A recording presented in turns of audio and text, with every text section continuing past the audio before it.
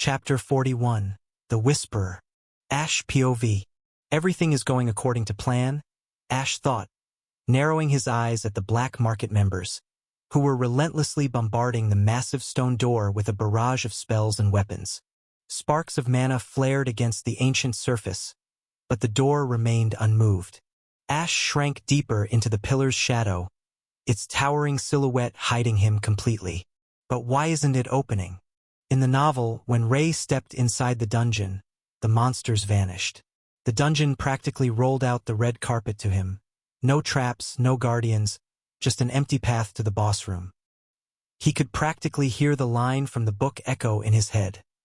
All conditions met, traps disabled, pathways clear. But when I entered, it was different, he said inwardly as he thought about all the things he had done before entering the dungeon. Hours earlier, Ash left the blacksmith shop behind and made his way deep into the slums. Eventually, he arrived at a dilapidated park no larger than a basketball court. Crumbling benches, graffiti-scrawled walls, and dim, flickering streetlights barely kept the encroaching shadows at bay. A few kids, no older than Ash himself, loitered near a rusted seesaw. The moment Ash entered, silence swallowed the space. Their eyes widened, fear clear as day, like prey cornered by a predator. What's with those looks? Like they've seen a ghost, Ash thought, bemused. He didn't realize it, but under the moonlight and the way his face was covered in darkness slightly, paired with the grim reputation of this district, it was as if the night itself whispered doom to them. Quiet as mist, Ash stepped forward and dropped 2 leather pouches onto the cracked concrete, followed by 2 sealed letters stamped with the sigil of a coiled snake circling a staring eye, the insignia of the Whisperer. 10 gold coins each, he said flatly. 1 letter goes to the old watchtower near the west gate. Drop it off with the city guard liaison. He pointed toward the second. The other at the Raven's Roost Tavern in the Eastern Market. Ask the barkeep for midnight ale, and leave it under the table. The kids paled further. These were infamous drop points, especially the second. Everyone who does shady business knew black market eyes were all over that tavern, especially in slums. You know where they are, don't you? Ash asked in a low voice. They nodded hurriedly. Don't read them, just deliver. He didn't need to say the rest. The fear in their wide eyes told him they understood. Without another word, the group of 4 bolted like shadows in opposite directions, letters clutched tightly in their small hands. The Whisperer. Ash's eyes followed the kids as they disappeared into the maze of alleys. No one really knew what the Whisperer was. A lone ghost? A hidden faction? Hell, maybe a relic of the old world. Not even the novel spelled it out. But one thing was known to everyone who knows that name. Their information was never wrong. They didn't just leak information for fun. Whenever the Whisperer spoke, it was always about something massive, world-shaking. They didn't care who got the information: elves, dragons, dwarfs, humans, black market, or other criminal organizations. If one side had too much power, the Whisperer made sure the other side got enough of a blade to balance the scales. The novel described them as a balancer. Ash's lips curved into a half-smile. An unseen hand keeping the world from burning too fast. No politics, no bias, just balance. But here's the catch: they only ever moved twice in the entire story. First, when the Demon King was about to crawl into this world, and second, when the angels descended. And even then, they did nothing but send one message, one warning, and disappeared like smoke. Everyone trusts their intel, Ash mused. They have no reason to suspect a fake. Besides, it's not like the Whisperer will care, right? With a sigh, he whispered, "Now, all that's left is to watch the sparks fly." After that, he moved towards the dungeon. It didn't take Ash long to reach the place. As he neared the dungeon, the air clung to his skin like damp cloth, thick with mana, humming through his bones. A low hum pulsed beneath his feet, resonating with the mana-infused stones framing the ancient gateway. Shrouded in darkness, he became a fleeting shadow, momentarily blending into the gloom. Shifting, his eyes narrowed as he halted just meters from the entrance, sensing the change in the air. The once dormant gate now pulsed with eerie light, its surface etched with glowing runes that hadn't been there moments ago. The sharp tang of mana in the air intensified, sending shivers crawling up his spine. It's reacting to the runes I'm carrying, he realized. So the trigger starts even before stepping inside? The guard stationed nearby took notice as well, their casual posture snapping into alertness. One of them cursed under his breath and immediately ran toward the city to report the anomaly. Ash's gaze lingered on the guards for a second, but then he smirked faintly beneath his cloak. Good, this will get everyone moving faster than I expected. Without hesitation, Ash stepped inside. The instant he crossed the threshold, the dungeon's gate groaned, widening with a mechanical clatter as raw mana surged outward like a living tide. The light dimmed, the temperature dropped, and an oppressive pressure settled over the space, heavier than before. The hidden trial is opening, he thought as the world around him blurred slightly, like a veil being lifted. Let's just hope it reacts the same way it did in the novel. But just as he completed the thought, "Did I jinx myself?" he muttered bitterly, seeing the scene in front of him. Lining the vast hallway ahead of him were legions of stone soldiers, lined up like an army ready to march. Their bodies were etched with intricate carvings and crimson markings that pulsed faintly in sync with the dungeon's mana. In the novel, Ray's entry caused these very sentries to vanish, clearing the way straight to the boss room. And here I am with 2 damn runes, and still they're everywhere. If it weren't for the shadow cloak wrapped around his frame, masking his presence like a second skin, he would have been shredded to pieces the moment he crossed the portal. The stone soldiers stood tall and silent, but the menace radiating from them was palpable, like statues carved from malice itself. Ash exhaled slowly, watching his breath curl like smoke in the chilly air. Damn things, they're not supposed to be here, he thought bitterly. With a frustrated sigh, he again melted deeper into the shadows, moving like liquid night as he slipped behind a fractured pillar at the far edge of the grand hall. The massive structure loomed over him like a crooked fong, barely wide enough to conceal his presence. From this vantage point, Ash scanned the hall. The sentinels lined the walls like grim wardens, their hollow eyes faintly glowing red, heads locked in an eternal stare toward the center of the dungeon. Safe for now, Ash reassured himself, though the growing knot in his stomach said otherwise.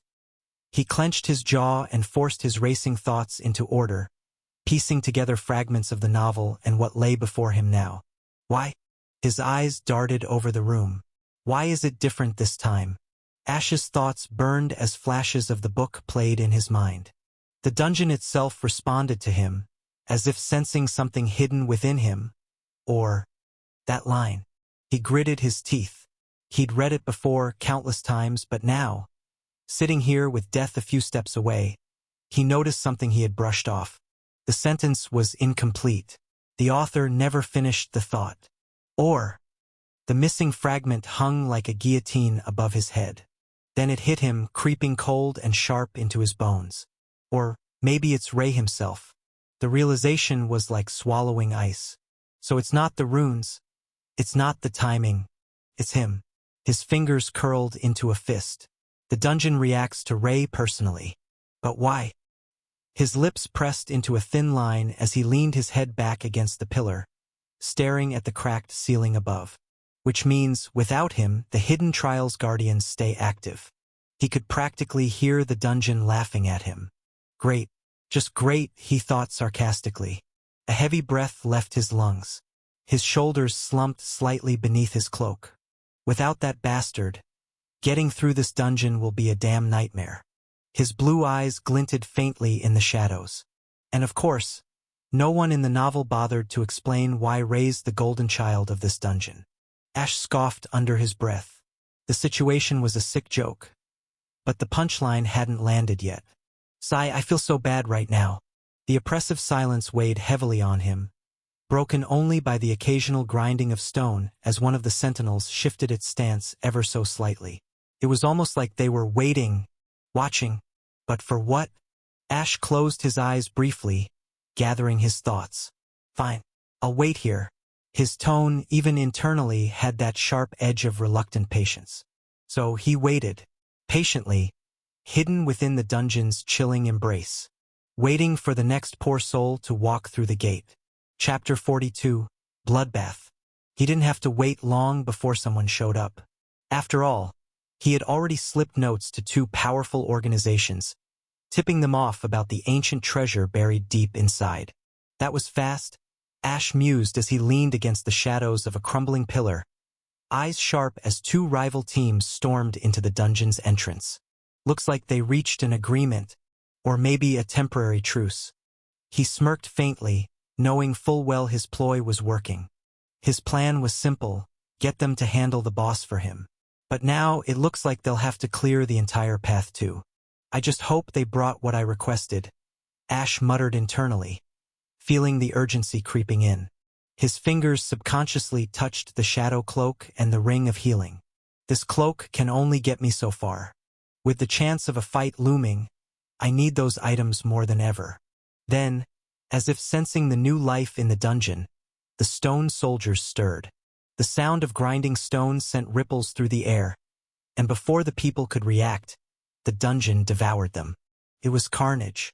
A man tried to shout orders, but a stone spear split his throat mid-command, leaving him gasping silently as blood flooded down his chest. Another hunter unleashed a hail of enchanted arrows, only for the arrows to ricochet uselessly off the golem's dense frames.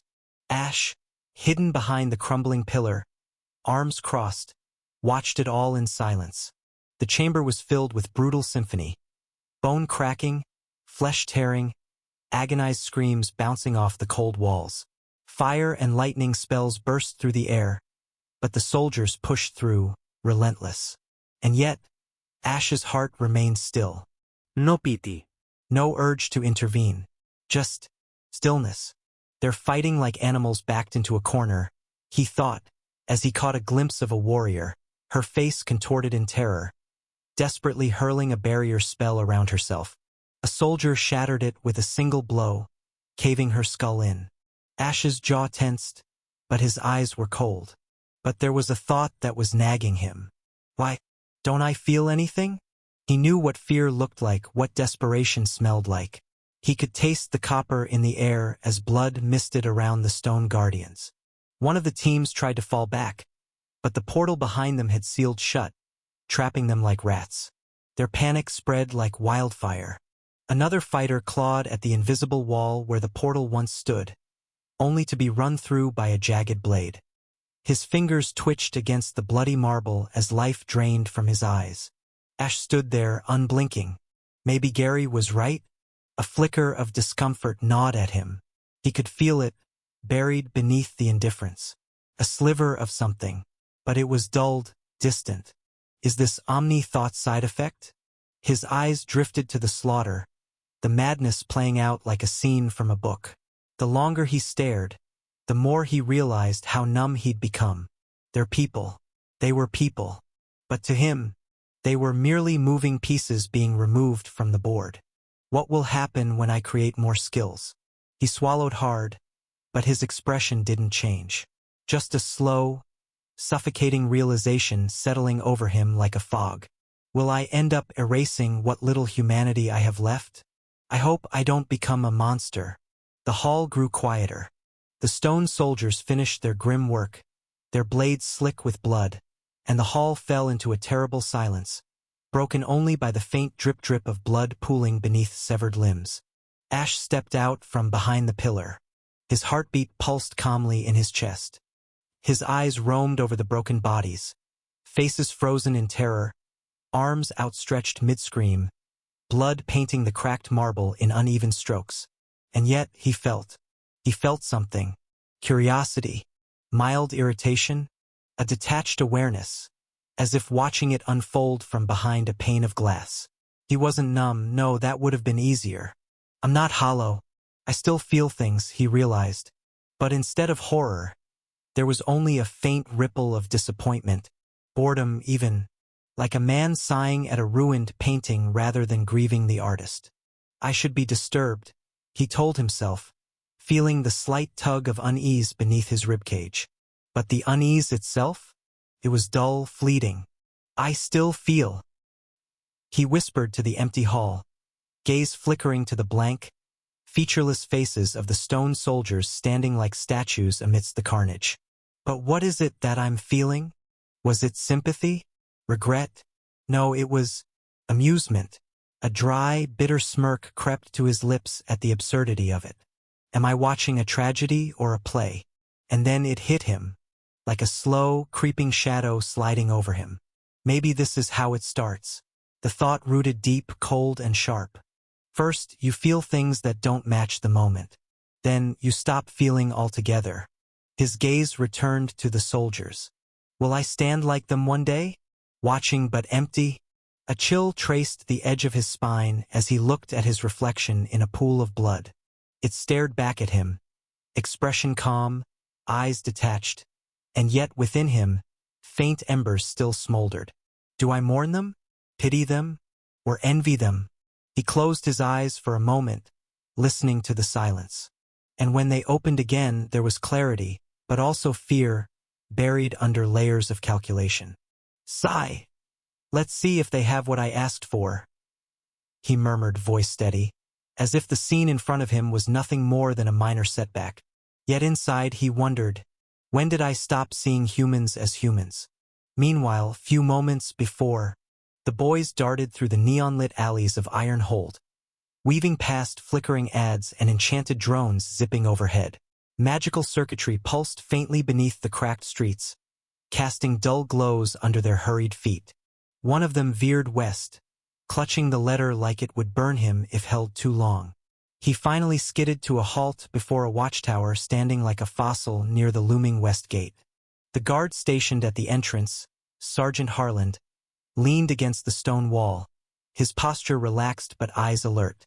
The sergeant's gaze narrowed as the boy approached, noting the urgency in his movements. What's the rush, lad? His voice was gruff, tinged with curiosity. The boy's breath came fast. He shoved the letter forward. Message, he whispered, trembling. Harlan's gaze fell to the wax seal. A serpent coiled around a single eye. His heart sank. The whisperer. The air seemed to thicken. Where did you? But the boy was already gone. Harlan's gut clenched. He spun on his heel and stormed inside the watchtower, boots pounding against the obsidian-tiled floors. Get the commander, he barked. But she was already there. Liara stepped from the far side of the room, her uniform immaculate, silver trims marking her rank. Her gloved hand shot out, steady. I'll take it, she said calmly. He stiffened before wordlessly handing over the sealed letter. Her gaze fell on the seal. For a breath, her composure faltered, the faintest tightening of her jaw. She vanished from the room like smoke, urgency radiating off her. Liara moved faster than protocol would suggest, cutting through City Hall's corridors toward Aldrich's office. Her mind raced beneath her calm exterior. The whisperer, after all these years? The heavy steel wood doors to Aldrich's office slammed open. Aldrich sat behind his desk, overlooking Ironhold through reinforced windows. His brows furrowed. He'd never seen Liara like this. What happened? His voice was taut, sensing something was wrong. Liara didn't speak, just extended the letter. Aldrich's gaze landed on the seal. His breath caught. The whisperer. His voice dropped to a whisper. The weight of history settled between them. The room grew cold. He broke the seal and unfolded the letter. In the heart of the Frostfang Grotto lies a rune, ancient and untouched. Its allure calls to those brave enough to seek it. But beware, for within its icy depths, danger waits in the shadows, eager to strike. His eyes narrowed as he noticed a second note tucked behind it. To ease the guardian's wrath, bring a branch or leaf from the world tree when entering. Aldrich exhaled slowly. A rune. Elsewhere, across the city, beneath the slums, another boy slipped through a hidden entrance, ducking past metal grates and rusted sigils that pulsed faintly with warding magic. He moved with purpose, down into the Raven's Roost Tavern, the black market's favored haunt. Inside, smoke curled lazily under the low ceiling. Cloaked figures nursed drinks at shadowy tables, speaking in hushed tones as enchanted braziers cast flickering blue light along the stone walls. The boy approached the bar, head down. "Midnight ale," he muttered, sliding the leather pouch across the counter. The barkeep paused, mid-polish, eyes narrowing. He glanced beneath the counter and froze. That seal. His throat worked, but no words came. Without a word, he nodded once and vanished behind a hidden door. Far below, deeper in the market's underbelly, Moores, the black market branch head, lounged in a chamber lit by crystalline lanterns. He lazily thumbed through a ledger, half bored, until a subordinate burst in, breathless. The letter was handed over, hands shaking. Moores's smirk vanished as his eyes locked on the seal. He rose slowly from his seat. "The Whisperer," he murmured. He opened the letter. In the heart of the Frostfang Grotto lies a rune, ancient and untouched. Its allure calls to those brave enough to seek it. But beware, for within its icy depths, danger waits in the shadows, eager to strike. Then he noticed a second note, separate from the first. "To ease the guardian's wrath, bring essence of a shadow beast when entering first." Moores chuckled darkly. "Looks like we're going hunting." Aldrich broke the silence, voice like a blade slicing through tension. "So, the Whisperer moves." Moores's lips curled into a cold grin. After a century of silence, both rooms, miles apart, shared the same charged atmosphere, the weight of history pressing down on every breath. An aide dared to speak in both locations. "Sir, there's a chance this could be fake." Aldrich let out a short, mirthless laugh. Moores smirked at the same question. "There was once a fool who forged the Whisperer's seal," he said, leaning forward. "An entire syndicate was wiped from existence within a week." Aldrich's fingers traced the wax seal. "And that was 100 years ago." Both leaders' gazes hardened. "Since then," they said in unison, "no one's dared to try." Then both rooms erupted into action. "Mobilize the law enforcers," Aldrich ordered coldly. "Rally the hunters," Moores barked. A quiet war drum pounded beneath the surface of the city. Two titans, suddenly aligned by a single whisper. Chapter 43, Rune of Life. Ash moved silently, his footsteps barely making a sound on the blood-slicked stone. He crept closer to the lifeless bodies, carefully avoiding the gaze of the unmoving stone soldiers, whose eyes, once fierce, now stood empty and cold. His cloak fluttered slightly as he stepped into the shadows, becoming one with the darkness as he searched. The air was thick with the metallic scent of blood, the silence almost suffocating. His fingers brushed over the broken bodies, feeling the coolness of death, the weight of the blood-soaked fabric under his touch. He had never done this before, but he didn't get repulsed by the horrible sight in front of him. Just then a faint glimmer caught his eye. There, in the pool of blood, a space ring gleamed. He collected it and searched for other one. No, after long he found other one too. He took them, each ring fitting easily into his palm, their coolness a stark contrast to the warmth of the blood surrounding him. Got them, he thought, but before he could retreat, something unexpected happened. The shadow he was hiding in flickered, as if almost dissipating. He had pushed his luck too far. As a result, he was kicked out of the shadows. His heart skipped a beat as his body almost became visible to the stone soldiers. But he hurriedly dove behind a small pile of dead bodies, instinctively huddling into the gruesome shelter, his pulse quickening. He waited, the cool weight of the rings heavy against his chest, his eyes scanning for any sign of movement from the stone sentinels. Minutes felt like hours as he lay in wait, blending into the blood-soaked remains of the fallen. The soldiers remained motionless, but Ash knew better than to assume he was safe for long. His heart drummed in his ears, but he refused to let fear take over. At last, after what felt like an eternity, the cool down for his cloak passed, and the shadows once again embraced him. His body seemed to melt into the darkness as the last flickers of tension in his chest ebbed away. "Let's hurry," he thought, slipping back into the shadows, his movements smooth and calculated. He returned to his previous position behind the pillar, taking a steady breath. The stone soldiers never once looked in his direction, their gaze unblinking, relentless. As he leaned his back against the pillar, the weight of the rings pressed against his chest. It reminded him of what he had come for. But something heavier weighed on him, something that gnawed at his insides. The emptiness was still there, lurking, but now, it was growing, spreading like a shadow of its own, slowly but surely. Sigh. He pushed the thought away, unwilling to face it now. There would be time for reflection later. For now, he needed to stay sharp, to keep moving, to survive. Well, at least now I have 2 space rings, he thought, feeling a little better.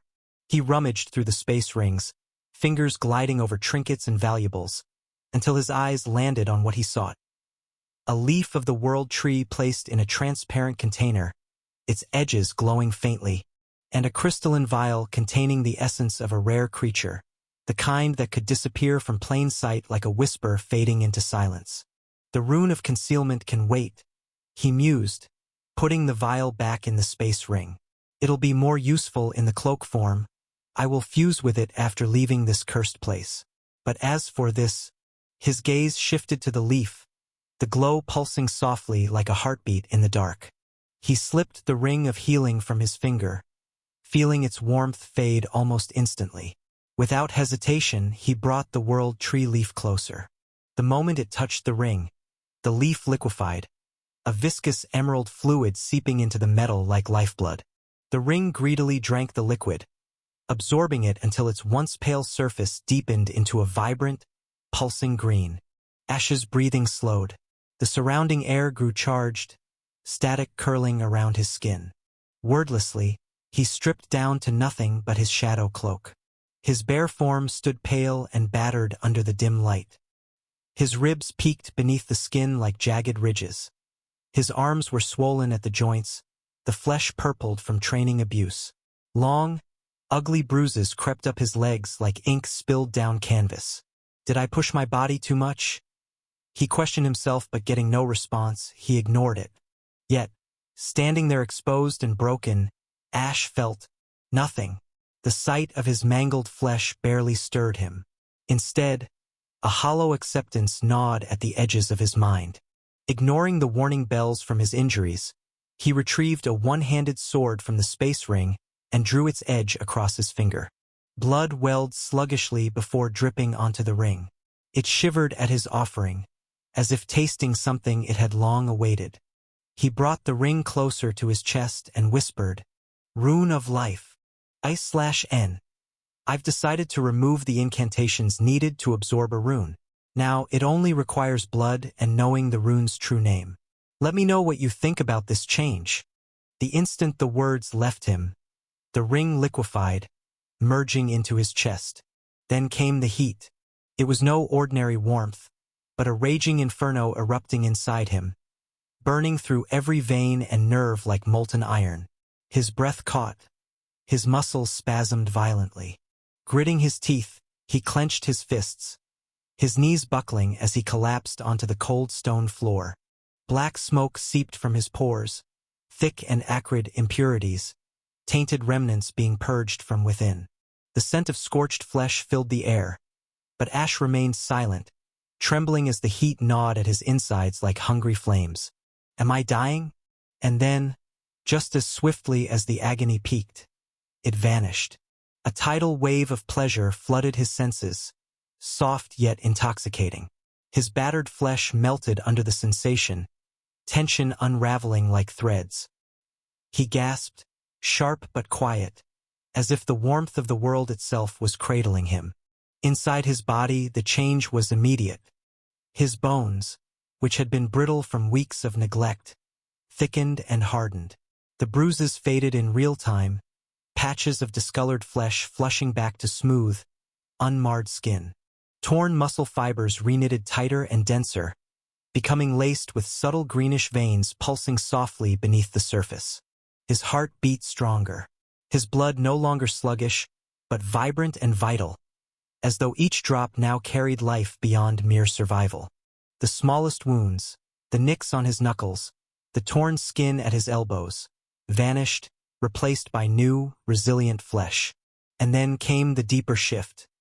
He felt the marrow inside his bones vibrate, as if charged with something primal. His nervous system lit up, hyper-aware but relaxed, like a bowstring pulled taut but perfectly controlled. Every cell hummed in harmony, as though the rune of life itself was playing conductor to a newly awakened orchestra. Ash remained kneeling, savoring it. A quiet moan almost slipped from his lips before he caught himself, breathing out through gritted teeth. The afterglow was addictive, like being bathed in liquid serenity after drowning in agony for so long. This is too good. He stood slowly, his movements fluid, light.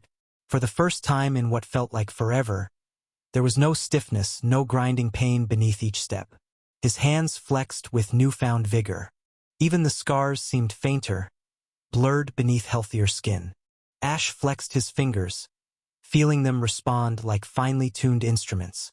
The smallest smile played at the edge of his mouth. My body feels perfect, he realized. A soft, almost greedy hunger sparked inside him. I want to feel that bliss again.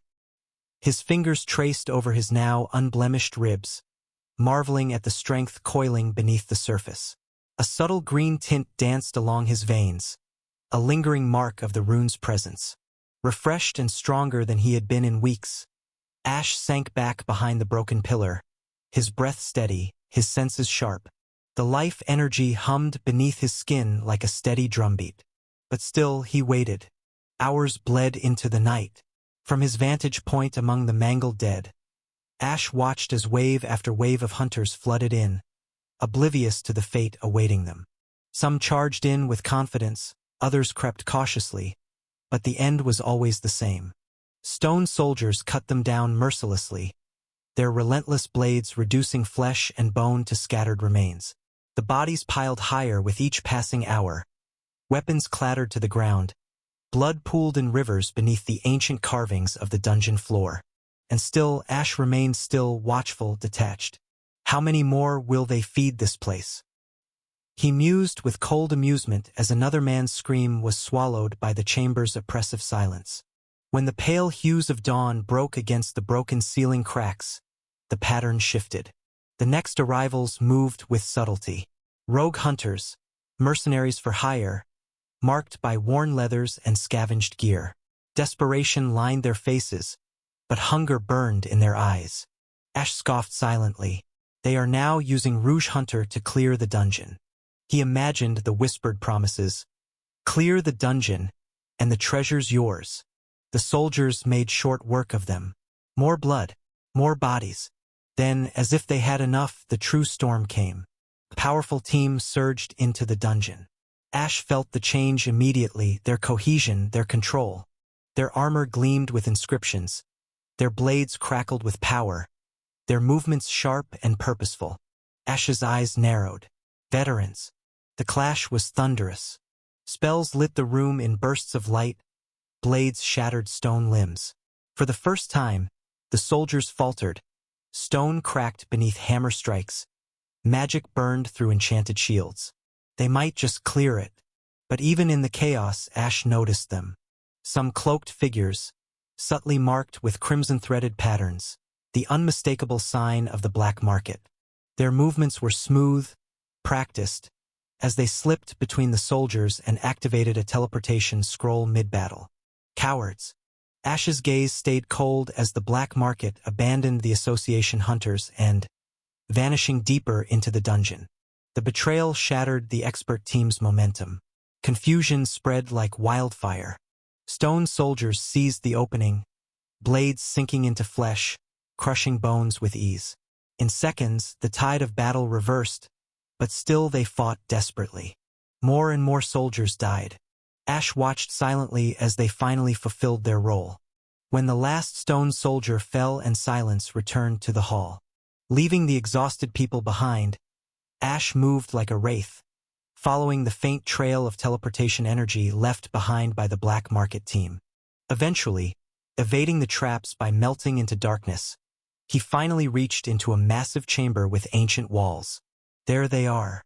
The traitorous operatives stood before a towering stone door, carved with intricate sigils that pulsed faintly beneath the pale, unnatural light. Despite their skill, their faces were twisted in frustration, their hands glowing as they attempted to force the door open. But it wouldn't yield. Stood unmoved, resolute.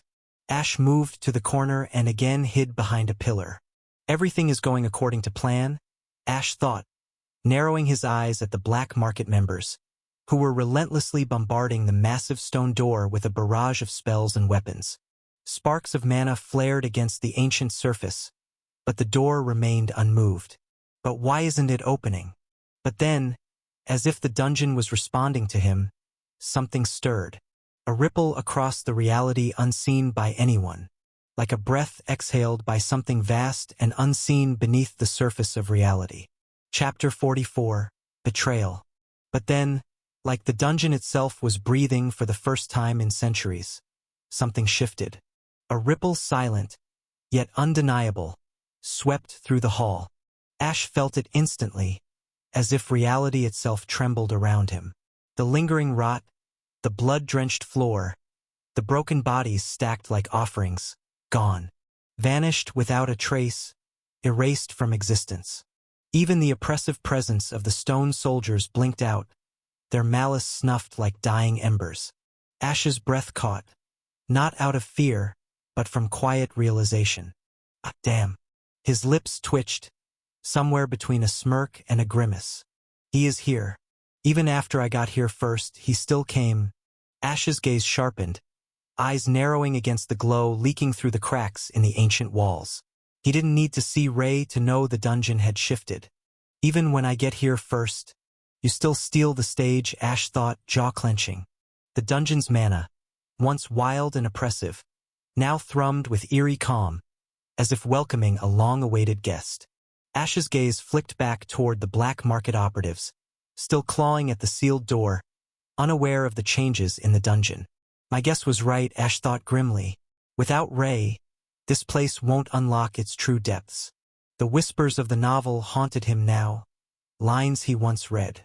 The dungeon itself responded to him, as if sensing something hidden within him. Ash leaned deeper into the shadows, the irony sharp in his throat. A soft exhale left his lips, half tired, half resigned. Sigh. And still he waited. It didn't take long. Soon Ray arrived just as Ash knew he would. But he wasn't alone. Trailing behind him was a ragtag group of survivors. Some limping, others grim-faced but still on their feet. Their armor was dented, blood splattered their clothes, and desperation clung to them like a second skin. Ash's eyes narrowed slightly, watching from the safety of the shadows. He brought company. Ray stood at the front of the injured, gaze steady despite the odds pressing down on him. A spark of determination flickered behind his golden eyes, the same reckless determination Ash remembered from the novel. The sight stirred something bitter in Ash's chest, but he pushed it aside.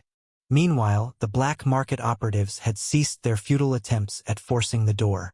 Instead, they slowly approached the newcomers, weapons lowered but ready, eyes sharp with veiled intentions. Ash didn't need to hear the words to understand. A fragile conversation was about to begin. Ash watched from the shadows, unseen, as the atmosphere grew thick with tension. Nathaniel's group stared down the black market hunters near the door, the two sides staring each other like wolves sizing up rival packs. Barry, a tall man with a jagged scar across his chin, sneered. Well, the association dogs finally decided to show up. Took your time. Nathaniel's jaw tightened. Took our time? You left our people to die. They're still breathing, aren't they? The man shot back, feigning innocence. Vince growled. Breathing because of luck, bastard. It wasn't our job to babysit you, one of the black market hunter added with a smirk. Babysit? Celine snapped. We saved half of the people you abandoned, you arrogant pricks. Ray, standing at the back, could only clench his fists. The survivors behind him muttered curses under their breath, glaring daggers at the black market crew. Ash, still hidden, let out a silent huff. Why are they cursing each other? Just fight if you have to fight.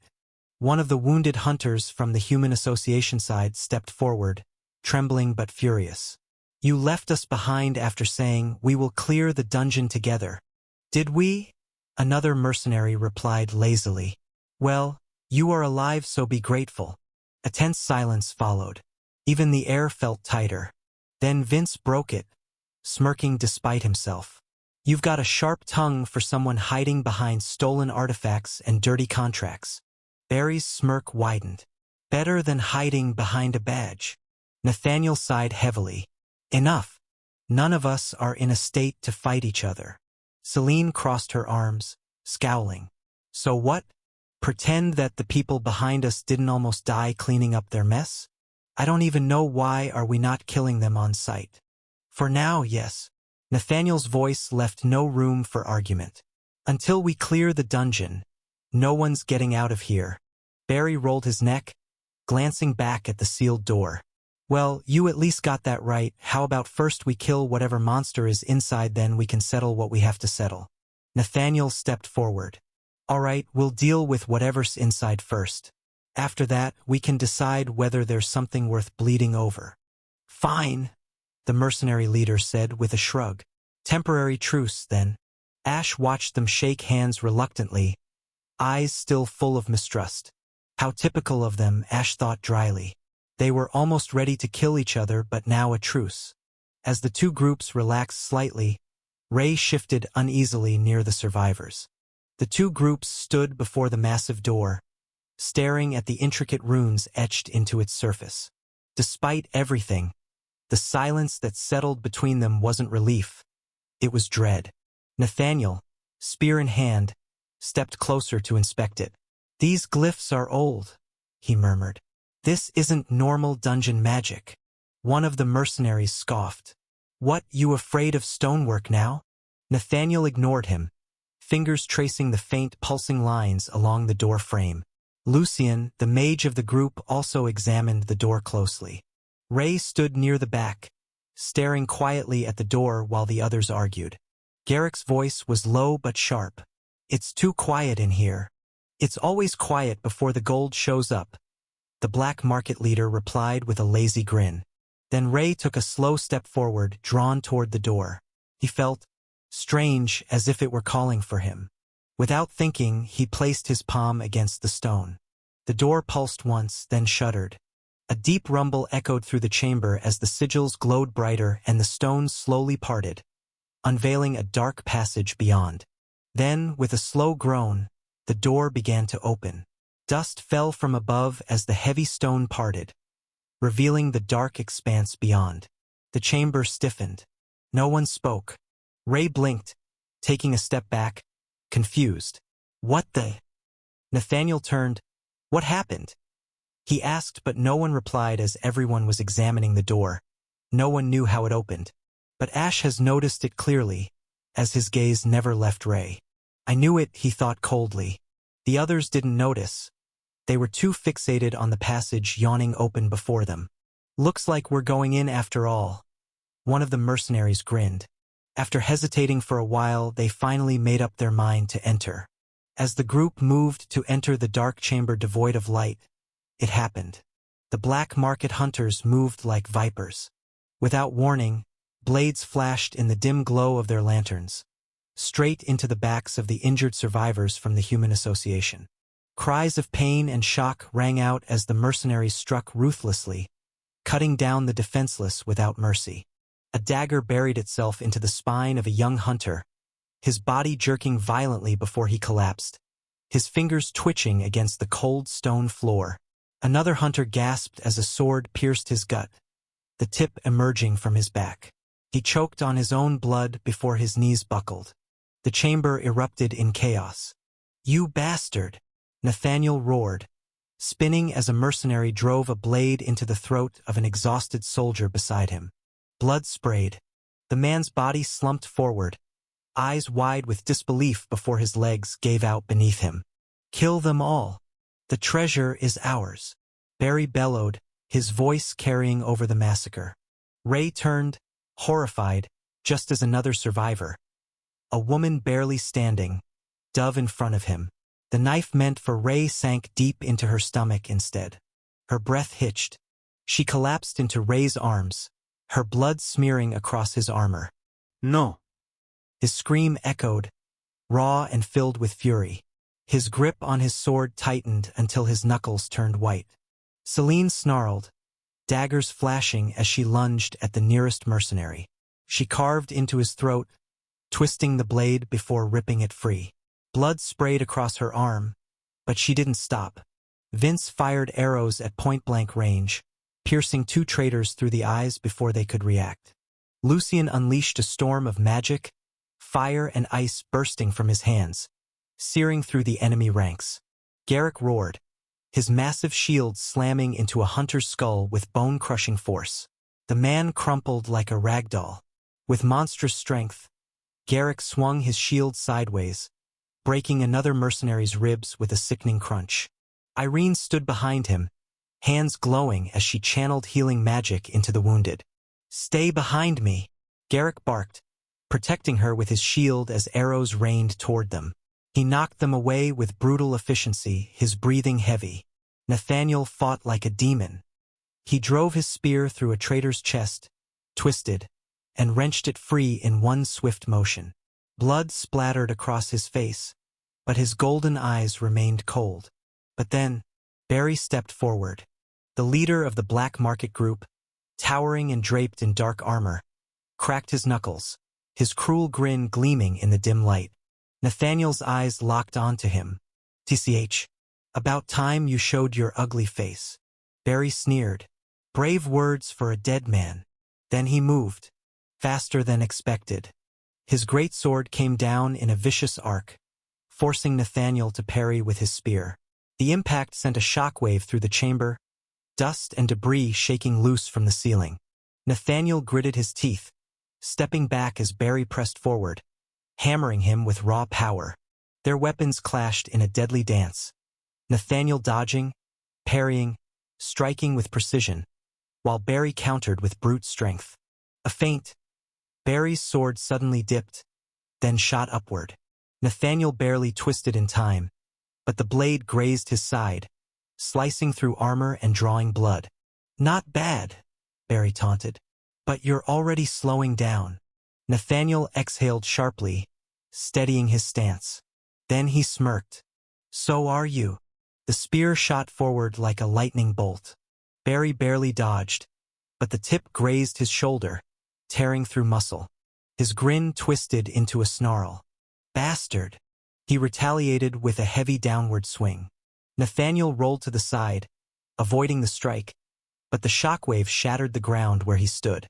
The battle raged on, brutal, relentless. Meanwhile, Garrick fought like an unstoppable force, his shield crashing into enemies with devastating impact. Then, an arrow. A single, well-aimed arrow whistled through the air, piercing through the exposed gap in Garrick's armor at his neck. He grunted, his stance wavering. Another dagger embedded itself in his side. A third blade slashed across his leg. He fell to one knee, blood spilling onto the ground. Irene screamed his name, "Garrick!" But Garrick didn't stop. With a final, defiant roar, he slammed his shield into the ground, sending a shockwave outward. The sheer force sent 3 hunters flying back. But his body gave out. He collapsed forward, his shield slipping from his grasp. Dead. Irene sobbed, magic still glowing in her hands, but it was too late. Ray's fury erupted. He charged, his sword cleaving through the ribs of a mercenary with unrefined, brutal strength. "I won't let any more die," he roared. But they did. One by one, the survivors who had clung to life were cut down. Celine cursed as an arrow clipped her arm. "Ray, stay focused." Nathaniel blocked a swing meant for Vince, his knuckles bleeding as he barked, "Don't break formation." Ray ignored them, lost in his rage. His swings were desperate but powerful, each strike fueled by raw emotion. Blood splattered the walls. By the time the last mercenary fell, his throat torn open by Vince's final arrow, the damage was done. Silence. Ray stood amid the corpses, his sword trembling in his hand. Blood streaked down his face. His eyes were hollow yet seething. Only Nathaniel's squad remained. Garrick lay dead on the stone floor, his massive frame riddled with wounds. 6 survivors. All of them battered, all of them furious. Vince slumped against a wall, clutching his side. "Goddamn cowards," he spat, panting. Celine wiped blood from her cheek, voice cold. They waited until the door opened. Cowards timing. Nathaniel stood in the middle of it all, expression dark. "They played us." Ray clenched his fists, unable to speak. The bodies of those who had shielded him lay at his feet. The chamber remained still, thick with grief and quiet fury. Chapter 45, Black Night. The chamber reeked of blood. The stone floor beneath them was slick with crimson, bodies littering every corner of the battlefield. The only sounds that remained were their ragged breaths and the distant, rhythmic dripping of blood from the lifeless corpses. Ray stood among the fallen, his fingers curled so tightly around his sword hilt that his knuckles turned white. His chest heaved, adrenaline still thrumming in his veins, but the battle was over. The rage that had driven him moments ago now sat heavy inside him, suffocating. But it hadn't been a victory, not when so many lay dead. Garrick's body lay a few feet away. His shield, the same shield that had protected them countless times, was cracked, its once polished surface stained with blood. His massive frame, which had stood like an unshakable wall, was now motionless. His face was frozen in a grimace, not of pain but defiance. Even in death he had refused to submit. Irene knelt beside him, her trembling hands hovering over his chest, glowing faintly with healing magic. But it was useless. She knew it was useless. Still, she didn't stop. Her breaths came in shallow gasps, her fingers pressing desperately against his wounds, her magic flickering like a dying candle. Her lips moved, whispering incantations, prayers, pleas, desperate denials. "Come on," she choked out. "Come on. Just a little more." But there was no response, no movement. Garrick was gone. A sharp, broken breath tore from Irene's throat, her hands shaking violently. The glow of her magic flickered once, then faded entirely. Celine turned away, her jaw clenched tight, her hand gripping the fabric of her sleeve so hard it nearly tore. She ripped a strip from it and tied it around her wounded arm, her usual smirk nowhere to be seen. "We need to move," she muttered, voice void of emotion. "Lingering here won't bring them back." Vince pushed himself up from the wall with a groan, his bloodied hand clutching his side. He spat on the ground, his face twisted in disgust. Nathaniel didn't respond. He simply wiped his spear against a fallen mercenary's cloak, his movements mechanical, his eyes distant. His body was still, but his fingers trembled slightly around his weapon. Barry had been the last to die. Their fight had been brutal, Nathaniel's spear against Barry's great sword. He had fought like a cornered beast, dodging and striking with the precision of a man who had never lost before. But in the end, Nathaniel had driven his spear straight through his throat, pinning him to the blood-soaked ground. And yet, there was no satisfaction in the kill, only loss. Lucien exhaled sharply. "I don't like this." "No one does," Nathaniel muttered. Irene wiped the back of her hand across her damp cheeks, swallowing her grief. She rose from Garrick's side, her face pale but resolute. Ray felt the back of his neck prickle, his breathing shallow. Nathaniel took a slow breath, then stepped forward. "You did great, Ray. Now let's go." After resting for a while, they stepped inside the boss room, and the doors slammed shut behind them. The moment they crossed the threshold, the darkness around them came alive. One by one, torches flared to life with eerie green flames, casting distorted shadows against the damp stone walls. The unnatural fire flickered wildly, as if alive, its glow bathing the chamber in an unsettling luminescence. The air was thick with an unsettling tension, heavy with a scent neither of blood nor decay. Something far worse. It clung to their lungs, turning each breath into a slow, suffocating weight. At the center of the hall stood a lone figure, a stone knight, but something was deeply off about the air he exuded. Then, its eyes flared. Twin embers of emerald fire ignited within its sockets, casting an eerie glow as it slowly lifted its head. His gaze locked onto Ray, and it did not waver. The others tensed, hands instinctively tightening around their weapons. A cold sweat formed along Ray's spine, but before he could react, Ash moved, silently, effortlessly. Unlike the others, he wasn't frozen in place. He didn't flinch at the sight of the black soldier, nor did he react to the suffocating atmosphere pressing down on them. He was immune to fear.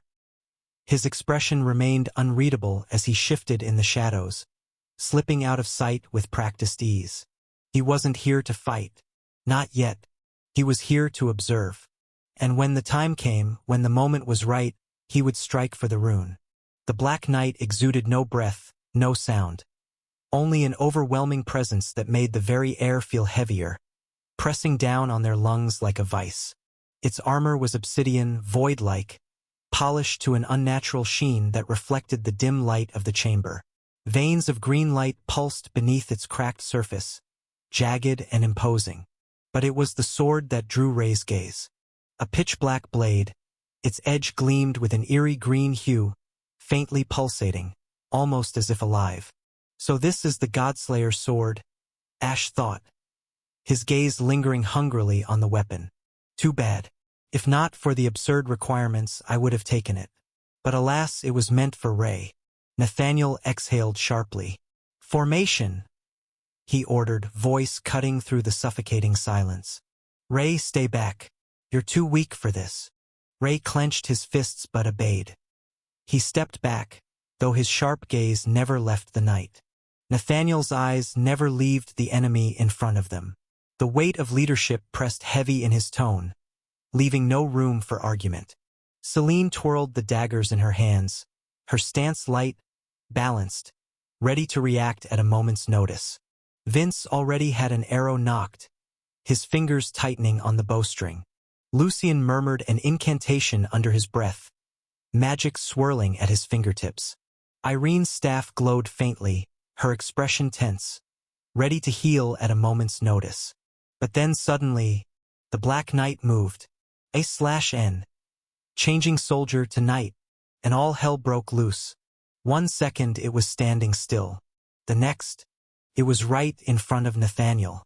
A normal fighter wouldn't have even registered the movement. But Nathaniel wasn't normal. Clang! Spear met sword. The impact sent a thunderous shockwave through the chamber, forcing Vince and Lucien to stumble backward. Nathaniel's arms shook from the force, his feet digging into the stone as he barely held his stance. Damn! He gritted his teeth, straining against the sheer weight behind the attack. It's too fast. But he didn't retreat. He twisted his spear, redirecting the force, and lashed out with a counterattack. A sharp, precise thrust. The Black Knight tilted its body slightly, dodging with inhuman ease. Nathaniel's eyes widened.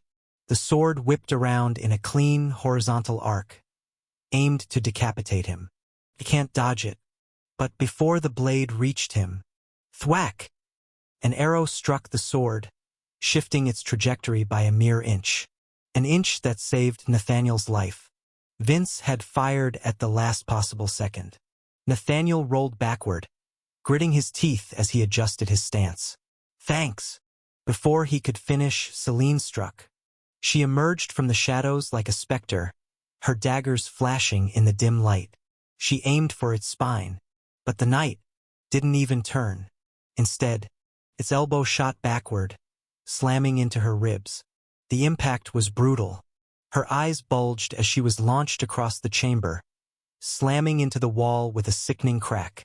She gasped, blood spraying from her lips. Yet she wasn't dead. She had twisted her body at the last second, mitigating the damage. She was still in the fight, but barely. Lucien, who had been waiting for an opening, finished his spell. Infernal bind! From the ground, chains of fire erupted, snaking toward the knight like living serpents. They latched onto its arms, its legs, burning and restraining. Lucien shouted, sweat dripping down his forehead. Now! Hit it with everything! Vince's arrow shot forward, aimed straight at his eyes. Nathaniel lunged, his spear glowing with mana, targeting the knight's heart. Selene moved again, despite her injury. Even Irene joined in, hurling a blast of light magic, her only offensive spell, straight at the enemy. It's not that easy to win, Ash thought watching the tactic they used. Crack! The chains shattered, along with their hope. Like fragile glass, the knight ripped free from the spell as if it was nothing. Vince's arrow whistled through the air, aimed straight for the knight's eye. Clang! The arrow shattered mid-flight, deflected with a casual flick of the knight's blade. It had seen the attack before Vince even loosed it. Nathaniel lunged in the same instant, his spear a blur as it sought the weakest point in the knight's armor, a direct stab to the exposed joint of its shoulder. But before the tip could even graze metal, the knight twisted and sidestepped, and with a flick of its wrist, Nathaniel's spear was deflected to the side, his own momentum throwing him off balance. And then the Black Knight slammed a brutal and lightning-fast fist at him. It crashed into Nathaniel's ribs, lifting him off the ground before launching him backward. He hit the floor hard, choking on his breath as a sharp, splintering pain exploded through his side. Selene moved like a shadow, her daggers flashing, one aiming for the knight's throat, the other for its spine. But the knight didn't turn. As if sensing the attack, it simply shifted its weight, letting the first dagger miss by a hair's breadth. Then, with an almost lazy motion, its arm snapped back. Yet again, a backhand slap caught Selene clean across the face. Crack! Her body twisted in the air before she slammed into the ground, blood splattering from her mouth. Lucien's voice rang through the hall. Selene, hold on! The air crackled with mana as he unleashed a blast of fire toward the Black Knight, the flames roaring to life as they crashed against its back. The heat was intense enough that Ray could feel it even from a distance. Yet the knight did not even dodge. Flames surged forth, colliding against the knight's armor, and faded, the spell erased, as if it had never existed. Lucien stumbled back, shock flashing across his face. Irene rushed to Selene's side, the glow of her healing magic already enveloping Selene's body. She's alive, she called out, her voice barely hiding her panic. But she won't last if we don't. A shadow loomed over her. The Black Knight was already moving toward them. Its green eyes burned with something almost amused, as if it was enjoying this. It had been playing with them, testing them, and now it was ready to kill. Ray's heart pounded. His hands shook. His mind screamed at him to move. But they had told him to stay back. They had believed they could handle this. Yet one by one they were falling. Nathaniel was still struggling to rise. Vince was preparing another arrow, but his hands were unsteady.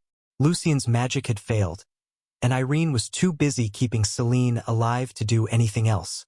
And the Black Knight was about to crush them. Something snapped inside Ray. No. His body moved before his mind could process it. His feet dug into the ground, and in a single burst he shot forward. The world blurred for a moment, his mind hyper-focused on his target. The knight had raised its foot, ready to bring it down on Irene. Ray's sword flashed, a sharp, clean arc. His blade met the Black Knight's ankle at the perfect angle, striking in the precise moment it had lifted its weight. The impact made the creature stumble. Move! Ray shouted. Irene snapped out of her trance, scrambling backward with Selene in her arms. The Black Knight turned its head toward him, its fiery gaze locking onto his. Ray felt it again, that suffocating pressure, the sheer wrongness of the being before him. It was beyond him, beyond anything he should have been able to fight. Yet, he could feel it, its movements, its attacks, the way it fought. Every move, every strike, every defense. With his sword god trait he could see it all. After seeing his sword attacks form the sidelines, his body understood. His mind understood. A thrill ran through him, something cold and sharp, yet exhilarating. Well, brag, Ash thought with a face as if he had just done something stupid. Ray's lips parted, breath shaky, voice steady. I'll tell you when to move. Nathaniel, clutching his side, turned toward him. What? Ray's eyes never left the black soldier. I can see it, he murmured, more to himself than anyone else. His grip tightened around his sword. I know how it fights. Lucian stared at him in disbelief. You? What the hell are you talking about? But Ray did not answer. He moved. And this time, when the Black Knight swung his sword, he dodged as if he knew the future. His blade met its arm at just the right moment, disrupting its momentum. His body knew how to react before he even thought about it. He had already learned. From the sidelines, from observation, he had mastered it. His body felt light. His sword felt right. But still the difference in the stats were not that easy to overcome. Ray was again pushed back. Chapter 46. Overclock. The dungeon chamber shook with every clash of metal. Ray's breath came in sharp, controlled bursts. He kept his grip firm on his sword, feet steady on the uneven stone floor. The Black Knight was faster and stronger. There was no denying that. But strength alone wouldn't determine the winner. His skill sword instinct flared. He felt the shift in the knight's stance before it even moved. Left. No, high feint, then downward slash. Ray raised his sword just in time. Clank! The force of the impact sent vibrations up his arms, but his footing remained firm.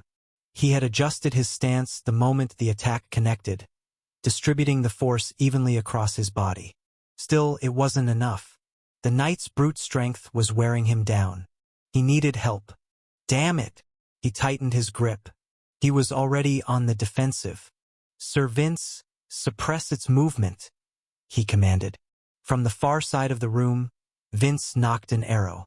Mana surged around him as he activated a skill. Piercing volley. A rain of glowing arrows shot toward the knight. But, clang, clang, clang. The knight twisted impossibly fast. Its sword moved like a blur, deflecting every single one. Damn! Vince growled. Ray's mind raced. This wasn't a mindless brute. The knight had intelligence. They had to change the flow somehow. Sir Lucian now? Lucian, standing near the dungeon's edge, chanting under his breath. His fingers wove intricate patterns in the air as blue mana swirled around him.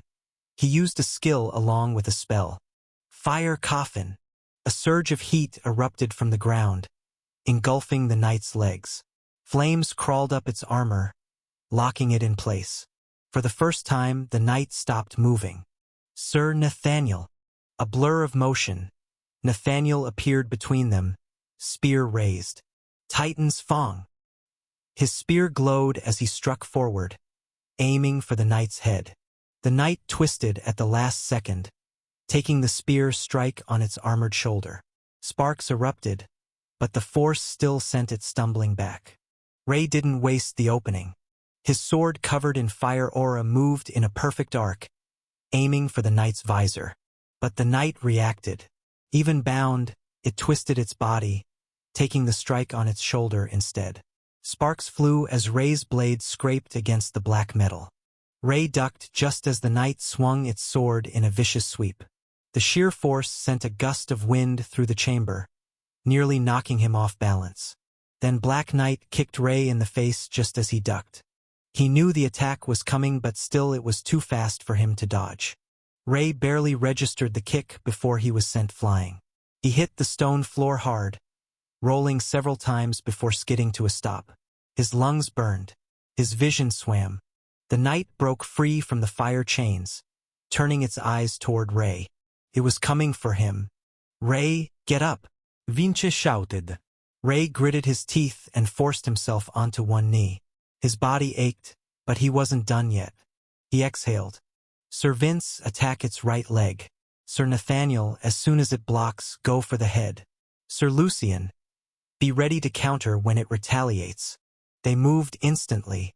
An arrow struck the knight's leg, making it stumble. Nathaniel charged. His spear moved forward in a brutal strike. The knight raised its weapon to block, leaving its chest exposed. Lucien didn't miss the opportunity.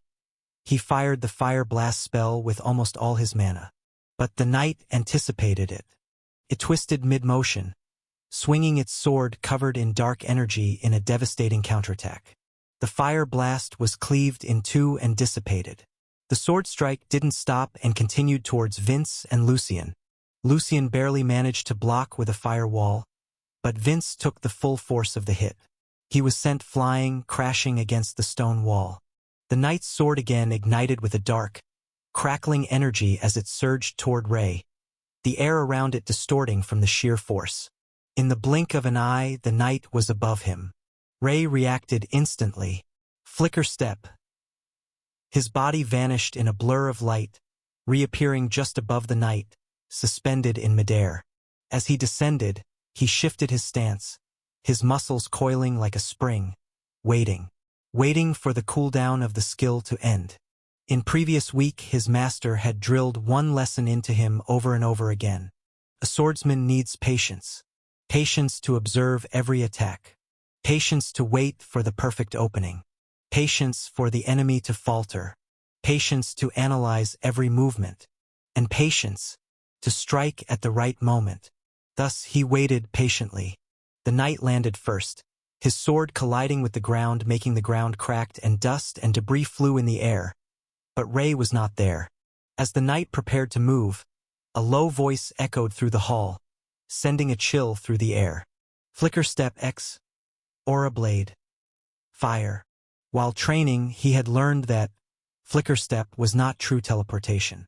It relied on bending space and manipulating light to move at incredible speeds. By combining it with his swordsmanship, he had refined it into something deadly. A flash of light marked his arrival in front of the knight. His sword, infused with momentum, slashed toward the knight's neck in a swift, fluid motion.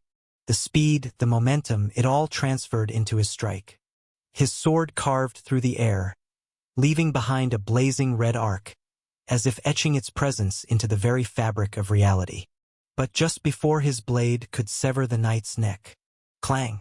A black sword, its edges glowing with an eerie green hue, intercepted the strike. Sparks erupted as sword met sword. The knight had blocked the attack, but he couldn't stop the force behind it. The impact sent cracked spider webbing across the stone floor. Dust and debris rained down as the knight's armored form remained embedded in the jagged indent, his black sword trembling from the force of the clash. Ray didn't lower his guard. His eyes locked onto the knight's unmoving form. For a brief second, silence reigned, thick, suffocating, tense. Did he just land a hit? Vince voiced his thought aloud with a shocked expression. But no one replied to him. Then, clank. The knight's fingers twitched. The grip on his sword tightened. Ray's sword instinct screamed warning. Before the dust could even settle, the knight moved. A pulse of dark energy erupted from his body, blasting the surrounding debris away. His armor groaned as he stepped forward, his glowing eyes locking onto Ray with an eerie intensity. And then he vanished. A chilling whisper of steel sliced through the air. Ray barely had time to react. Flicker step. He flickered out of existence, appearing a few meters away. But before he could even steady his stance, the knight was already upon him. Ray's breath hitched. He is faster than before. He barely raised his sword in time. Clang! The impact sent a shockwave rippling through the hall, forcing Ray back. His feet skidded across the stone floor, sparks flying beneath his boots. And stronger too. The knight's aura pulsed, darker, denser. His black sword, now fully engulfed in the eerie green energy, let out an unsettling hum, as if alive. Ray exhaled sharply. He's adapting. A slow grin spread across his lips. Good, he muttered, tightening his grip. If the knight could adapt, then so could he. Ray adjusted his stance, lowering his center of gravity. The embers on his sword flared, the heat intensifying. His mana surged, flowing into his blade. This time he wouldn't just wait. With a deep breath, he dashed forward, vanishing into a streak of crimson light. Ray closed the distance in an instant, his sword carving through the air like a streak of fire. The knight barely had time to react. Ray's blade crashed against his black sword, the force sending another wave of sparks flying. But this time, Ray didn't stop. He twisted his wrist, redirecting the angle of his blade mid-swing. The abrupt shift caught the knight off guard. A sharp, precise slash. The knight's armor screeched as Ray's sword carved a deep gash across his chest plate. Got him. But then, his sword instincts screamed warning. Ray's eyes widened as the knight didn't retreat. Instead, he lunged straight into Ray's range. Damn!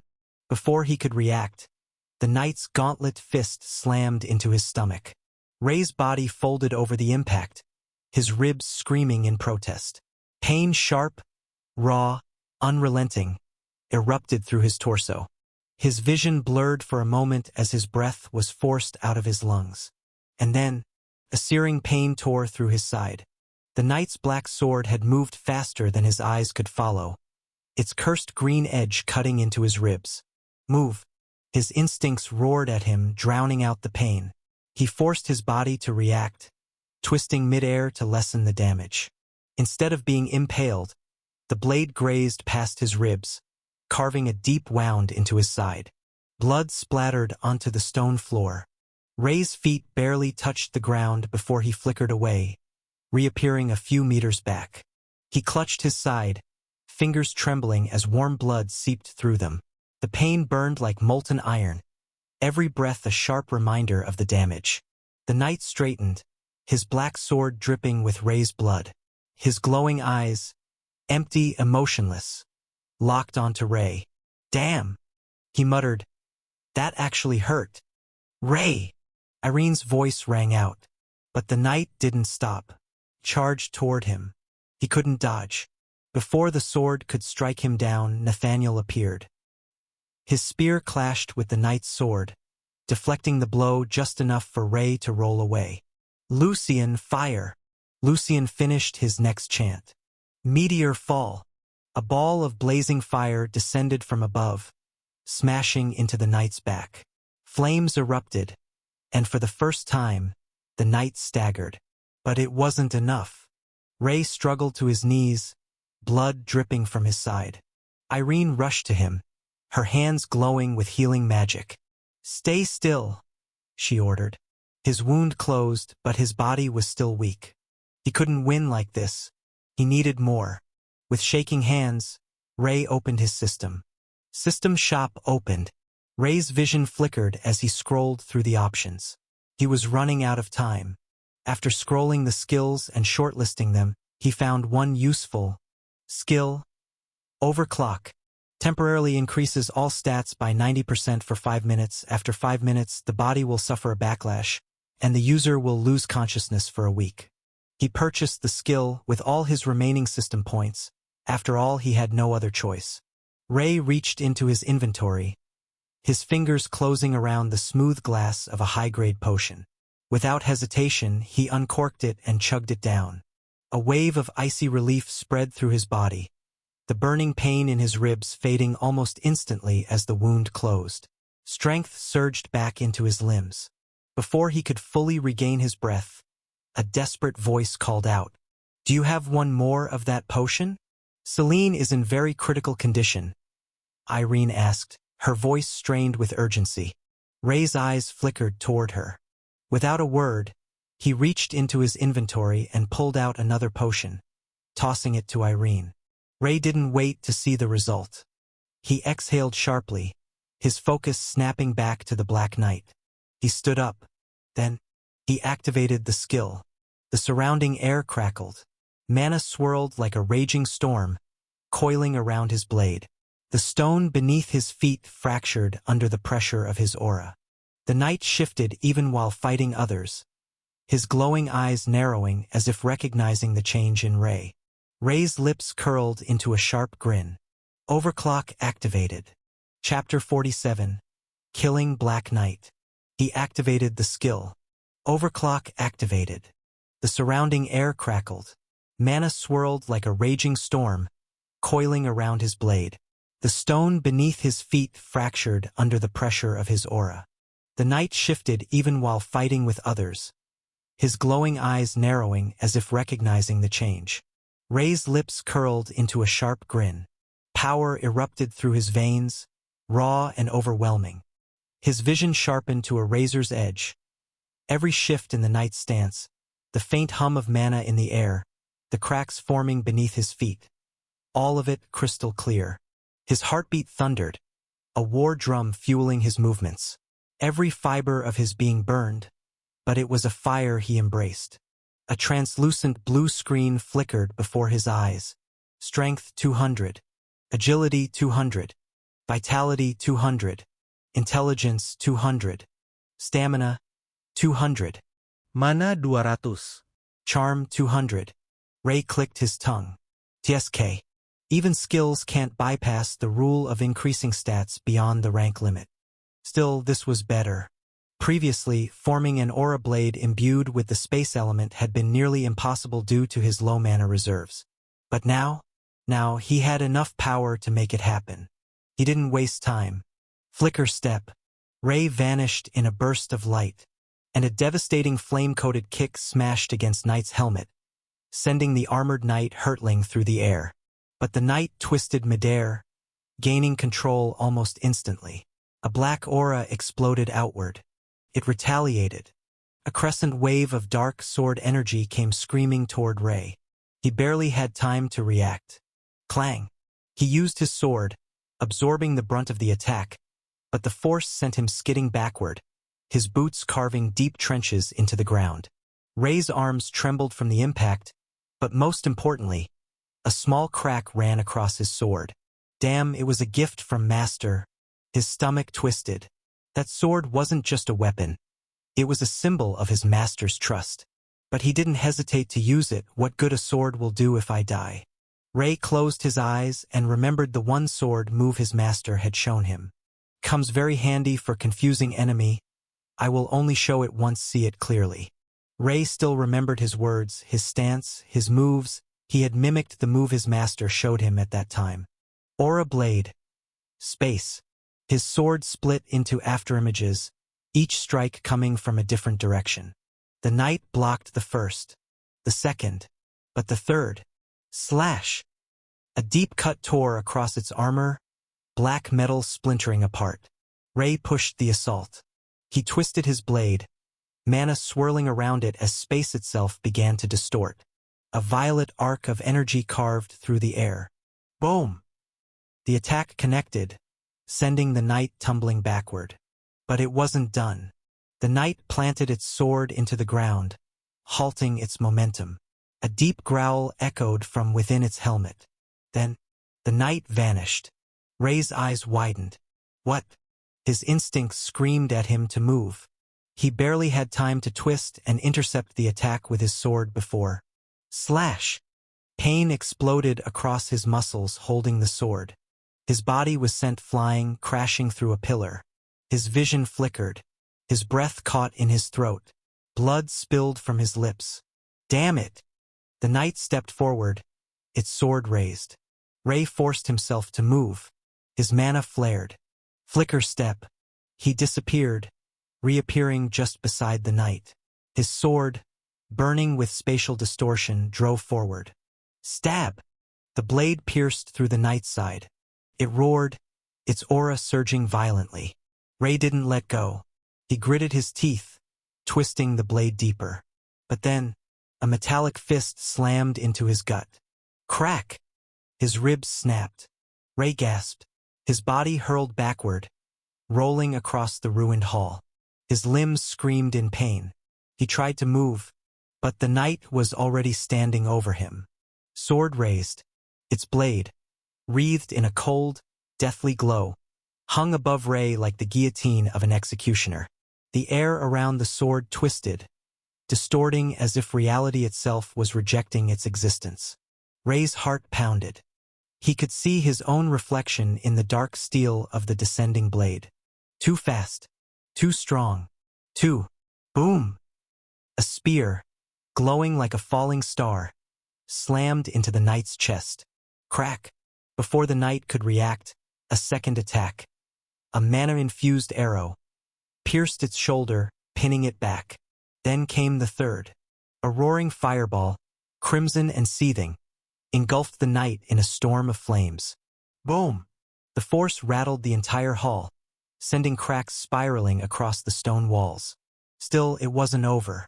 A blinding orb of light, pulsing with pure destructive energy, shot forward like a miniature sun, crashing against the knight's burning form. The final blow followed. A volley of razor-sharp daggers, each one coated in dense, concentrated mana. They whistled through the air before embedding themselves deep into the knight's charred armor. Its sword slipped from its grip, spinning through the air before clattering against the stone floor.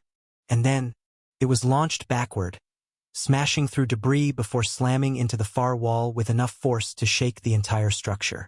Dust and rubble collapsed around its motionless form. Ray's grip on his sword tightened as he turned to his team members. Nathelion stood without his spear, sweat dripping down his face. He scoffed. "What the hell are you looking at, brat?"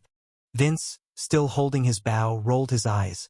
"TCH, don't get all sentimental on us now." Irene wiped the blood from her lips, exhaustion clear in her expression. "We all had trump cards." Celine smirked, twirling a dagger between his fingers despite the fatigue weighing on her.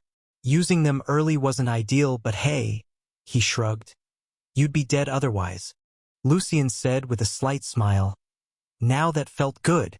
Ray exhaled, then let out a breathless chuckle. But his mind was already moving. He was not the one to miss the opportunity. He clenched his teeth, forcing every last ounce of mana into his battered frame. Mana surget outward. His heart pounded like a war drum. Flicker step. His body flickered, but it wasn't enough. The distance was still too great between him and the knight. His body was too slow. Ray's eyes sharpened. He had one option left. A risky, reckless, stupid option. His mana shifted, flowing into his legs. Instead of movement, it became fire. Flames erupted beneath his feet. And then, explode. A shockwave blasted outward, propelling him forward. The knight stirred, its body rising from the rubble. Explode. Ray blurred through the air, his form cutting through the smoke. The knight's head jerked up, its emerald-flamed eyes meeting his. Explosion. Ray closed the distance, his sword shimmering with space-distorting mana. The cooldown was over. Flicker step X, aura blade. Space. The world around him warped as his body flickered, and then, his blade pierced through the knight's glowing eye. A soundless scream echoed through the battlefield. The knight's entire body convulsed, black mist erupting from the wound. Its armor trembled, cracking from the sheer force of the attack. Ray gritted his teeth and twisted the blade. Not yet. The knight's body lurched forward, an unnatural shriek reverberating through the air. Its remaining eye burned with pure rage. It wasn't dead. Not yet. Ray's instincts flared. The knight's fist shot forward, aiming for his head. Ray jerked back, narrowly avoiding the crushing blow, but his grip on his sword slipped. The knight's hand clenched around the blade embedded in its skull. With an inhuman roar, it ripped the sword out. Dark energy burst from its eye socket, flooding the battlefield. Ray staggered back, his mind racing. It should be dead, but the knight stood, shaky, broken, but still standing. A shiver crawled down Ray's spine. Then, the air shifted. An overwhelming pressure crashed down, suffocating and unnatural. The knight's mangled form began to regenerate, the cracks in its armor sealing themselves. Damn. Ray barely had time to think before. Boom!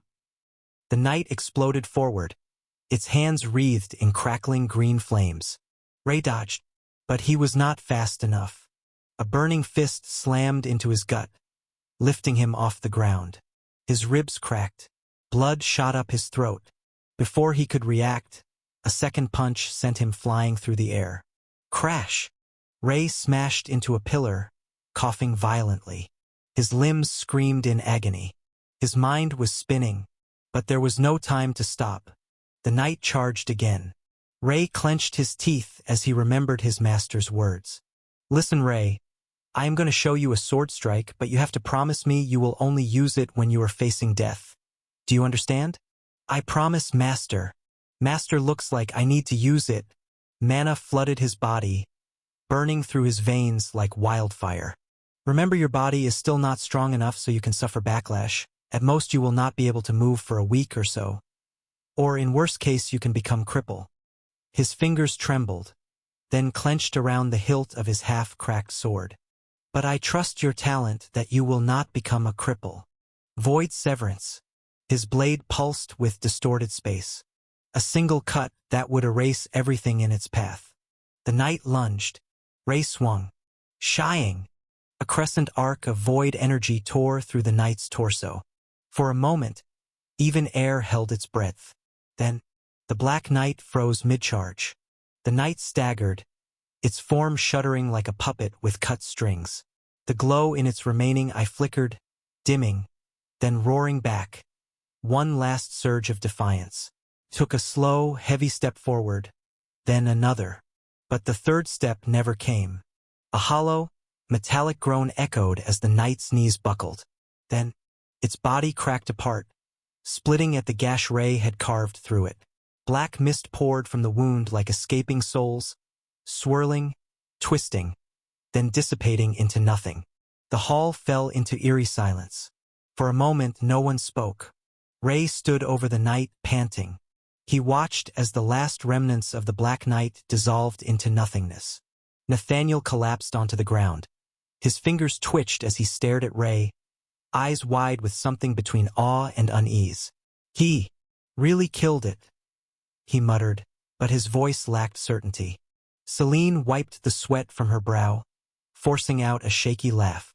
Ha ha ha, we survived, she muttered, but the way she gripped Irene's arm made it clear.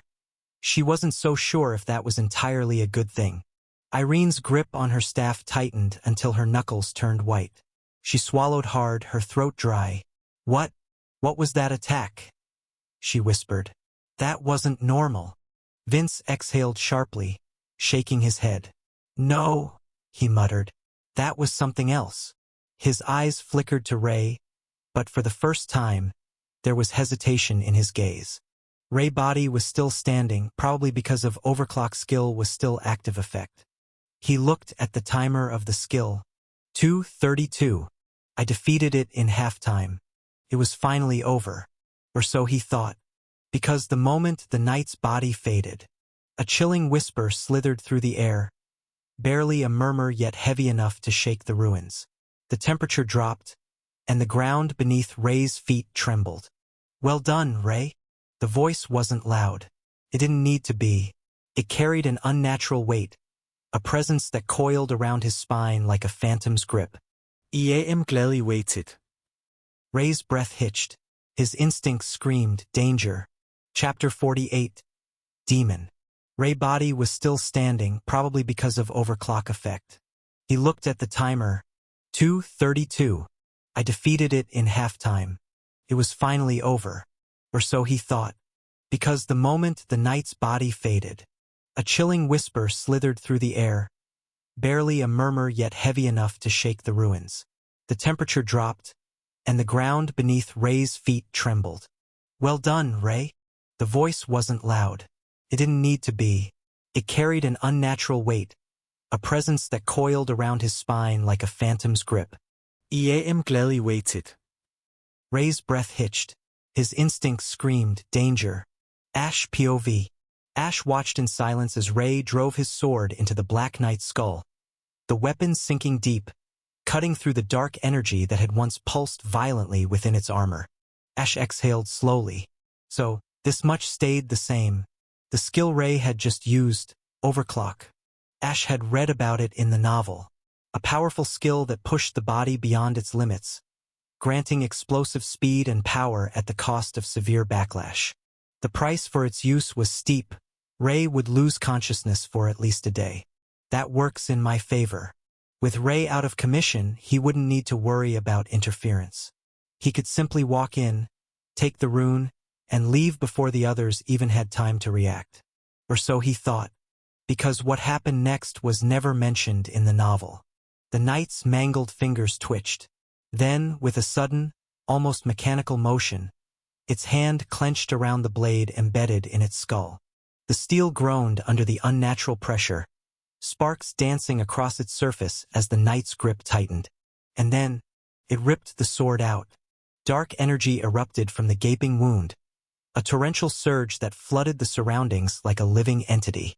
The air itself seemed to warp, bending under the sheer force of the knight's power, its once fading presence now burning with an intensity that sent chills crawling down Ash's spine.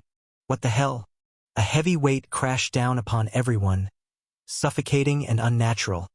As the knight's shattered armor began to mend itself slowly, the cracks sealed, the torn metal knit together, and the hollow sockets where its eyes once burned now radiated with a sickly, malevolent glow. Then it moved, exploding forward with terrifying speed. The knight crossed the distance in an instant. A flaming fist, wreathed in crackling green energy, drove itself deep into Ray's gut. The impact was monstrous. Ray's body lurched, his feet lifting off the ground as the force of the strike sent shockwaves through the chamber. Before he could even recover, a second punch crashed into his ribs, the sheer power behind it sending him hurtling through the air. His body slammed into a stone pillar, the impact shaking the very foundations of the dungeon. Dust and debris rained down from above, filling the air with a suffocating haze. The knight did not stop. Its figure blurred, moving forward once again, relentless in its pursuit. But this time something changed. Ray, who had been coughing violently just moments ago, slowly straightened. His breathing steadied, the tremors in his hands disappearing as a strange stillness took over his body. And then he closed his eyes. Ash's eyes narrowed. Something felt different. The way Ray stood, the way his mana pulsed. Not erratic or forced, but controlled, refined. A realization struck him. He had read this before. The stance, the grip, the way the very air around Ray seemed to distort. Void Severance. A sword technique that would, in the future, become strong enough to cut through reality itself. But Ash didn't wait to see its full execution, as he already knew what the result will be. He learned the technique ahead of time, but it's fine, he will win anyway. His focus shifted. Melding into the darkness, he slipped away from his hiding spot, his movements precise and soundless as he made his way toward the fallen sword of the Black Knight. The blade had landed a few meters away from, its surface still pulsing with residual energy. In one swift motion, he stored it inside his space ring. With the same fluid efficiency, he slipped into his hiding place. Just then Ray made his move. A sharp hum cut through the air. Ray's sword gleamed under the dim dungeon light. Then he swung. A single, crescent-shaped arc of void energy tore through the knight's torso. The very fabric of reality shuddered at its presence. The knight didn't even have time to react. The void ripped through its body, splitting it apart in an instant. Ash barely spared it a glance. His focus was elsewhere, on the sword in his hands. It was a masterpiece of darkness, a blade that seemed almost alive. The hilt was carved in the shape of a dragon's head, its obsidian eyes glowing with an eerie green light. Along the blade's edge, thin, vein-like patterns pulsed faintly, as if the sword itself still held remnants of the knight's power. But what truly caught his attention, the real prize, was embedded in the pommel. A small, green gemstone. Ash ran his fingers across its surface, feeling the faint power trapped within. For a brief moment, the gem flickered. He grinned. Jackpot. Without hesitation, he formed a lightning blade, small, precise, no larger than a pen. His mana manipulation still wasn't perfect, but it was enough for what he needed. He carefully wedged the tip of his makeshift lightning blade beneath the gem, wiggling it back and forth as he tried to pry it loose. The damn thing was stuck tight. Ash gritted his teeth. Tisk, stubborn little bastard. He adjusted his grip and pulled harder. Still, it refused to budge. His fingers tensed around the hilt, sweat beading on his forehead. He gave it another determined yank, whispering under his breath, "Come on, come to Daddy." The moment the words left his mouth, he froze. A long, awkward silence filled his mind. If anyone had seen him right now, hunched over in the dimly lit dungeon, breathing heavily, whispering sweet nothings to a gemstone while grinding his fingers against it, there would be no room for misunderstanding. They would immediately assume the worst. Pervert, maybe even a fetishist. The thought made him shudder. All right, let's never say that again. He took a deep breath, focused, and with one final push, the gem popped out. A rush of satisfaction filled him, but the feeling vanished the moment he sensed a shift in the air. His head snapped towards Ray. From the depths of the shadows, a figure stepped forward. A woman, tall and poised, she moved with an effortless grace. Yet her presence bore a weight that pressed against the very air, heavy and suffocating in its intensity. Her steps were slow, deliberate. Each click of her heels against the stone was like the ticking of a countdown, filling the vast chamber with an eerie rhythm. Then she spoke. "Well done, Ray." Her voice wasn't raised, yet it cut through the air like a blade dipped in silk. Ray, who had been catching his breath after his battle, stiffened. His shoulders squared, his grip on his sword tightening ever so slightly. Ash's instincts screamed at him. Who the hell is she? How did she get here? And more importantly, did she see me? He carefully adjusted his position in the shadows, fingers still wrapped around the gem he had just stolen. But she didn't look his way. Her crimson gaze remained locked onto Ray, gleaming with a curiosity that sent a shiver down Ash's spine. I'm glad you waited. She smiled. Not a warm, friendly smile, but the kind that suggested she had been watching for a while. And Ash had no idea what else she had seen. Ray's posture shifted, his stance subtly adjusting. Not defensive, but wary. Miss Liara? There was something in his tone. Suspicion. Wariness. Ash's eyes narrowed. Ray knows her? Liara smiled, her expression unreadable. You're quite vigilant, she mused, her voice carrying a note of amusement. As expected of someone who defeated a monster 2 ranks above you. Nathaniel, who had been watching in silence, finally spoke. His voice tight with disbelief. Miss Liara, how are you here? His gaze sharpened. This dungeon is expert rank. How can a master like you enter? Liara's smile didn't falter, but there was something in her eyes, something unreadable. She let out a soft sigh, shaking her head. I was hoping to draw this out a little longer, she mused, her tone carrying an almost playful lilt. But I suppose the time for pretense has passed. A strange energy pulsed from her body, sending a ripple through the air. Nathaniel instinctively stepped back, his grip tightening around his weapon. Liara, what are you? His voice was cut off as cracks spread across her porcelain skin like fragile glass, black fissures forming intricate patterns. Her irises burned crimson. Vince stumbled back, his breath hitching. Everyone froze, shock, fear, and anger flashing across their faces. 2 sharp horns pushed through her scalp, curling slightly backward, their edges jagged like obsidian. Her fair skin darkened, shifting into an abyssal shade, veins of molten red tracing her form like cracks in a dying star. The transformation was slow, deliberate. A demon. She had been a demon all along.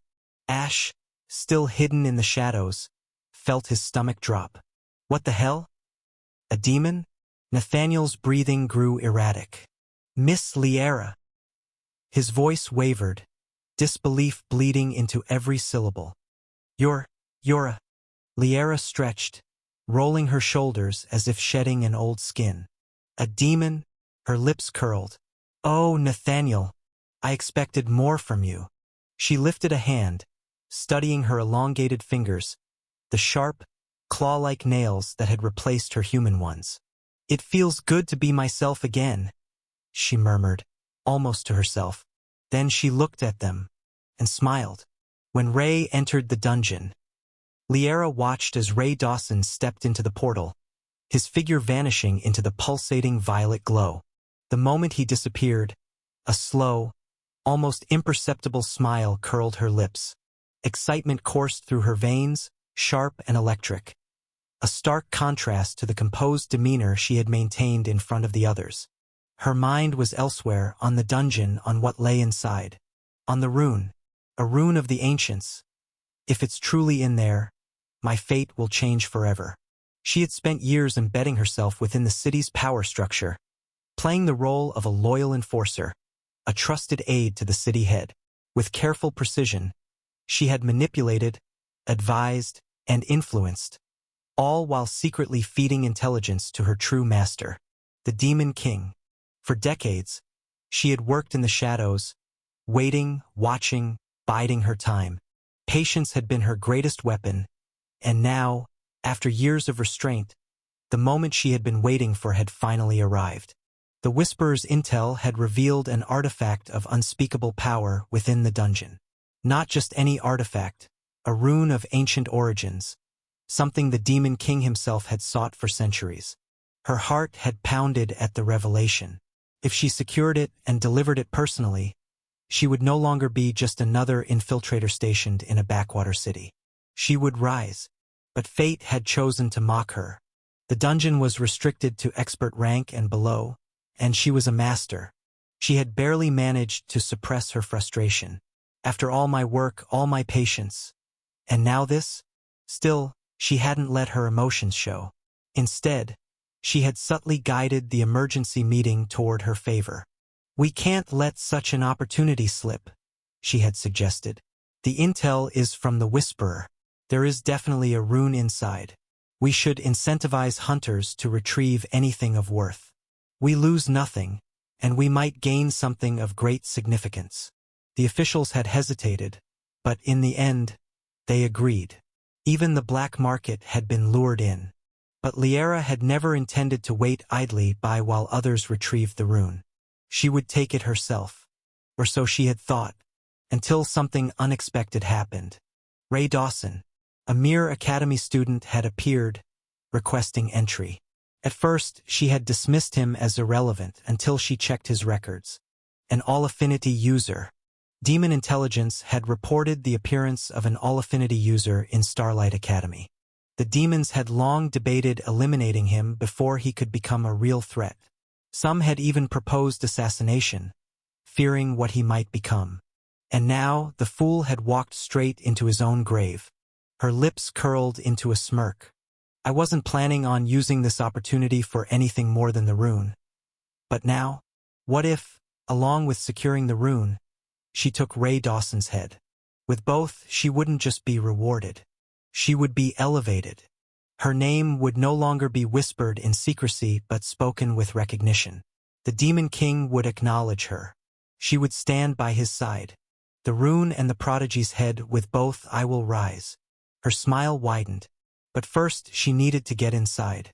She needed to lower her rank without weakening herself. And she had the perfect tool for that. With a final glance at the dungeon's entrance, she turned on her heel. She slipped away from the scene, feigning exhaustion, claiming illness. A minor affliction, nothing serious, just enough to excuse herself from duty. Reaching a secluded chamber, she pulled out a blood-red stone from her space ring. The Crimson Eclipse Stone. A relic of ancient demonic magic. A stone of sacrifice. One that could permanently lower a being's rank, but in exchange for a single day it would double their power at the lower rank. A dangerous gamble. A desperate move. But power lost could be regained. Opportunities like this? They never came twice. She held the stone in her palm, feeling the ancient malice whispering through it, beckoning her forward. She clenched her fist around the stone, her grip tightening with resolution, and then she crushed it. A shock wave of dark energy pulsed through her body. She felt as if her body was being destroyed inside out. Pain unlike anything she had ever felt tore through her body. It felt as if her very soul was being splintered, the foundations of her strength ripped away, shattered, and reforged in an instant. The process lasted mere seconds, but to her, it felt like eternity. When it was over, she staggered slightly, exhaling a sharp breath. Then, slowly, she flexed her fingers. Even though her rank decreased, power surged through her veins. Her lips curled. I am strong enough to kill them all. Now, all that was left was to ensure no one suspected a thing. And when the time was right, when no eyes were watching, she stepped into the dungeon. Chapter 49, Rune of Balance, 1. Liara stretched out her hands, flexing her long nails as she admired her newly transformed form. A twisted smile played on her lips as she felt the raw power coursing through her veins, her crimson eyes glowing with exhilaration. She turned to face the group, her expression unreadable for a moment before she let out a light chuckle. "Ah, I must say I almost feel bad," she mused, tilting her head. "After all, we were comrades, weren't we?" Silence. Nathaniel clenched his fists, his knuckles turning white. His voice wavered, barely above a whisper. "Liara, what are you?" His throat felt tight, the weight of betrayal pressing down on his chest. Liara's gaze flickered to him, amused. "What am I?" she repeated, placing a clawed hand on her chest. "A demon, of course. Was it really so hard to figure out?" Vince staggered back as if struck. No. "No way." His breath hitched, eyes darting between his trembling hands and Liara's cruel smirk. "We trusted you. You fought beside us. You—" His voice cracked. "Why? And I enjoyed it," Liara admitted with a smirk. "I truly did. You humans have such fascinating emotions. Trust, camaraderie, hope, they're so fragile, so easy to break." Irene's breath was shallow, her hands trembling as she instinctively reached for her weapon. "You were lying to us this whole time?" Liara rolled her eyes. "Oh, please, don't act so betrayed. Did you really think a mere human could be this perfect? That I could stand among you as an equal, no superior, and not be something more?" She let out a low laugh. "I never needed your trust. I simply played along because it was convenient." Lucien's face remained neutral, but his knuckles were white from how hard he was gripping his daggers. "Why reveal yourself now?" "Because I no longer need to pretend," she said simply. "I was waiting for a perfect opportunity. And now—" A slow shudder passed through her, her smile widening with a hunger that was no longer just amusement, but anticipation. "Now it has presented itself." And then, the ground trembled beneath their feet, a deep, guttural rumble vibrating through the stone like the growl of some slumbering beast. Cracks spiderwebbed across the ceiling, and dust rained down in fine, ghostly wisps. The dungeon itself seemed to stir. The air shifted. The walls groaned as if something ancient had been disturbed. Then, without warning, at the far end of the chamber, the stone wall twisted, reshaping itself, bricks cracking and shifting as a small doorway materialized from nothingness. Silence fell upon the room. The air turned cold, thick with something unseen, something ancient. Liara's breath hitched. Her lips parted, her expression morphing from amusement to something almost reverent. Her fingers trembled, her eyes wide as she stared at the door as though it were salvation itself. "This is it," she whispered, her voice barely above a breath. He. She threw her head back, a gleeful grin spreading across her face. "This is it. This is why I was sent here." Her voice trembled with excitement, her hands clenched into fists. "An ancient rune. No, something greater." Her eyes glowed with a fanatical light. "The Demon King will reward me for this. I will rise." She took a step forward, her entire being trembling with anticipation. Meanwhile, Ray's team stood frozen, drained of mana, their limbs heavy with exhaustion. They swayed but did not fall. Terror clawed at their chests, an instinctive urge to flee coiling around their spines. Yet they did not move. Their fingers trembled, weapons slick with sweat, knees threatening to buckle. Yet not a single one turned away. Ash, on the other hand, remained indifferent. His gaze flickered to the door, but no emotions surfaced on his face. "There is nothing in there that will benefit me, more importantly." Ash's gaze snapped to Ray. "Sigh. He's going to lose it." In the novel, the first time Ray encountered a demon, he had gone berserk. The academy instructors had to step in just to stop his rampage, even after the demon was dead. And it wasn't a one-time event. Every time he saw a demon, he would lose himself, like a beast running amok, attacking anything in sight until his rage burned out. Until he learned to control it, this was bound to keep happening. Ash watched Ray with wariness. He stood still, too still. His head hung low, his shoulders rigid. His breaths, shallow, ragged, sounded almost strained. It's starting. But Ash had no time to worry about that now. The situation was becoming dangerous. If Ray loses his consciousness before killing the demon, then he will die. I can't let that happen. A deep frown tugged at his lips. Damn, I never thought I'd be absorbing another rune inside this damn dungeon. His grip tightened around the gemstone in his hand. A cold, uneasy weight settling in his chest. I need to prepare for the worst-case scenario. Pushing those thoughts aside, he lifted the gem toward his mouth. For a moment, he hesitated. But isn't it better if he died? I can collect the runes freely. I can leave this world and shift to another planet with Alicia. Should I save him or leave? After thinking like this for a while, he decided. Let's not take risk. Who knows what will happen? With a resigned sigh, he popped the gem into his mouth and muttered, "Rune of balance." Meanwhile, Ray. A tremor ran through Ray's body. His breath hitched, shallow, ragged gasps slipping past his lips. His hands twitched, his grip tightening around his sword so fiercely that the hilt groaned under the pressure. His shoulders began to shake. At first, it was subtle, almost imperceptible. Then, ha-ha! A light laugh came from his mouth. Small, broken. His head twitched upward. His pupils dilated. Ha-ha! Ha-ha! Ha-ha! The sound slithered through the air, uneven, unstable, like a man standing at the edge of a precipice, peering into an abyss that laughed back at him. Then, a voice, low, hoarse, crawling up his throat like something grotesque and alive. Demon! Small memories flashed in front of his eyes. His mother's hands, warm as they ruffled his hair. My little knight. His fingers spasmed. Demon. His father's broad back, standing between him and the demons. Run, Ray. Run.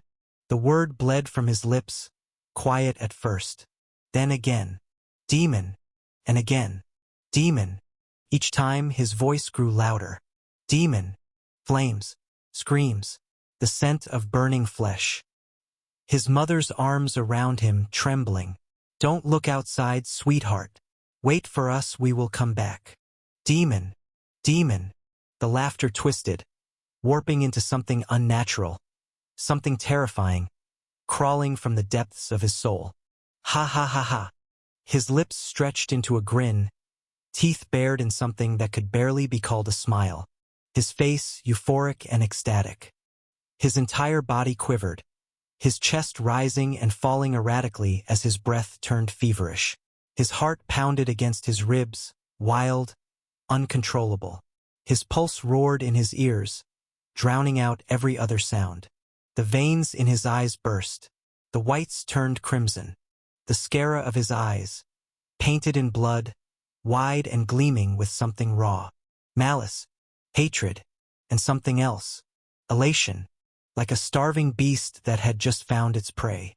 He took a step forward, and the world itself seemed to flinch. The air became suffocating. The temperature plummeted. A killing intent so vile, so utterly unrestrained, exploded from him like a tidal wave, crashing against the walls, the floor, the very fabric of space. Nathaniel's breath hitched, his face draining of color. What the hell? Vince staggered back, his throat dry. Oi. What's wrong with him?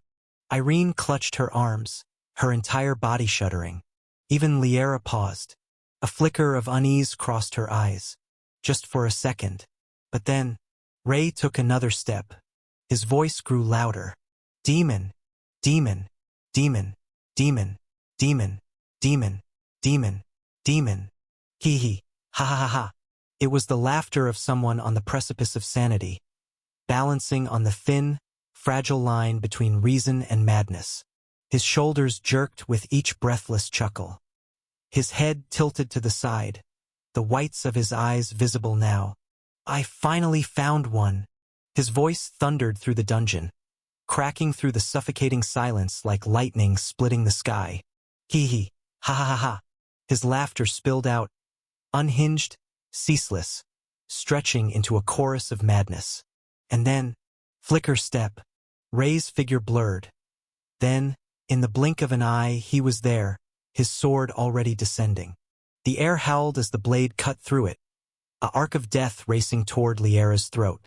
Liera barely had time to react. The blade cut through the air with a shriek, a sound so sharp and violent that it sent a chill racing down her spine. Fast! Her instincts roared, and she twisted her body at the last second. Slash! A metallic hiss rang out as Ray's sword carved through the space where her head had been mere milliseconds ago. Strands of her hair fluttered, severed cleanly by the attack. But Ray wasn't done. His blood-red eyes locked onto her, wild and unrelenting. "Heh! Ha ha ha ha ha." His voice trembled with something between laughter and hysteria. His shoulders shook, not from fear, but from raw, unfiltered exhilaration. His grin stretched unnaturally wide. His teeth bared in a wolfish, almost predatory snarl. His breathing was erratic, deep and shuddering, as if his body couldn't contain the sheer rage surging through him. "I found a demon." His fingers twitched. His voice dripped with venom, warping into something twisted and grotesque. "Demon!" The air cracked. The suffocating pressure of his killing intent spiked, pressing against the walls, distorting the very atmosphere. Liera's eyes narrowed. She had underestimated him. For a human, for a boy who had never taken a human life before, this level of killing intent, this wasn't normal. This was something born of pure, unfiltered hatred. "TCH." She clicked her tongue, her muscles coiling as she moved, her body flickering backward like a shadow. But Ray was already there. Ha! His sword came down in a vicious arc. Aura blade, space, and a brilliant crescent of void energy erupted from his blade. The slash cut through the air like reality itself had been torn apart. Liera's eyes widened. "TCH, that's dangerous." She moved to the side just in time, dodging by the width of a hair. The aftermath, a massive shockwave erupted, carving a deep fissure into the dungeon floor. Dust and debris exploded into the air, the ground splitting apart as if the dungeon itself had recoiled from Ray's wrath. But he wasn't done. A deep pulse of energy throbbed from his body, distorting the air around him, and then he vanished. Liera's eyes darted around. Where? A split second too late. A boom echoed through the chamber as Ray materialized in front of her. A surge of fire crackled across his sword. Aura blade, fire. A blinding arc of blaze followed his swing, the scent of ozone thick in the air. Liera barely managed to intercept. Her claws met his blade, sparks flying as the two clashed. The sheer force of the impact sent her skidding back, her arms trembling slightly. She had fought plenty of prodigies. But this was something else. A relentless barrage of attacks followed. Ray's strikes were wild yet precise, each movement fueled by raw fury but refined by something more instinctive, something terrifyingly natural. Fire and space mana arced from his blade, each swing followed by the roar of a thunderstorm. The very air seemed to ripple from his speed. Then he twisted his wrist. His sword vibrated violently, his mana condensing along the edge, bending space itself. Liera's pupils dilated. Oh no! Aura blade. Space X fire. A devastating slash cut through the dungeon. The space around her twisted. Stone walls cracked. The entire dungeon trembled due to the impact. Liera's instincts screamed. She twisted, the tip of Ray's sword missing her by a hair's breadth. The heat of his swing grazed her cheek, a thin line of crimson appearing before she even registered the pain. She clicked her tongue. This isn't good, if this keeps going. But Ray, his sword shattered, unable to withstand the sheer, unfiltered force of his strike. Shards of metal scattered, clattering against the stone floor. Ray didn't flinch.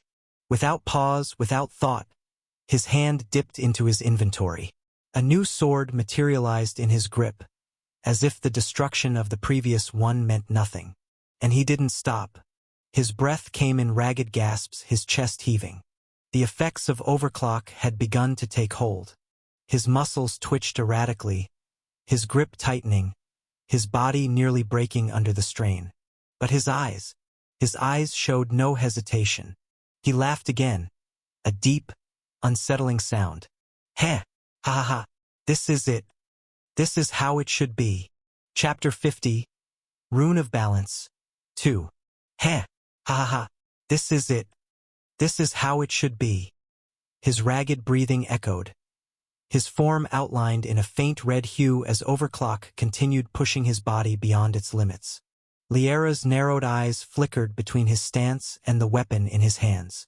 She could feel it, something ominous, something unstable. That sword wasn't just gathering mana. It was devouring it. Ray lifted the blade, a grin stretching across his face. Twisted, manic, almost euphoric. The darkness in his pupils deepened as power coiled along the sword's edge, warping the very air around it. Void severance. Without warning, he swung. A shrieking crescent of void energy tore through the space between them, moving faster than before. Liara blurred backward, her form flickering in and out of sight as she narrowly avoided the slash. The very air groaned from the attack's sheer force, and where the arc of energy met the dungeon wall. Krrrrrhhh. The stone erupted. The impact carved through the solid rock like butter, splitting the chamber in two. Jagged debris rained down from the ceiling, sending tremors through the ground. Irene, Nathaniel, and Vince barely managed to stay on their feet. How many times can he do that? Irene choked out, her face pale. He's pushing his body too far. This is insane. Nathaniel clenched his fists. But Ray wasn't stopping. Before the dust could even settle. Void severance. Another swing. Another crescent of pure destruction cut through the battlefield. Liara dodged again, just barely. The energy grazed the edge of her cloak, disintegrating part of it instantly. Tsh. She grit her teeth. There was no hesitation in Ray's strikes. Just relentless, ceaseless slaughter. Void severance. Another slash. Faster, stronger, and more unstable. The energy curved midair this time, bending unnaturally as if it had a will of its own. Liara flickered sideways, twisting her body midair. She felt the attack sing past her, a razor-thin line of destruction skimming her ribs. Then, void severance. Another, void severance. And another, void severance. Liara barely managed to evade, but Ray was like a storm given human form, swinging wildly, recklessly, an unstoppable force of destruction. The chamber lay in ruins, its once solid walls cracked and crumbling, debris strewn across the blood-stained floor. The air was thick with dust and the lingering scent of scorched stone. Ray tore through it all, a force of destruction given form, his movements wild and unrestrained. He didn't stop. He didn't think. He didn't care. Whether friend or foe, nothing mattered. He moved like a storm, each step cracking the ground beneath him, each swing of his blade sending shockwaves through the already fractured chamber. The walls groaned under the strain, the very dungeon trembling as if recoiling from his unrelenting wrath. Irene covered her mouth with both hands. This isn't a fight. He's hunting her. Vince exhaled sharply. And she's running. Liara's frustration mounted as her body flickered through the chaos. She needed to counterattack. But how? Every time she tried to get closer. Void severance. Another slash forced her back. She wasn't like the pure-blooded demons who knew no limits, wielding both long-range and close combat abilities with terrifying ease. She had no such luxury. No devastating spells or overwhelming magic. Only raw strength, sharpened instincts, and the sheer brutality of close-quarters combat. The ground beneath her was a ruin of deep fissures and craters, evidence of Ray's unrelenting assault. And then, it happened. Ray's grip on his sword tightened. His entire body trembled, veins bulging against his skin.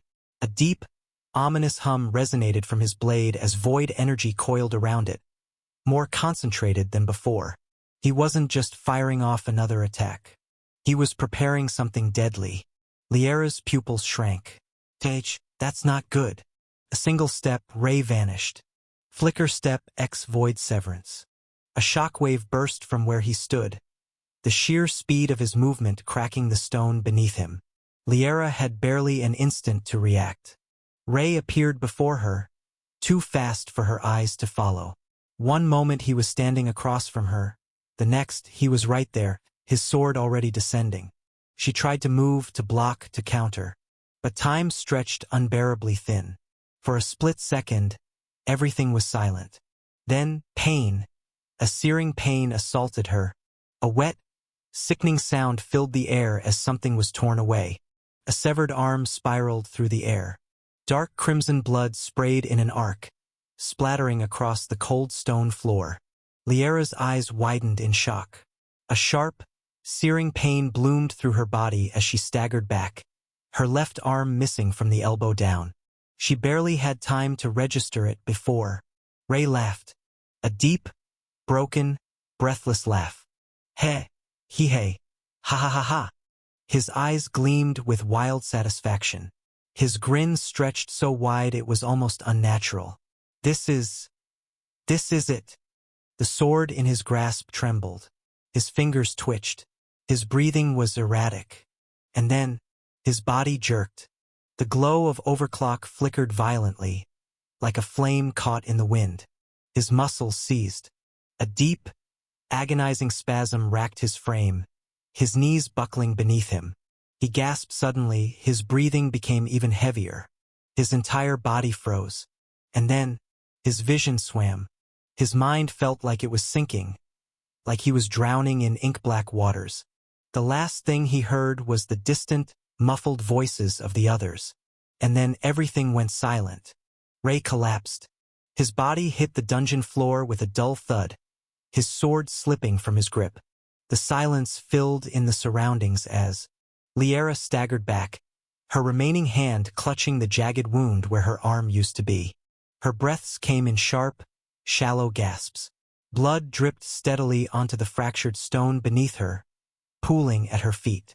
She stared at Ray's motionless form, disbelief flickering in her crimson eyes. What happened? Her voice came out hoarse, edged with lingering tension. Nathaniel, Vince, Celine, Lucian and Irene remained frozen in place, their expressions locked somewhere between awe and horror. He just collapsed? Irene whispered. Nathaniel exhaled, his fists still clenched. No. His body gave out. Vince, who had been gripping his weapon so tightly that his knuckles had turned white, finally relaxed his stance. Damn! He let out a slow, shaky breath. That was not normal. No one moved for a moment. Then, Liera took a step forward, her predatory gaze locked onto Ray. Even now, unconscious and broken, his presence still felt dangerous to her. His body was spent, his mind fractured, and his grip on his weapon had gone slack. His sword lay forgotten at his side, the madness that had consumed him only moments ago fading into quiet vulnerability. It would be easy. Her remaining hand flexed. One strike, that was all it would take. Her foot shifted, her body coiling like a viper preparing to strike. The battle was over, the outcome clear. This was merely the final act, the inevitable end of a weakened foe. But just as she was about to move, a shudder ran through the air, an unseen ripple breaking across the battlefield like the surface of still water disturbed by an unseen force. It was not loud, not something they could hear. It was something deeper, something instinctive, something that sent a chill skittering down their spines before their minds could even process why. Nathaniel's breath caught. Vince's fingers clenched unconsciously. Celine shuddered, the hairs on her arms standing on end. Something was coming. Then, without a single whisper of sound, a figure emerged, not from the entrance, not from the shadows of the ruined chamber, but from the darkness itself, right beside Ray's fallen body. His presence was seamless, as though he had always belonged to the darkness. A specter stepping into existence from where nothing had been a moment ago. His cloak, deep as the abyss, flowed with an unnatural stillness, the hood hanging low, his face covered in darkness. And in his grasp was a sword. Not just any sword. It was the Black Knight's sword. It did not glow with power like previously, did not hum with overflowing mana. Yet its mere presence demanded reverence. Liara's fingers twitched. She had not sensed him, not even once. Was someone following me without me knowing? It was not stealth. It was something far worse. Something absolute. The hooded figure did not move, did not shift his stance, did not so much as raise his weapon in warning. Yet, despite his silence, despite his complete lack of hostility, Liara could not move.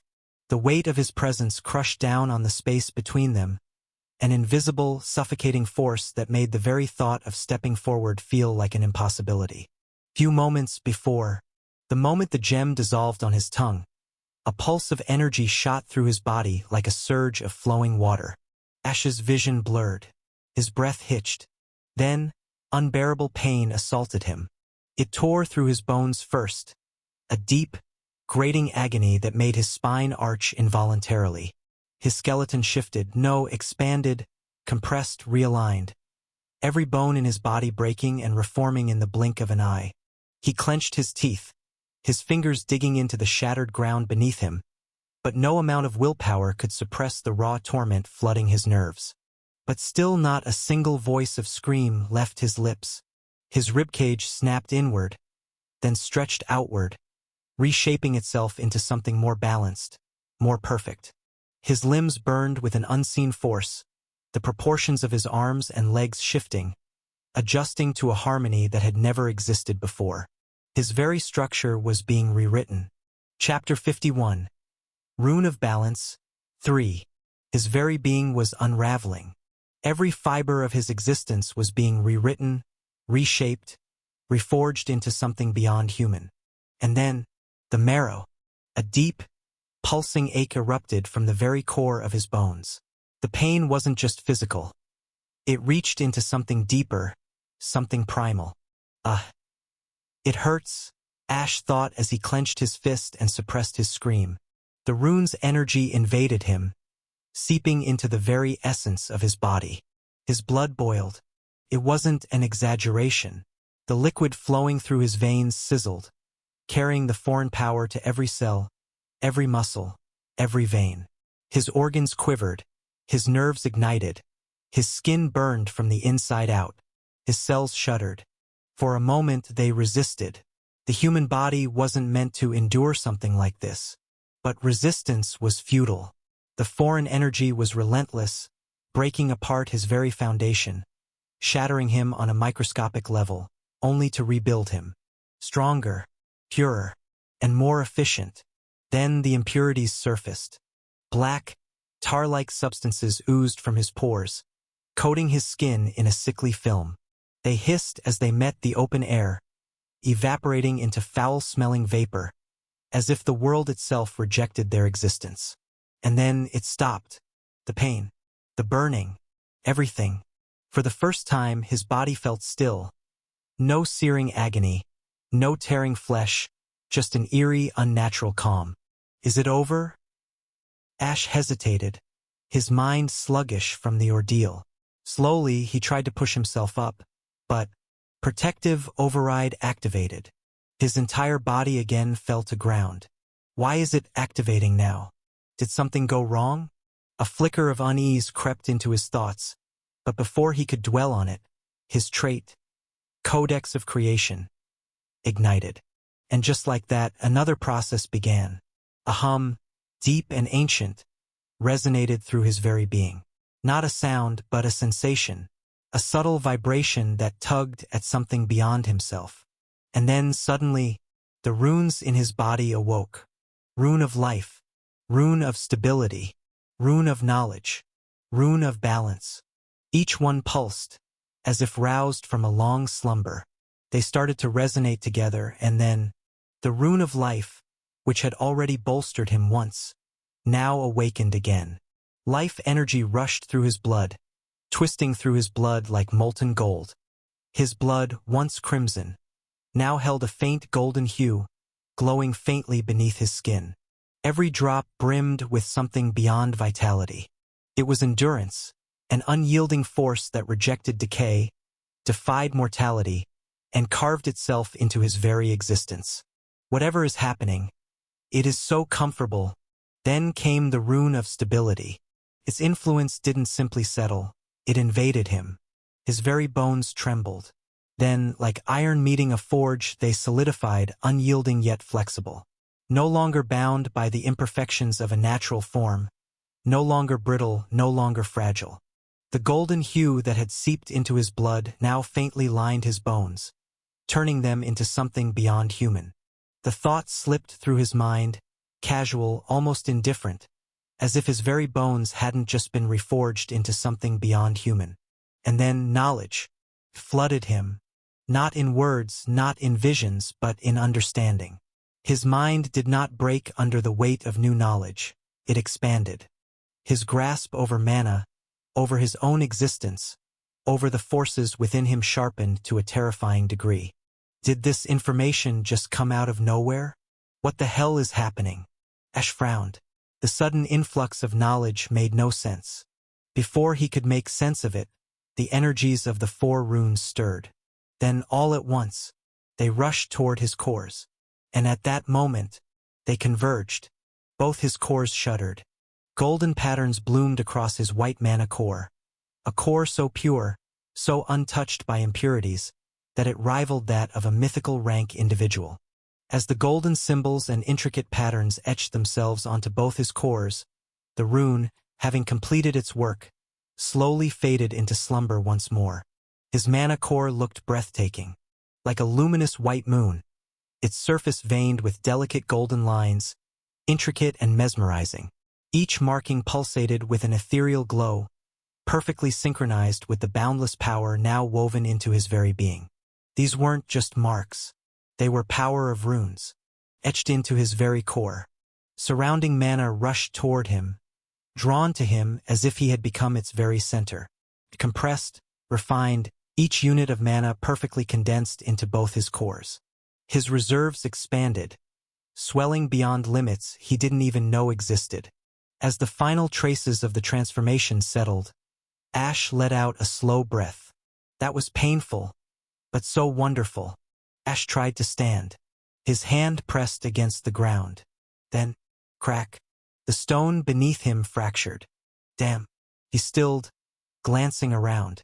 Did anyone hear? Boom! His head snapped toward the battlefield, just in time to see Ray swinging his sword like a mad beast, his blade carving through the air in a merciless arc. A sickening sound followed. Blood sprayed, painting the ground in crimson.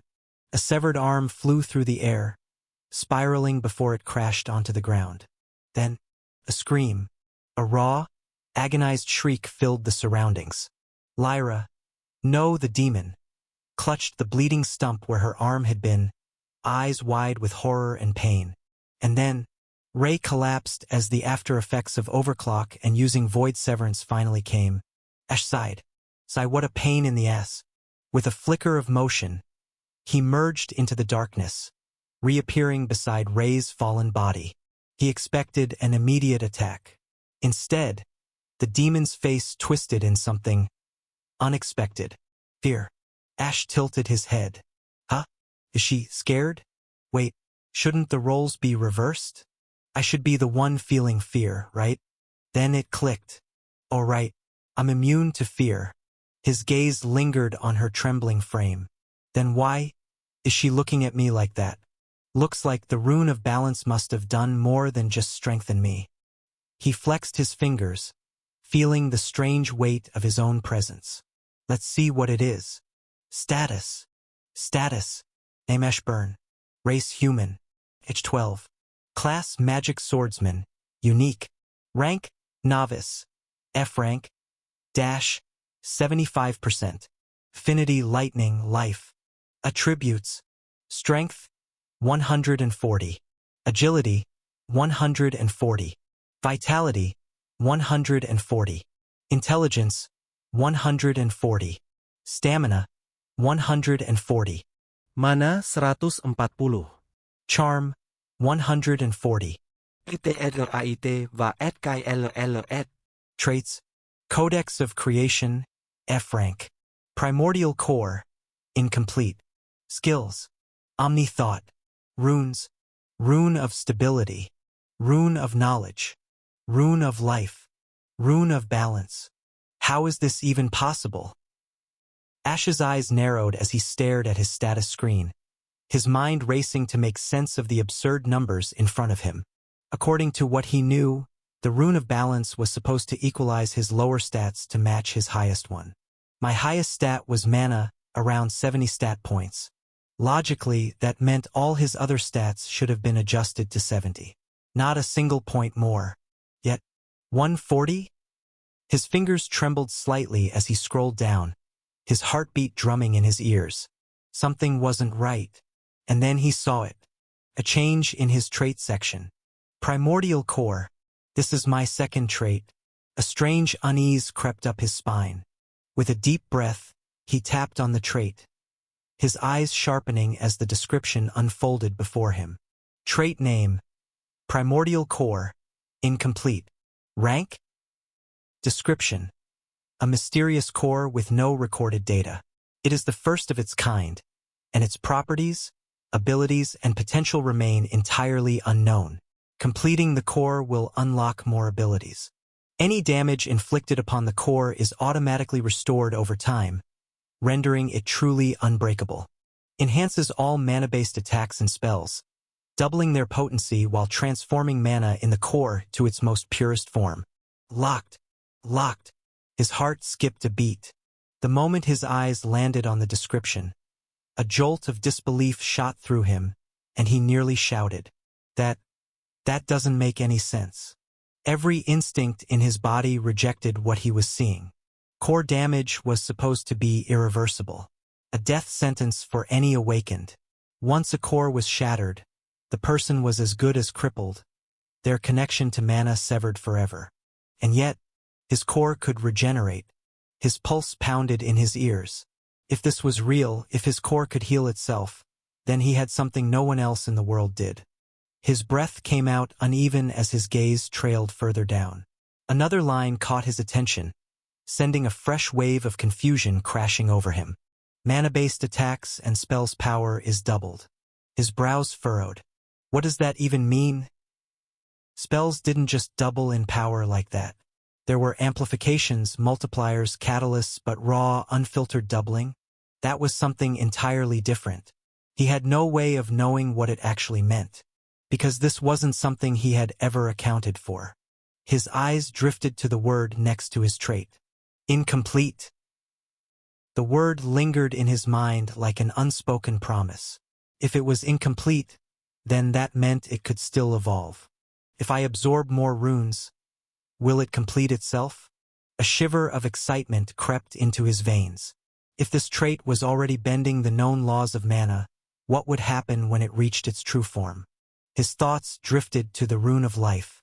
Even now, he could hardly believe it. After absorbing it, he had gained life affinity, an affinity so rare that it only appeared once in a millennium. And even then, it was exclusive to elves, to those destined to become the caretakers of the world tree and leader of their race. Yet here he was, a human, with life affinity. I'm getting shock after shock today. With a tired sigh, he scrolled further down and opened the description of the runes. Rune of Stability. Description. Grants the ability to maintain equilibrium despite conflicting and opposing energies in the body, ensuring seamless flow and control in volatile situations. Passive. Improves mana flow efficiency by 50%, ensuring smoother and more potent magical output. Passive. Calms the mind, preventing emotional turmoil and overpowering negative feelings, allowing one to maintain clarity and focus even in high-stress scenarios. Passive. Rune of Knowledge. Description. Grants the user photographic memory, allowing them to recall even the smallest details without causing mental strain. Passive enables the user to decipher and comprehend all forms of written text, including ancient and encrypted languages. Passive grants immunity to all forms of mental interference, such as illusions, mind control, memory alteration, fear, and telepathic intrusion. Passive rune of life description grants absolute immunity to any curse, decay, dark, death, and corruption-based magic and spells. Passive provides limitless regeneration as long as the brain remains intact, with no cost of mana. Passive rune of balance description.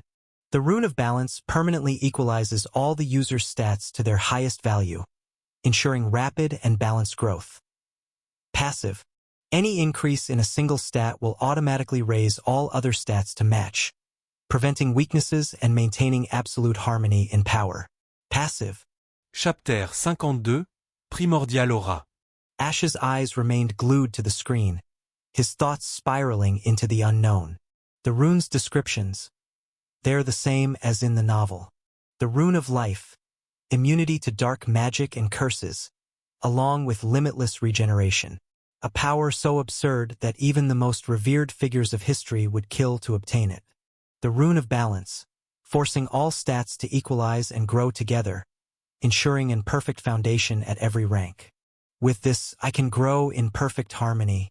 Yet, despite everything, one mystery still gnawed at him. I still don't know what caused my stats to double. It should have been 70. That was his highest stat. Yet now it was 140 across the board. There had to be a reason. Could it be? When my trait activated, his mind raced, piecing together the fragments of information. When all the energies of the rune combined, my mana compressed and became pure, and then I once again went through body reformation.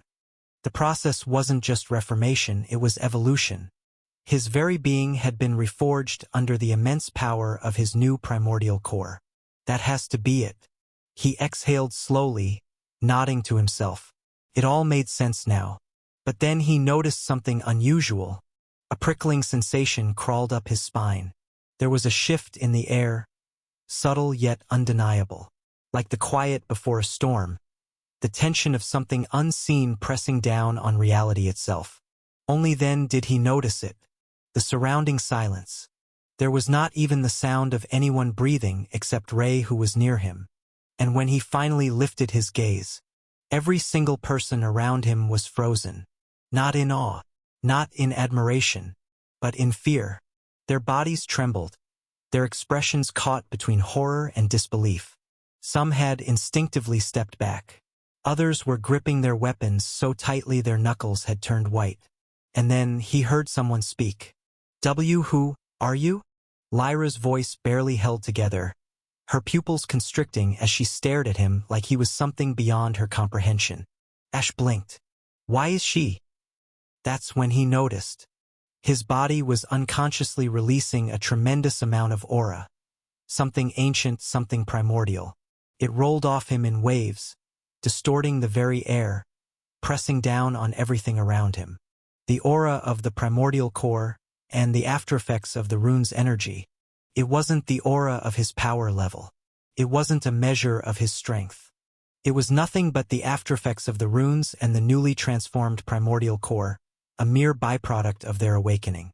On top of that, he had 2 primordial cores, not 1. I am weaker than her. Even with his stats doubled, even with the changes wrought upon his body, the gap in strength remained. He was still below Ray when overclock had pushed him beyond his limits. The reality of it was undeniable. Against Lyra, he stood at a disadvantage. And yet, strength was not always measured in numbers. The battlefield was not dictated by stats alone, nor by the raw energy one could wield. Fear, hesitation, the weight of uncertainty, these were weapons just as sharp as any blade, and right now they were working in his favor. Ash let the moment settle, allowed the tension to fester, to seep into their bones. Then, when the weight of his presence had reached its peak, he finally spoke. His voice was low, hoarse, and heavy, carrying an unnatural depth that did not belong to someone of his age. Does it matter? The words came out slow, deliberate, each syllable pressing down like a tangible force. A flicker of unease passed through Lyra's expression, a brief widening of her eyes as the sound of his voice settled over them. Ash knew why. This was not his real voice. Before coming to the dungeon, he had made a small but significant decision. Gary had casually pointed out that Ash's voice was too soft, too youthful that revealed his age to him. He had purchased a voice-changing device before entering the dungeon, to distort and deepen his voice. Now, as the altered voice echoed in the deathly silent chamber, he realized just how much of a difference it made. It was no longer the voice of a young man. It was like Monster was speaking. It was really unnatural. Lyra clenched her teeth, pushing down the tremor in her voice as she forced herself to speak. Get away from the boy. She took a step forward, her stance shifting, though hesitation still lingered in the stiffness of her movements. I don't know who or what you are, but this has nothing to do with you. Leave, and I might let you walk away in one piece. Ash remained still, unmoving, as if her words meant nothing to him. And despite her bravado, despite the authority in her tone, she was afraid. She was wary. He let a small breath escape his lips before tilting his head ever so slightly. You might let me walk away. His voice carried no mockery, no amusement, just an eerie, quiet curiosity. And if I don't?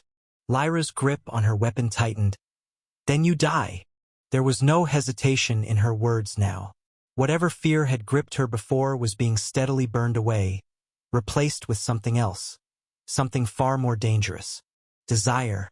Ash could see it in her eyes, in the way she looked at Ray's unconscious body, at the ruined battlefield around them.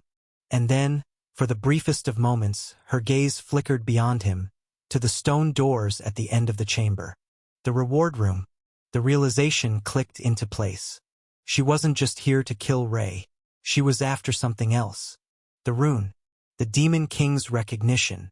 Ash's lips parted slightly, but before he could speak, Lyra exhaled sharply and took another step forward. You don't understand what you're getting yourself into, she muttered, her voice laced with something close to impatience now. Ray Dawson is already marked.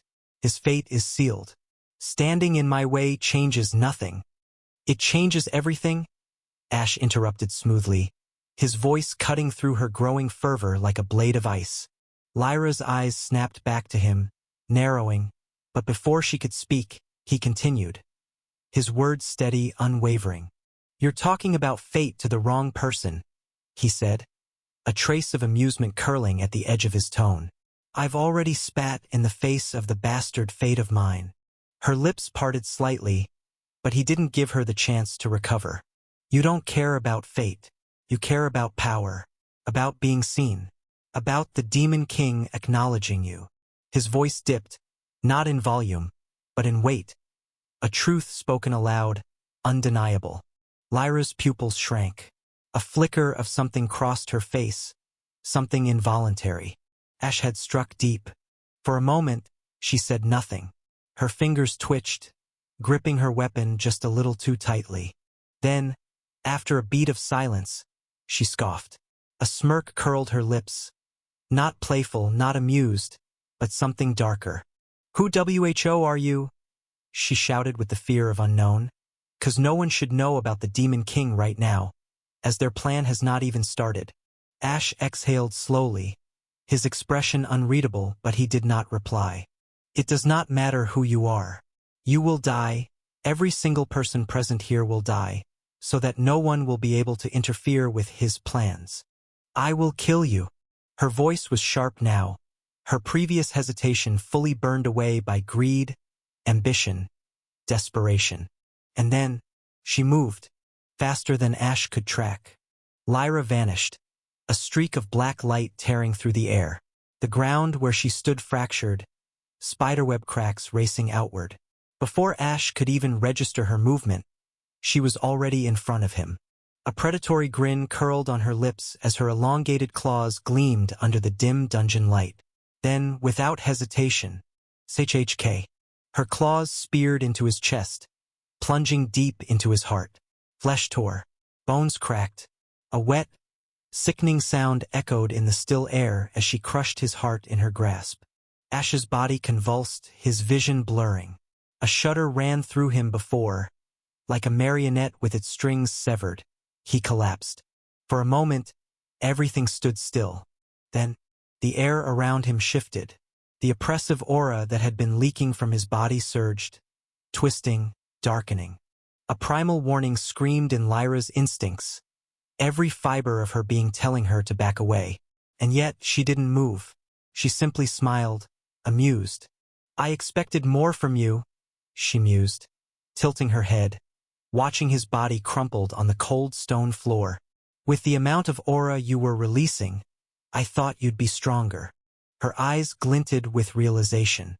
"But then, I remembered," she continued, taking a slow step forward. "This is a dungeon, and powerful individuals can't enter. Can they?" A chuckle escaped her lips, low and mocking. "That leaves only two possibilities. Either you were faking your strength, or—" She paused, savoring the moment. "You're only as strong as me." She crouched down beside his motionless form, her voice dropping to a whisper. "And guess what?" A wicked smirk stretched across her face. "You were faking it." She threw her head back and laughed, a wild, unhinged sound that echoed through the dungeon walls. Her fingers traced the fabric of his cloak. Her curiosity piqued. "This thing," she murmured, running her claws along the material. "It must be concealing your aura completely. Because as long as I don't see you," her eyes gleamed, "I can't feel anything from you." Lyra leaned in, inches from his face, her breath warm against his skin. Then, crackle! A surge of lightning exploded from his hand, a jagged arc of blue energy slicing through the air from his sword. Lyra barely managed to leap back, as her instincts screamed at her to retreat. Her guard snapped up, her muscles tense. And then Ash stood up. He dusted off his clothes like he had simply tripped and fallen. Lyra's eyes widened. "How?" Her voice faltered, shock bleeding into her expression. "How are you still alive?" Ash rolled his shoulders, exhaling sharply. His fingers curled and uncurled, as if shaking off the lingering sensation of pain. "Damn, you bastard," he growled, his voice low, dangerous. Right before her eyes, his chest, the gaping hole where his heart should have been, knitted itself back together. Flesh twisted, pulsed, reformed. A new heart took its rightful place, veins threading around it like roots seeking soil. For a moment, his skin was smooth, untouched, perfect. Then, like ink spilling across a canvas, the darkness of his cloak crept over his chest, swallowing the fresh, unblemished flesh. Ash rolled his neck, cracking it. He looked at her, and for the first time, Lyra felt something foreign slither down her spine. Unease. "Oh, that was painful," he muttered, voice thick with barely contained rage. His fingers flexed, and sparks of electricity danced between them, lighting up the darkness. His eyes locked onto her, unblinking, predatory. "Real painful." A slow, menacing smirk tugged at his lips. "I swear," his voice dipped, venomous, "I'm gonna carve my name into your bones for destroying my heart." Chapter 53, Fight with a Demon 1. Lyra's lips curled into a feral grin, her fangs glinting under the dim dungeon light. The ground beneath her hissed, cracks forming as if recoiling from her presence. "You're an interesting one," she purred, tilting her head, her voice a silken threat. "Most people die when I tear out their heart." Ash rolled his shoulders, electricity crackling along his fingertips. Power hummed in his veins, arcs of lightning snapping between his limbs, the energy restless and violent. He exhaled sharply, his expression unreadable. "You talk too much." And then he moved. During his body reformation, he had gained something unexpected from the Rune of Knowledge, something not mentioned in the novel. He had read as many books as possible from the library. Books about mana theory, the basics of magic, and many more. He had experimented with various ways to use mana, drawing inspiration from novels, imagination, and other sources. But perfect mana manipulation had always remained just out of reach. His progress had been frustratingly slow. However, during the Reformation process, his accumulated knowledge had transformed into something deep and profound, insight which got absorbed directly into his consciousness. Due to that reason, his mana manipulation ability had skyrocketed, reaching levels comparable to normal geniuses. The only thing left was execution. A flash of lightning erupted beneath his feet as he exploded forward. The stone floor beneath him cracked, a small crater forming where he had been standing. His sword moved in an arc, wreathed in electric fury, its black steel gleaming like a storm-forged blade. Sparks danced along its edge as it screamed through the air, aimed straight for Lyra's throat. Clang! She used her remaining hand to block the strike. Her claws met steel, and for an instant the world stood still. A pulse of energy radiated outward from the impact point, sending loose debris skittering across the floor. The walls trembled under the sheer force of their clash. Demonic energy clashed against pure lightning, raw forces battling for dominance.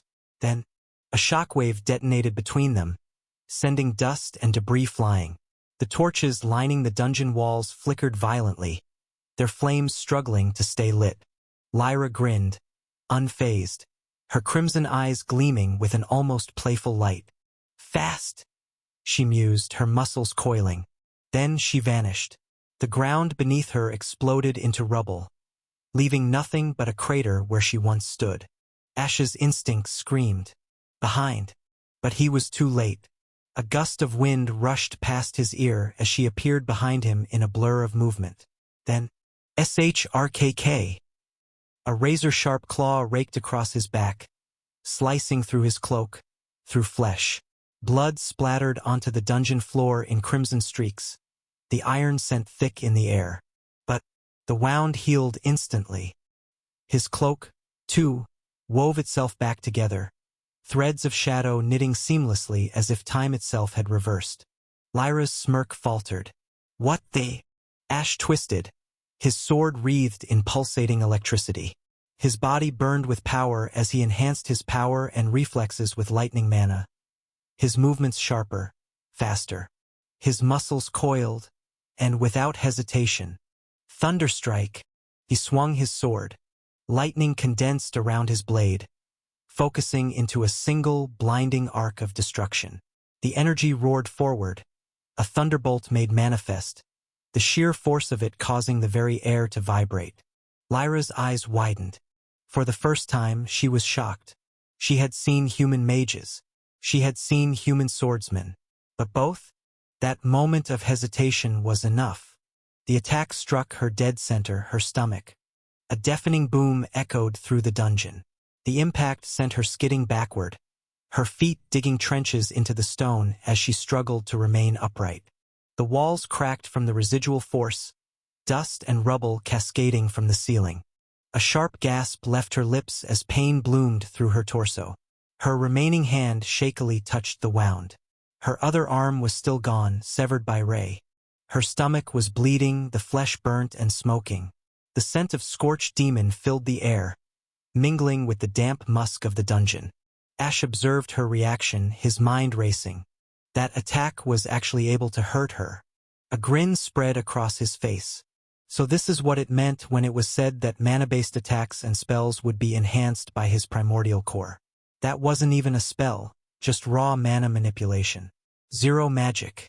Should I start using actual spells now? For the first time since the battle began, he realized that his chances of winning were high. Lyra's claws trembled slightly as she examined the wound. The lingering electricity crackled along her skin, interfering with her natural regeneration. She clenched her jaw, frustration flashing across her face. How? Her voice was strained, but her crimson eyes burned with fury. How can a human fight at both long and close range? Her fingers dug into her palms, her demonic energy flaring violently. The very air distorted around her form. Are you a demon? Ash said nothing. That silence only enraged her further. Answer me, you bastard. Her horns glowed.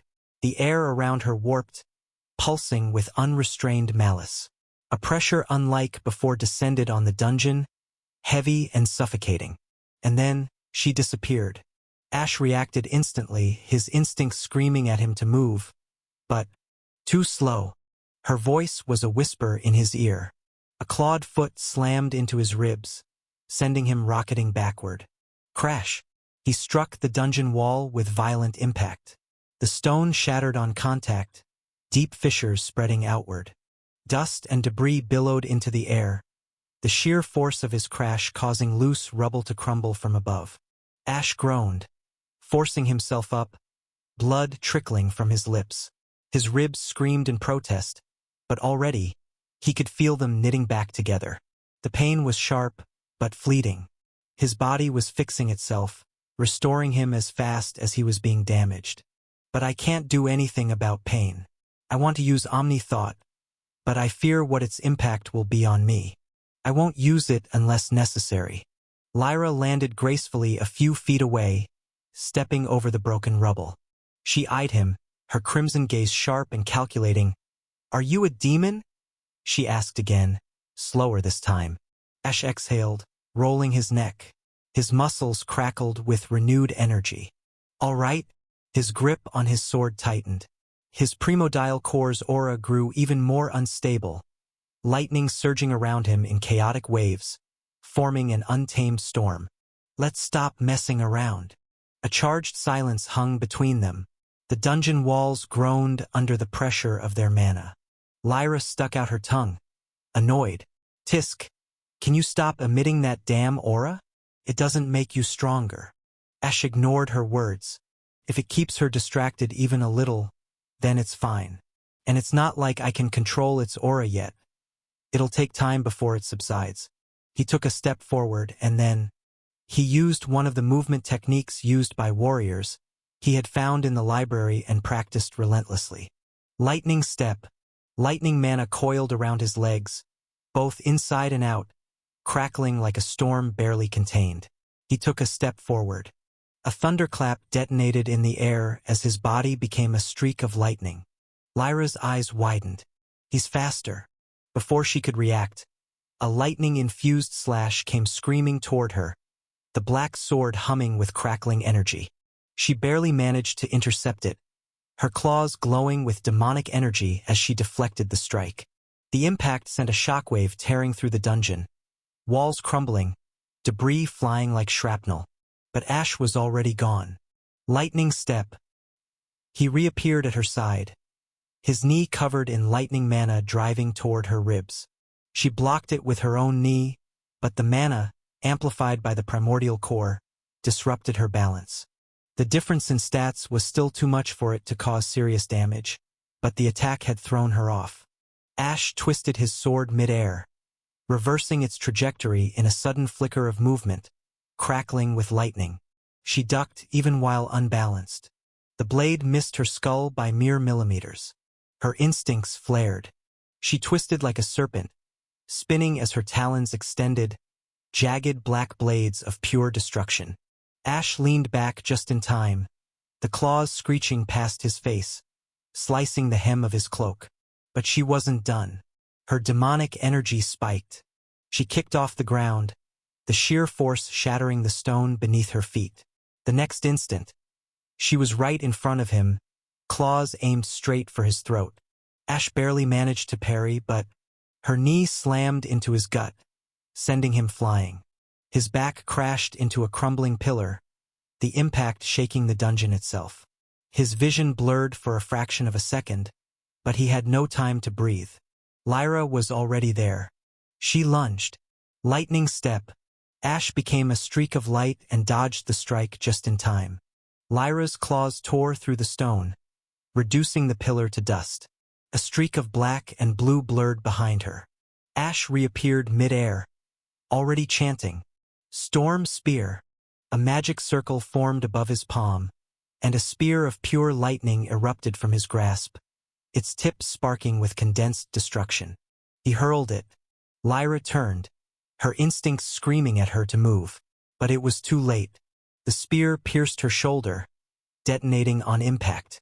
She let out a sharp snarl as her body was sent crashing through several dungeon walls, stone collapsing in her wake. Whoa, even a rank 1 spell did that. Man, primordial core is op. Ash thought, but he didn't wait. Lightning rippled through his body, enhancing his speed, his reflexes. Lightning step, lightning step, lightning step. He used the movement technique 3 times back to back, each step a crackling explosion of force. Although it uses a considerable amount of mana, it doesn't matter to me since I have 2 cores, both with 140 stats worth of mana, a combination of movement techniques that turned him into a streak of flashing destruction. Lyra emerged from the rubble, her demonic energy pulsing violently. Her wound was already closing, black tendrils of demonic energy stitching the flesh back together. But the burn, the residual lightning coursing through her body, was slowing her regeneration. But her arm, which was cut off by Ray, was not showing even a silver of regeneration. That bastard did something terrible to my precious arm. I will kill him. Her gaze snapped onto Ash. Annoying human. Her demonic power surged. And then, she roared. Roar, roar. The entire dungeon trembled. Ash barely had time to react before the ground beneath him shattered. A black, spiked tendril shot up, impaling his shoulder. Another lashed out, wrapping around his leg, squeezing with bone-crushing force. Lyra appeared above him, her claws glowing with eerie crimson energy. D. She dove. Ash growled. Is that her racial ability? All the different races in the world of Acumia had racial traits and abilities. Elves had an affinity for life magic and the power to contract and communicate with spirits. Dragons excelled in mana and magic. Dwarves were master blacksmiths, some even possessing the ability to feel the emotions of metal. And like all other beings, demons also had racial abilities, though they varied from demon to demon. Some have strong ability, some had weak. Seeing the attack coming, he didn't move. He let her claws sink into his stomach. His body trembled as demonic energy wreaked havoc inside him. He coughed up blood from the sheer corruption of the strike. Chapter 54. Fight with a Demon, 2. Seeing the attack coming, Ash didn't move. He let her claws sink into his stomach. A brutal, visceral pain tore through him as the demonic energy slithered inside, sinking into his veins like corrosive acid. His nerves screamed. His body twitched involuntarily, and blood sprayed from his lips. His muscles tensed, the corrupting mana twisting inside him like writhing snakes. Lyra's eyes widened. She had flash of realization just then. Then, "Got you, you bastard," he said, his voice tense but still full of amusement. If the darkness of his cloak didn't obscure his face, she would have seen the mocking smirk tugging at his lips. And then, lightning wrath. Boom! A pillar of pure lightning exploded from his body, its deafening roar drowning out all sound. The storm of raw, unchained destruction consumed them both, turning the already broken dungeon into an electrified war zone. The force of the detonation tore through the stone walls, sending massive chunks of debris flying like cannonballs. The air crackled with unstable mana, the smell of burnt stone and flesh thick enough to choke. Ah! Lyra's scream tore through the chaos. Her body convulsed, every muscle in her frame jerking violently as arcs of electricity ravaged her nerves. Her demonic aura flickered, unstable, her instincts fighting against the overwhelming power frying her from the inside out. Ash staggered forward. His stomach wound had already begun closing, but the damage was not gone. His organs still throbbed, the lingering traces of demonic energy clashing with his regeneration. Lyra, panting, her body smoking, glared at him through narrowed eyes. The ground beneath them was shattered, their footprints etched into the stone from the force of their battle. The dungeon ceiling above them groaned, cracks splintering outward from the continued destruction. "You freak!" she rasped, her voice raw, but her lips curled into a predatory grin. Ash rolled his shoulders, exhaling slowly. "Says the demon." Lyra's breathing was heavy, but her crimson eyes gleamed with fury. Smoke still rose from her scorched wounds, the thick scent of burnt flesh and singed stone lingering in the air. Ash's body was regenerating, but it wasn't instant. The wounds still throbbed, pain pulsing through his nerves like molten iron. Damn, my body's taking longer to recover than I expected. Guess the demonic energy really messed me up. Even with the rune of life fueling his recovery, he wasn't untouchable. His muscles ached, his bones groaned under the strain of his previous attacks, and a dull pressure was settling in his skull from mana overuse. Lyra flexed her fingers. Her claws still buzzed with residual lightning, twitching slightly from the last surge of power. "You're persistent. I'll give you that," she muttered, shaking off the last vestiges of pain. Ash said nothing, but his stance shifted. Lyra's gaze sharpened. "Let's not let him do what he wants." Then, she disappeared. Not in a straight charge. She slipped into the shadows, vanishing between the broken pillars of the crumbling dungeon. The only trace of her presence was the faint rustling of disturbed dust and the lingering scent of demonic energy. Ash's instinct screamed. His grip on his sword tightened. Then, he felt a very small movement behind him, a movement if not for his new reformed body, he would not have been able to sense it. He spun as he slashed backward. A clawed hand burst from the darkness, but it didn't aim for his body. It aimed for his sword. Lyra's fingers clamped around the obsidian-black blade, her demonic energy slamming against the lightning-coated sword. Sparks erupted at the point of contact, tendrils of black and blue energy colliding in a violent dance. The sheer impact sent a deep vibration through the steel, making Ash's arm tremble for a fraction of a second. His grip nearly slipped. Her claws dug in, trying to wrench the weapon away. She grinned. A direct contest of strength? Damn. Before she could capitalize, Ash's instincts had already taken over. His free hand flicked forward. Storm Spear. A mana circle flared above his palm, lightning gathering in an instant. A small but condensed spear of crackling energy shot toward her face. Lyra tilted her head at the last second, barely dodging the brunt of it, but that moment of distraction was all he needed. Ash's knee snapped upward, straight toward the still fresh wound in her stomach. The impact was brutal. A sharp, involuntary breath escaped her lips as the force drove into the torn flesh, pain spiking through her nerves. The momentary flinch in her muscles weakened her grip. Ash took full advantage. With a sharp twist of his wrist, he ripped his sword free. His body spun. The blade followed, reversing into a downward arc, aimed directly for her leg. Lyra leapt back, barely escaping his range. But, lightning step, Ash didn't let her escape. He didn't reappear in front of her. Not behind, but above. Lyra's eyes snapped upward just in time to see his silhouette. A blur of black and blue, descending from the crumbling ceiling, his sword buzzing with unstable electricity. She reacted. She used her racial ability to create a small shield made of demonic energy. But betraying her expectations, Ash didn't swing. Instead, he let go.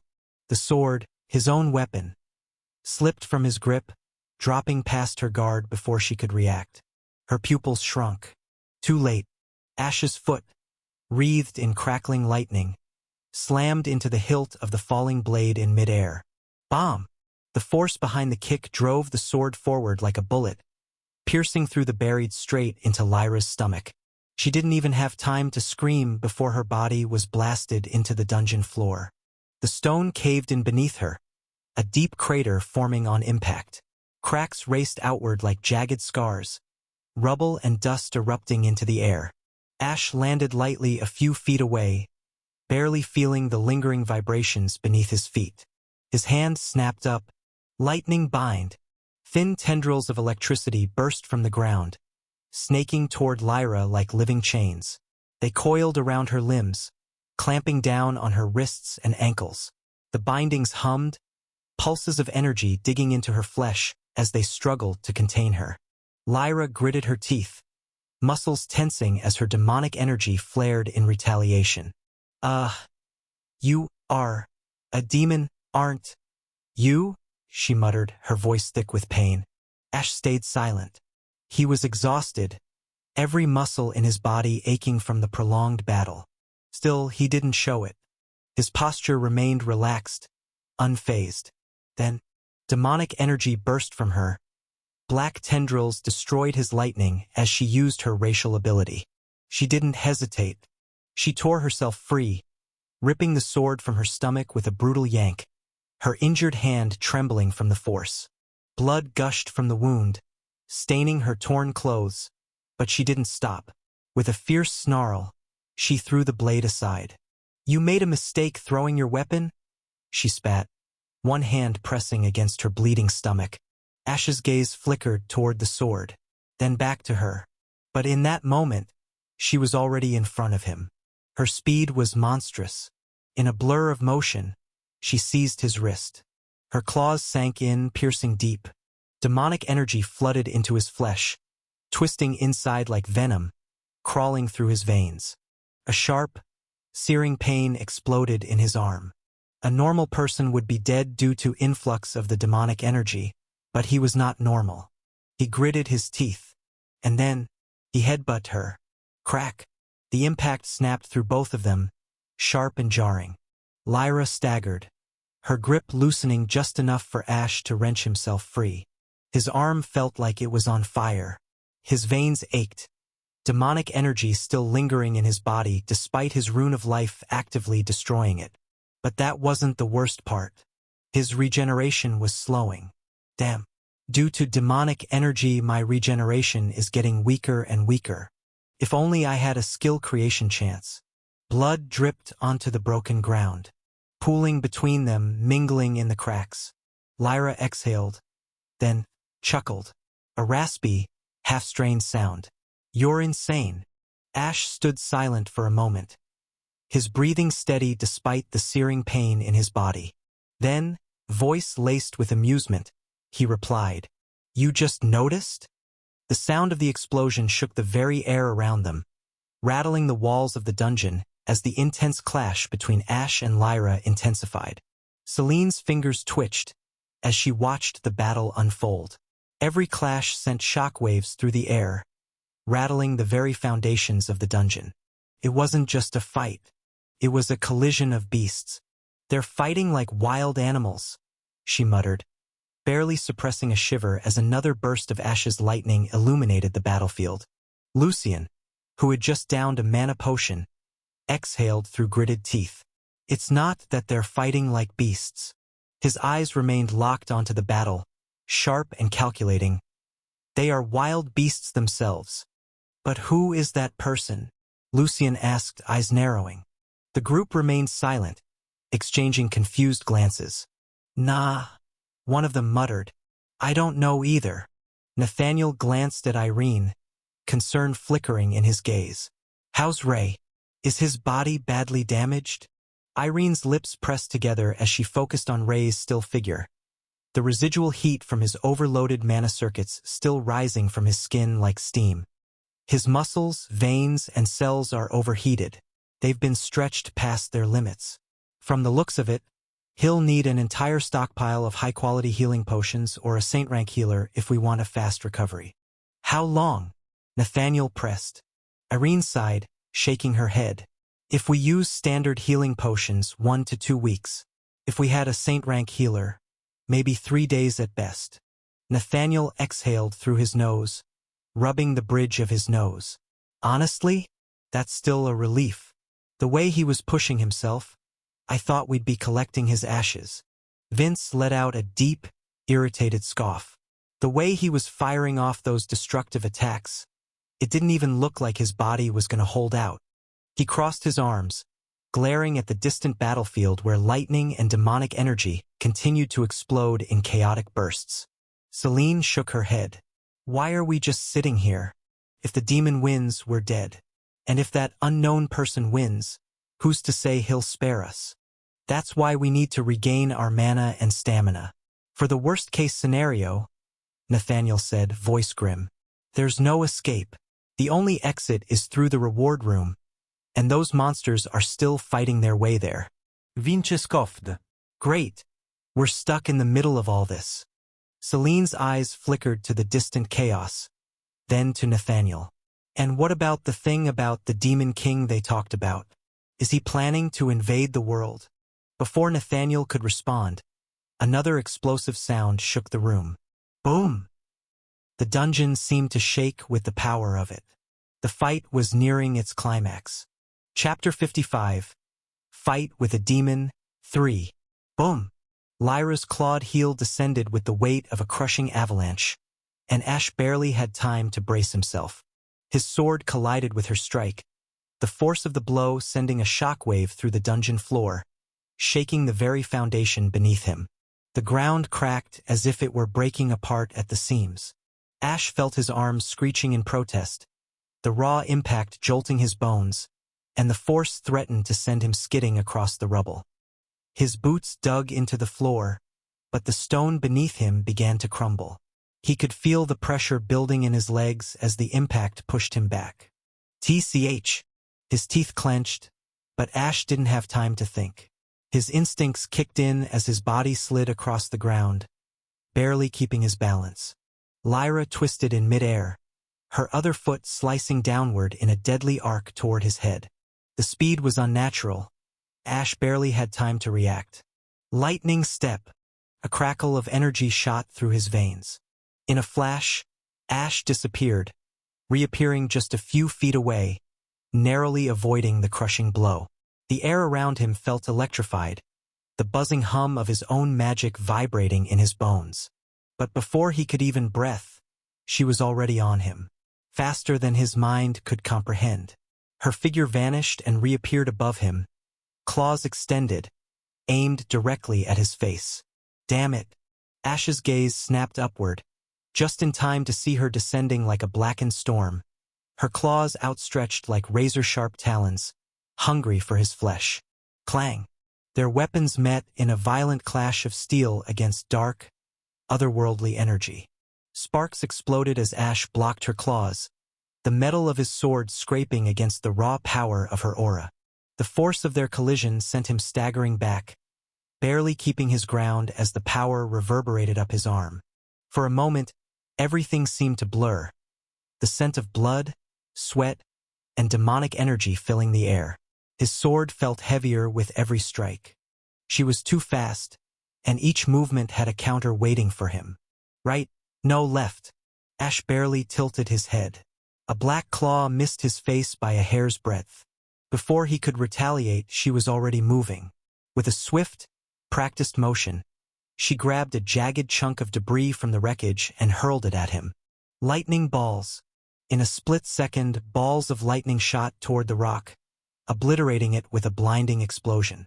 The shockwave rattled his senses, and dust swirled around him, distorting his vision.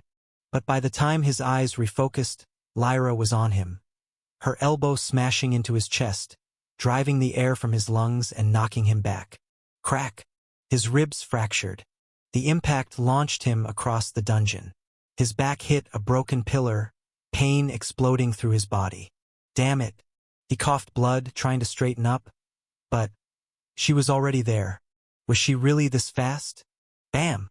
Her claws slashed down again, this time aimed straight for his head, aiming for a fatal blow. Ash's heart raced, and he knew there was no time to counter. She was not giving his body a chance to heal, but he had no choice but to react. He released his sword from his grip, knowing it was already too late to strike with it. His hands crackled with raw electricity as he grabbed her wrist just in time to stop the claws from tearing into his eyes.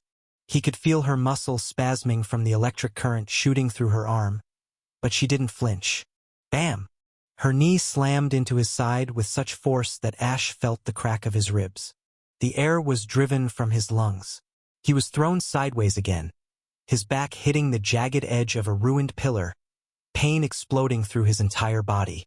The world spun around him, the staggering hit nearly sending him into unconsciousness. His vision flickered. I can't keep going like this.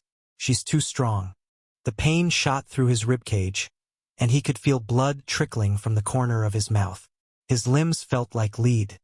But the injuries that were not enforced with demonic energy were already halfway healed. but pain was too much for him. But still he forced himself to push off the broken pillar, gritting his teeth, the taste of metallic blood flooding his mouth.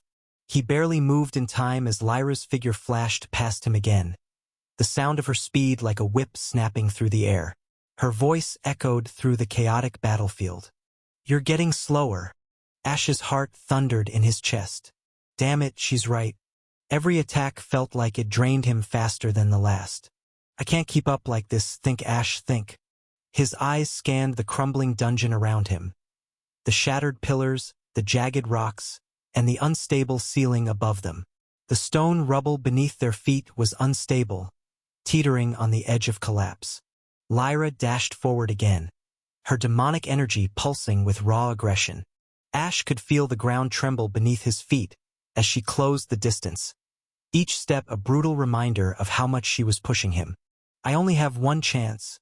I need to do it as I don't have any powerful move like Ray." A grin pulled at the corner of Ash's lips, as he felt that all his injuries also healed completely. Just in time. His mind raced. He knew she was getting faster, more unpredictable. But this time, he wasn't going to give her the satisfaction of landing the next blow. He was going to make this count. Lightning step. In a flash, Ash disappeared. His body blurred, vanishing from Lyra's sight. He reappeared a few feet away, but he didn't stop there. He dashed again, just a few quick steps, just enough to lead her in the direction he wanted her to go. Right under the unstable ceiling. His pulse quickened. He had to time this perfectly. Now, his hand shot out, fingers snapping with electricity, directing all his focus into his next move. Lightning balls. Ash's fingers flared with blue lightning, the air around him crackling as dozens of small spheres of concentrated energy formed in midair. Each one a deadly orb of pure lightning, just waiting for release. Without hesitation, he flung them upward. The spheres shot toward the ceiling, streaking like lightning in the sky. Lyra's eyes widened just a fraction, too slow, but she saw it. She knew what was coming. The lightning balls collided with the ceiling above them, creating an eruption of force that shook the dungeon to its very core. Boom! The explosion tore through the crumbling structure. Dust and rocks cascaded from the ceiling like a deadly rainstorm, the sheer weight of the debris tumbling downward in an avalanche of stone and death. The ground shook violently under Ash's feet, throwing him off balance as chunks of rock rained down around them, creating a blinding dust cloud that consumed everything. Crack! The ceiling gave way with an ear-shattering roar as it collapsed entirely, massive slabs of stone falling with the force of 100 tons, each one threatening to crush everything beneath them. Ash barely rolled away, tumbling forward to avoid the worst of the destruction, his arms burning with strain as he fought to keep his footing. He gritted his teeth, forcing himself back onto his feet, his body screaming from the toll of the battle. But despite the dust, the shaking earth, and the chaos, Lyra was still standing. Through the dust cloud, Ash caught a glimpse of her silhouette, bloody, bruised, but grinning. The demoness was not only alive, she was almost laughing. "Heh, that almost got me," she murmured, her voice low and amused, as though his efforts were little more than a mild inconvenience. Then, before Ash could blink, she vanished again. The whirl of her energy was a telltale sign, but he was already too slow. Her presence, the heat of her aura, was coming from above. He felt it. The battle around him grew still, as if the very air was holding its breath. Bam! Her foot slammed into his chest with such brutal force that Ash's body felt as though it had been crushed under a mountain. His ribs cracked with an audible snap, and his lungs collapsed under the pressure. He was driven to the ground, the very earth beneath him groaning as his body hit the stone floor with bone-jarring force. For a moment his vision went dark. His heart pounded, each beat a battle for breath. Lyra stood above him, her claws gleaming in the dim light. She was ready to end it all. She loomed over him, her smile sickening. D. Crack. The sound of bone snapping echoed like a drumbeat in Ash's ears. Lyra's claws tore through his shoulder with a sickening pull, ripping his arm clean off. Blood sprayed across the floor in a burst, but Ash's body stayed still. His mind barely registered the pain, the sheer, raw agony that flooded his senses. His world became a blur of red and black. He couldn't think, couldn't scream. His body froze, but he wasn't done. Not yet. Lyra's triumphant grin faltered. The cold air around them seemed to freeze in place as the moment dragged on in slow motion. She looked down, her gaze dropping to where a sword had somehow found its way to her chest, buried deep. The gleaming steel sizzling with untamed lightning, once a tool of destruction, now embedded in the very heart of her. Before long it got disintegrated due to the amount of concentrated force. How? Lyra's breath hitched, the confusion barely visible in her demonic eyes. Her voice, full of arrogance just a second ago, now cracked under the weight of her disbelief. You! Her words died in her throat as she puked blood and faltered. A rasping chuckle tore from Ash's throat, broken and strained, but filled with defiance. You talk too much, he spat, his voice hoarse, his chest heaving with exhaustion. Her eyes flickered, dazed, confused, as she struggled to comprehend what was happening. Her demonic aura, once vibrant and strong, started to waver. It flickered like a dying candle. Her knees buckled beneath her, her body swaying, but she couldn't support herself anymore. Blood poured from her lips, dark and thick, trailing down her chin as she collapsed. Her body landed with a sickening, wet thud, the sound echoing through the crumbling chamber like a final sigh of death. Her body twitched once, twice before going still. The dungeon fell into complete silence, save for the eerie hum of the dying light and the distant groans of the failing structure. Ash's ragged breathing was the only sound left in the oppressive stillness. The air around them felt thick, thick with the weight of finality, as though even the world itself was holding its breath. Chapter 56. Son of Demon King. Bright. That was the first thing Ray saw as his eyes cracked open. Blinding, sterile light bled into his vision, forcing him to squint. He blinked. Once, twice, each movement dragging like molasses through fog. The world stitched back together, blurry, broken, like a dream clawing into reality. His body screamed in silence. Every nerve felt like it had been shattered and reassembled with fire and wire. Ugh! The groan slipped out dry, cracked, raw. His lips were chapped. His throat, parched like a desert scorched beneath twin suns. He tried to sit up, but pain lanced through his ribs and spine like a lightning spear driven straight through his lungs. That's not wise, came a voice soft, calm, yet undeniably firm. A woman stood beside the bed, middle-aged, draped in healer's robes of white and green. Her eyes held the practiced calm of someone who'd seen far too many brush shoulders with death. You're lucky to be alive. Let me alert the principal. He asked to be notified first after you woke up, she said before turning and leaving the room in a rush. Her sudden urgency left a ripple of confusion in his chest. He turned his head slowly, wincing, and looked out the window. There it was, the familiar courtyard, the towering spires, the training fields swaying under morning light. This is the academy? But I was in the dungeon. The memory clawed at him. Right? That demon. I lost control. Rage swallowed everything. After that, I don't remember. Did I kill it? Did I finish the quest? Or did someone else? The silence answered nothing. With a sigh, Ray opened his status window, hoping for clarity. Instead, a cascade of system messages unfolded before him like a verdict. Quest. Clear C-rank dungeon Frost Fong Grotto. Completed. Rewards generating. Warning. Host's body and core is collapsing due to a huge burden. Warning. Warning.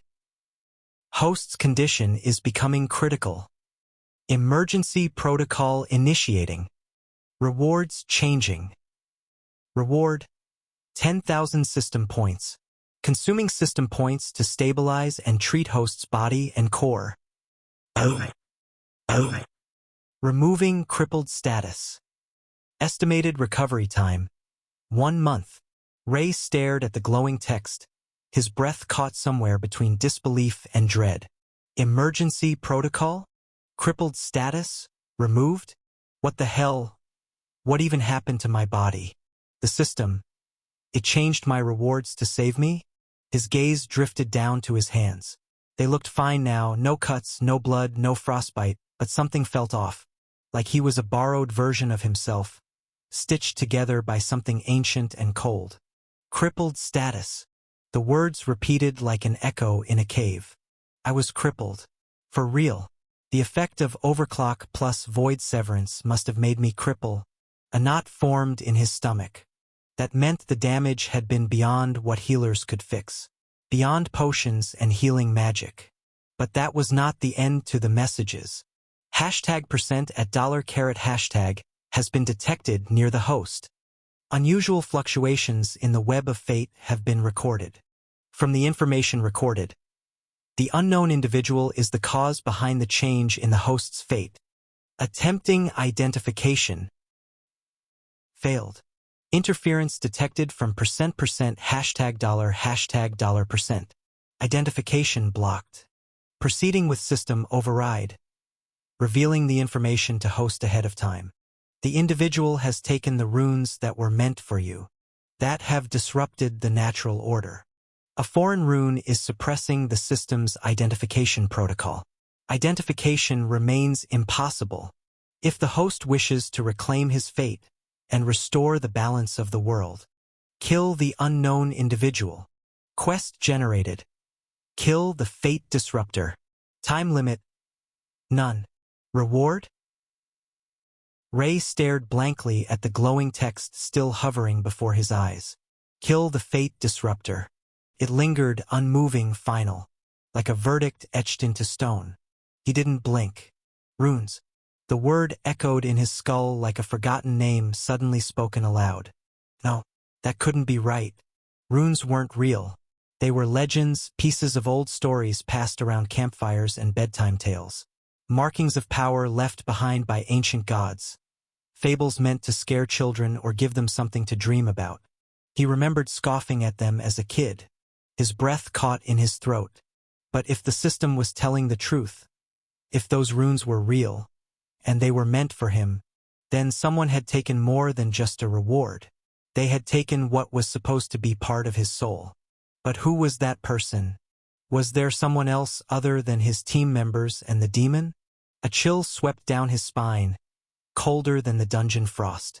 A heavy silence filled the room, one that made his own heartbeat feel too loud, too slow. His thoughts kept spinning, circling the same question again and again, without an answer. He couldn't breathe. His heart thudded in his chest, each beat heavier than the last. How? Why? He tried to sit up again, ignoring the stab of pain that tore through his ribs like a jagged blade. The sheets rustled under him, damp with sweat. His hand reached toward the system window as if he could force it to give him more, to explain, to justify. But there was nothing else. Just silence. And that one damning line. They have taken the runes that were meant for you. His hands fell to his lap, his fingers curling slowly into fists. He didn't realize he was clenching his teeth until the muscles in his jaw began to ache. His mouth tasted of blood. He must have bitten his tongue. Myths, stories, lies, all of them were real, and someone had stolen his fate. His vision blurred, not with tears, but fury. A quiet, growing scream stuck in his chest, one that made his whole body feel too small to contain it. He wanted to break something, shatter the window, tear the truth out of the walls. He needed something, anything, to ground him. But all he had was silence and a stolen truth. But before he could even move, the door slammed open. The sound cracked across his mind like thunder, sharp and sudden. Ray flinched hard, instinctively reaching toward his side for a weapon that wasn't there. The principal stood in the doorway. His eyes locked on Ray like a hawk finding prey. Burning, cold, furious. You! What the hell did you do in that dungeon? Ray flinched after seeing him in anger. Master. Listen, it was not my fault. He tried to defend himself, but A fist slammed onto the crown of his head. Bam! Not your fault, my ass bastard. I heard how many times you used the move I taught you. It's a move that can only be used once, but you've used it so many times. More than 10 damn times. It's a miracle you are not crippled. Well, in a sense I was crippled. Again, a fist slammed onto the crown of his head. Bam! Why are you not replying, brat? I am sorry, master. Sorry, my ass. You have been unconscious for 3 whole weeks. Nicole continued to lecture Ray for a long time, also hitting his head repeatedly with his fist, making his head swell up. Only after a full hour did he stop. Do you know how much pride I had to swallow to get you into that dungeon? Ray blinked. Wait, what? It was true. After talking to Ray before he entered the dungeon, Nicole had to request the city head of Ironhold to allow Ray to participate in the raid. If he had wanted to, he could have used his authority as a saint, but the city head of Ironhold was his childhood friend. Even if he had used his rank, the man would not have agreed to let a kid enter a dungeon 2 ranks above his level. Nicole also didn't want that. Who would willingly let his own disciple enter such a dangerous place? But it was only after hearing Ray's voice, his stubbornness, the weight of determination in his tone, that he agreed. Ray lowered his gaze. Are the others okay? How did the demon die? I've been listening to your rant for an hour now. You ungrateful brat. Nicole muttered, but relented. After Ray lost consciousness, an unknown individual appeared and engaged the demon. He was peculiar in many ways. His body healed itself every time he was injured. He was still weaker than Ray, but somehow his attacks struck deeper, hit harder, and carried weight far beyond his physical strength. He radiated an ancient aura, one that make you feel fear from deep within. But it was not the aura of power. If it was, the fight would have ended without a struggle. And yet, in the end, that unknown person killed the demon by sacrificing his arm. The most terrifying part was not the sacrifice, but what he did after. He took the severed limb and reattached it, treating his own flesh like a mere tool. And the most unusual part, he used both magic and sword. Ray frowned. That's impossible.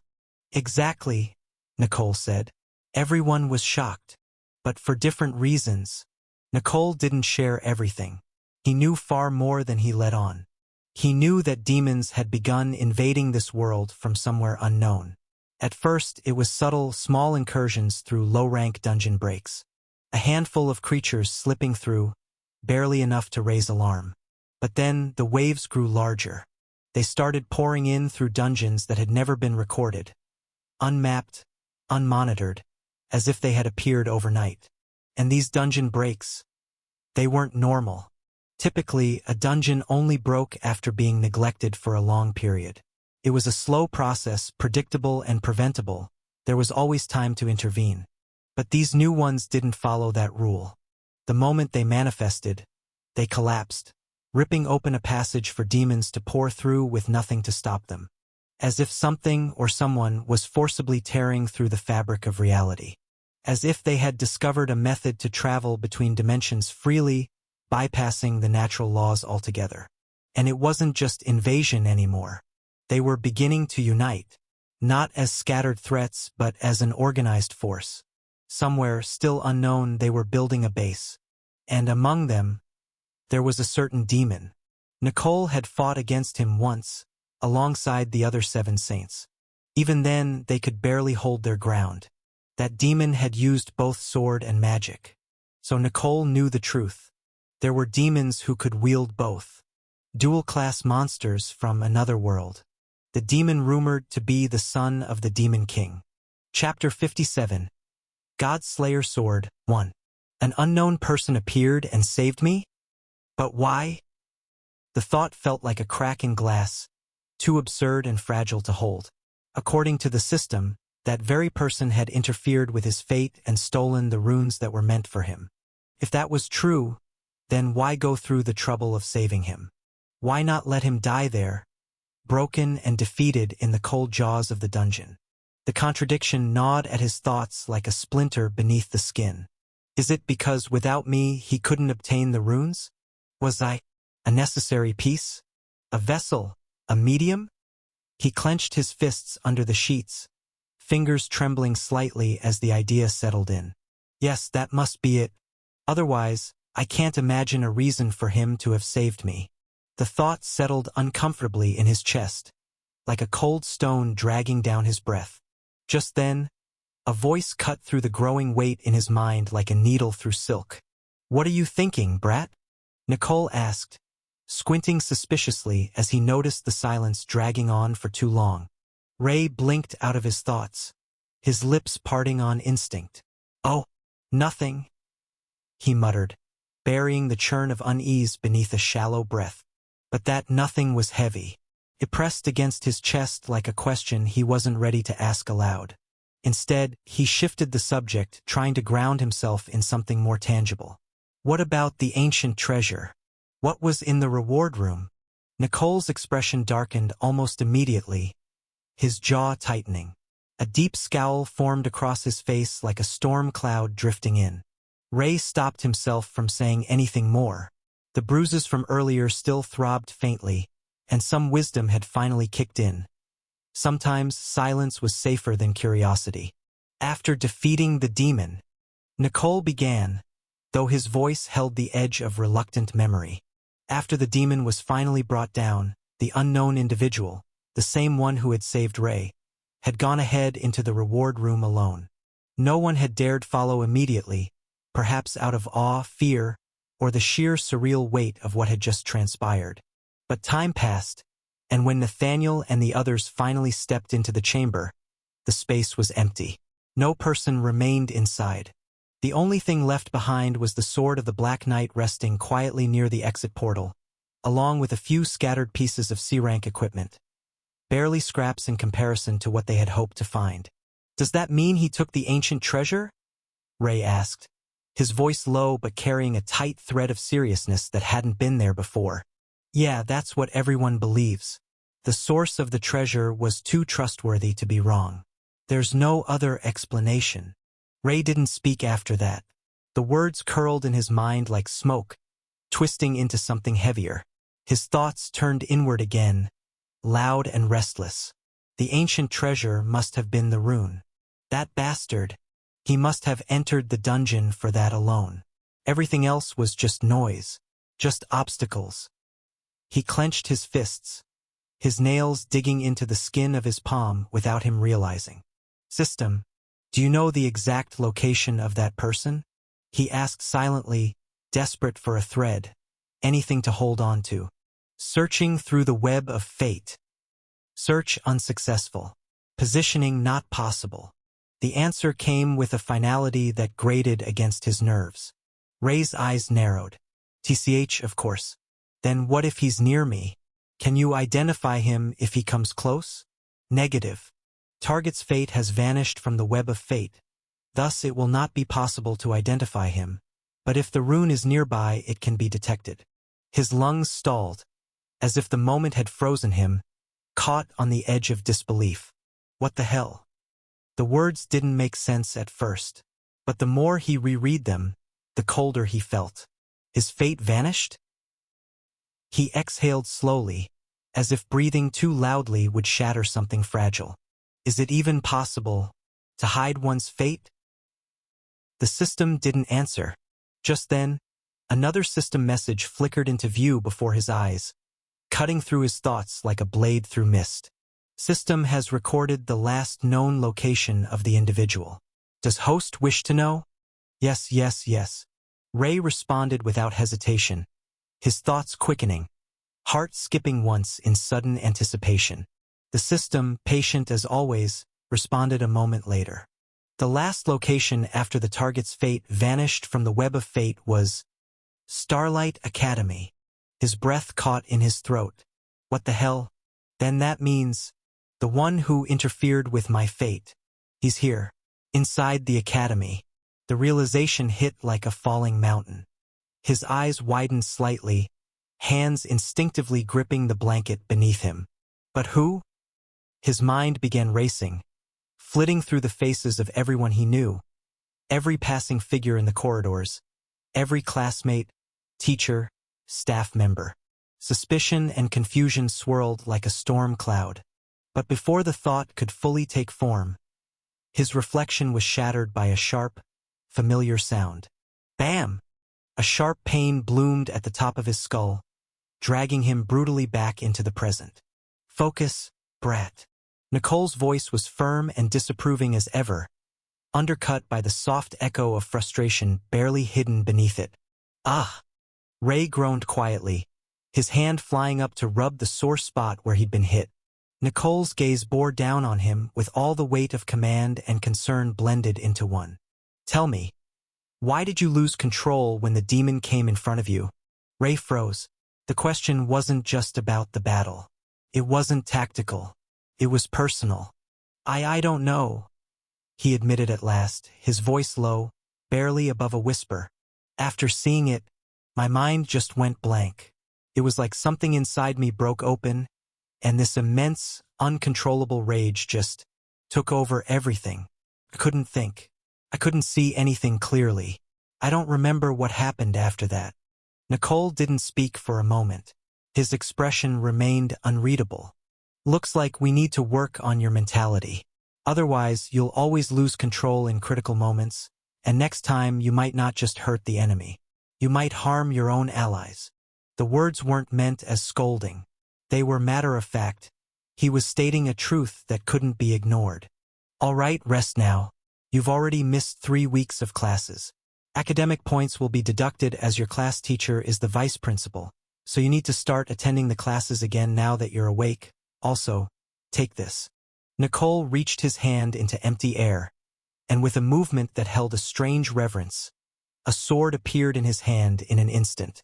Seeing his move, Ray was filled with awe. Master, can I also create a subspace like you did? Haha, of course you can. As long as you have high mastery in the space element like me, you can do it. He placed the sword in front of Ray. Black as night, the blade was adorned with subtle, pulsing green veins that seemed to slither faintly beneath the surface like trapped lightning. The hilt was carved in the shape of a dragon's snarling head, its eyes shimmering with an eerie, almost sentient glow. The entire weapon exuded an air of dignity and quiet menace, like it had tasted blood and remembered the flavor. Is this the Black Knight's sword? His hands reached out, hesitant, trembling slightly as they wrapped around the hilt. The metal was cold, but not lifeless, felt aware, as though the sword itself was watching him back. Is it for me? Ray asked, his voice unsteady, uncertain. Yeah, it's just a sword, nothing magical. But its durability and sharpness are top tier. No one in your team was a swordsman, and since you were the one who saved their lives in the end, they agreed to let you have it. Think of it as a gift. Nicole's voice softened just slightly, the briefest crack in the usual hardness, before he turned away. Now rest. I'll be leaving. And with that, he was gone, leaving only the echo of his presence and the quiet hum of the sword's green glow behind him. Ray sat there for a long moment, his eyes fixed on the weapon resting in his lap. His breath grew shallow, uneven. Why does it feel like it's calling to me? There was no answer, no voice, just a silent pressure in the back of his mind, like a whisper from a dream he couldn't remember. Still unnerved, Ray finally opened the system interface, fingers flicking toward the blade. His system had an identification function, one of the more overlooked features, but incredibly useful. It allowed him to read the hidden layers of any non-living object, extracting information others couldn't even begin to guess. And now, more than ever, he needed to know what this sword truly was. Item name: Divine Sword. Rank: Sealed. Description: the sword of a forgotten myth erased from memory, buried by fear. It awaits the worthy, and with them, the return of truth long denied. Sword of the forgotten myth? Ray mouthed the words quietly, almost reverently, the syllables barely escaping his lips as his eyes remained fixed on the blade before him. He didn't know why the name pulled at something deep inside him. He had no memory, no history, no teachings that ever spoke of a forgotten myth. And yet, he felt the unmistakable weight of familiarity pressing into his chest. It was like seeing a face in a dream, blurred, nameless, but impossible to forget. His hand hovered near the hilt, trembling not with fear, but with the strange mix of excitement and uncertainty. Something about the sword called to him, not with words or sound, but with presence alone, like a whisper in the soul that only he could hear. It didn't make sense. He had read about weapons that chose their wielder, but those were high-tier, legendary artifacts, recorded in the annals of the history. He tried to pour mana into it, to draw out its presence through will alone. But the blade refused to move. Frustration began to rise in him, not loud or angry, but tense and burning slow. He could feel the sword wanted to respond. System, is there a way to awaken this sword? Analyzing item. Recommendation. A single drop of the host's blood is required to establish the initial link. A blood contract? It made sense in a way. Older artifacts sometimes required a mark, a sign of intent, something more permanent than mana alone. He brought the blade closer, pricked his thumb with a piece of glass from the hospital tray beside him. Shallow, quick, and let the drop fall onto the sword's surface. It struck the cold metal with a soft sound. Nothing happened for a breath. Then, slowly, the metal began to glow. Not bright or blazing, but like a dying ember reigniting.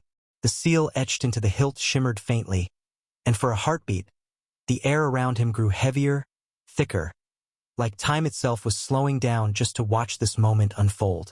A change happened in the sword. New red lines started to emerge from the sword and in parallel to the green ones. It looked as if the sword was flowing with blood. His breath caught in his throat. The sword's glow faded back into steel, but something fundamental had shifted. Ha ha ha ha ha. I finally have a master after a long time. And Ray had just awakened something ancient. Chapter 58. Godslayer Sword 2. Ha ha ha ha ha. I finally have a master after a long time. Ray flinched, nearly dropping the sword as the voice erupted inside his skull. Not heard, but felt. Like thunder made of thought, a presence booming in the marrow of his bones. What the hell? Oi! Don't just stand there like some dazed mortal staring at fire for the first time. You're holding a legend, not a glorified butter knife. Ray blinked, confused and unnerved. His eyes darted around the hospital room, as if someone might step out from the shadows and admit this was all an elaborate prank. Who are you? He asked, his voice barely above a whisper. Are you the one messing with my fate? I don't know what you mean by messing, but had I been at full power, your fate would have been blessed just by touching me. I am the Godslayer Sword, Etheris, feared by pantheons and whispered about in the dark corners of time. Ha ha ha ha. Sword? Ray looked down, disbelief clouding his features. You can talk? Of course I can talk. The voice snapped, tone dripping with offense. Do you think blades that end gods come mute and humble? I'm not some third-rate elemental stick. I'm the blade of the forgotten god. I ended divinity with a swing, and now I'm bound to you. Fate truly has a twisted sense of humor. Ray held the sword a little farther from his face, as if expecting it to bite him. Godslayer, huh? He muttered under his breath. More like Ego Slayer. Watch your tongue, brat. The sword growled, and Ray could feel a subtle vibration travel through the blade, like an animal bearing its fangs from deep slumber. I've sundered stars, drawn the blood of divine beings, watched empires crumble beneath my edge, and now I lie in the hands of a wide-eyed, clueless mortal who doesn't even know which end of the sword to point. Ray exhaled slowly, leaning back against the headboard. Great, I finally get a talking sword, and it turns out to be a narcissistic god-hating antique. I awoke, child, not for you but because of your blood. You lit the spark. Don't mistake that for worth. Then, unexpectedly, the tone of the voice shifted. The arrogance faded just slightly, replaced by a strange emptiness. A pause that felt like the breath before a storm. Strange. I cannot recall my previous master. Ray blinked. You forgot. I don't forget, the sword answered coldly, but the edges of its voice wavered, just slightly. Something's been locked, sealed. The core of who I am. My memories. They're buried behind walls I cannot breach. Ray stared at the glowing veins along the blade, feeling the slow throb of something ancient, something incomplete. Why? He asked, voice soft. Because you're weak, the sword snapped. Your soul is fragile, your strength pitiful. The seal reacts to the wielder's growth. As you rise, the lock loosens. The stronger you become, the more of me you'll awaken. Ray scowled.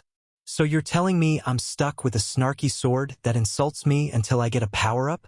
You're lucky, the blade growled. In ages past, I'd have incinerated unworthy wielders before they even touched my hilt. You get to live. For now. A cold silence settled over the room. Then, more softly, the sword added, the deeper you go, the more you'll begin to see. Fragments, echoes, pieces of who I was, and what I've forgotten. Names long buried, faces faded with time.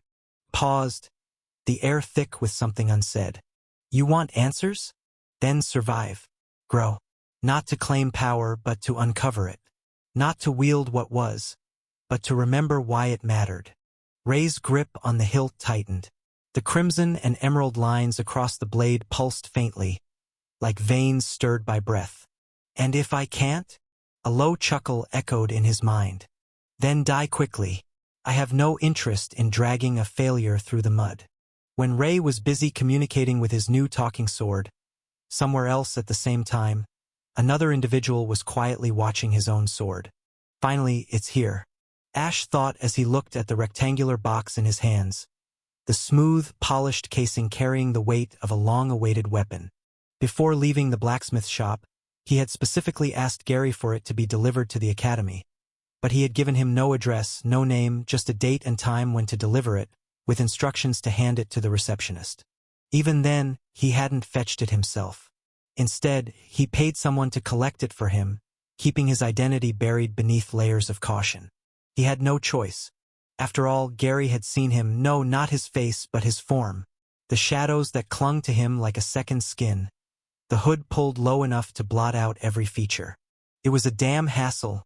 If I'd known things would turn out like this, I would have delayed forging the sword entirely. Ash exhaled sharply through his nose, the thought bitter on his tongue. But regret wouldn't change the situation. Right now, the entire Human Association was distributing and plastering his sketch everywhere. Posters of a man with his face drowned in darkness, hood drawn low, ominous and anonymous. And the name they gave him? Unknown. What the hell kind of garbage name is that? Ash clicked his tongue. He never even left a name behind. He didn't think it was necessary. He hadn't expected to become a criminal for walking away with a bag of gold. Sigh. He stored the box in his space ring and kept walking toward the dorms, every step silent, calculated. This wasn't something to show anyone. Not now. Not when the world thought he was the villain. Should I have killed them all? A dangerous thought, flickering for just a second. But he pushed it down. Nah, if I went that far, I'd be no different from a demon.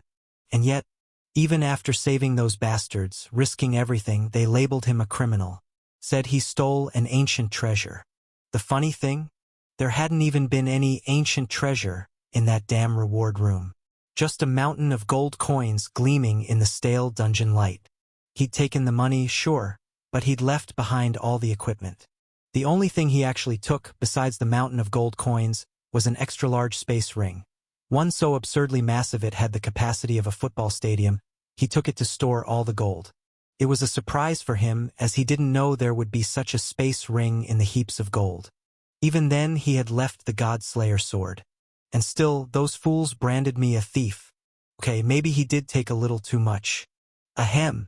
Not that big of a deal, he muttered to himself with a smug grin inwardly. But I'm happy with the amount I got. He couldn't help it. The cash he swiped from that room was insane. Enough to live a king's life. Honestly, if he did nothing for the rest of his days, He could probably just coast on what he had now. But Ash wasn't built to stand still. The world would be doomed if I stopped here. Lost in thought, Ash kept walking toward his dorm, muttering under his breath, cursing a little here and there, completely ignoring the glances thrown his way.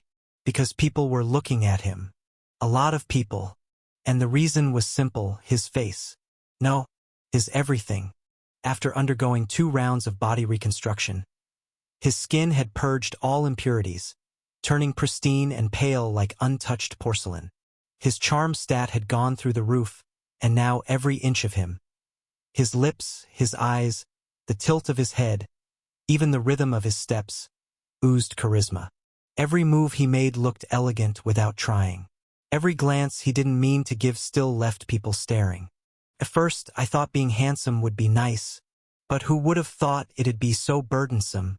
Ignoring the gazes sticking to him like gum on a shoe, Ash kept walking, calm and indifferent, until he reached his room.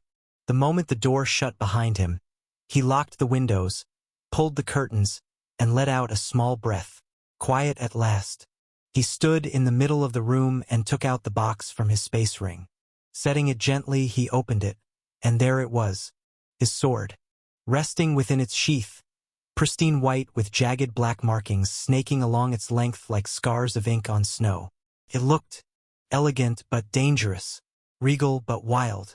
The hilt matched the sheath, white, clean, with a single black string tied at the pommel, swaying lightly from his breath. Ash lifted it from the box and slowly ran his fingers along its side. I would have preferred black, but white is fine too. It matches my hair. He tilted it in his grip, gauging the length and balance. Long sword? No, it's a jian.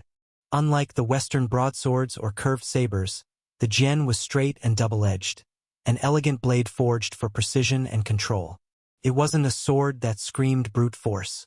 No, the jian whispered through motion, danced in silence, struck like flowing water turned to steel.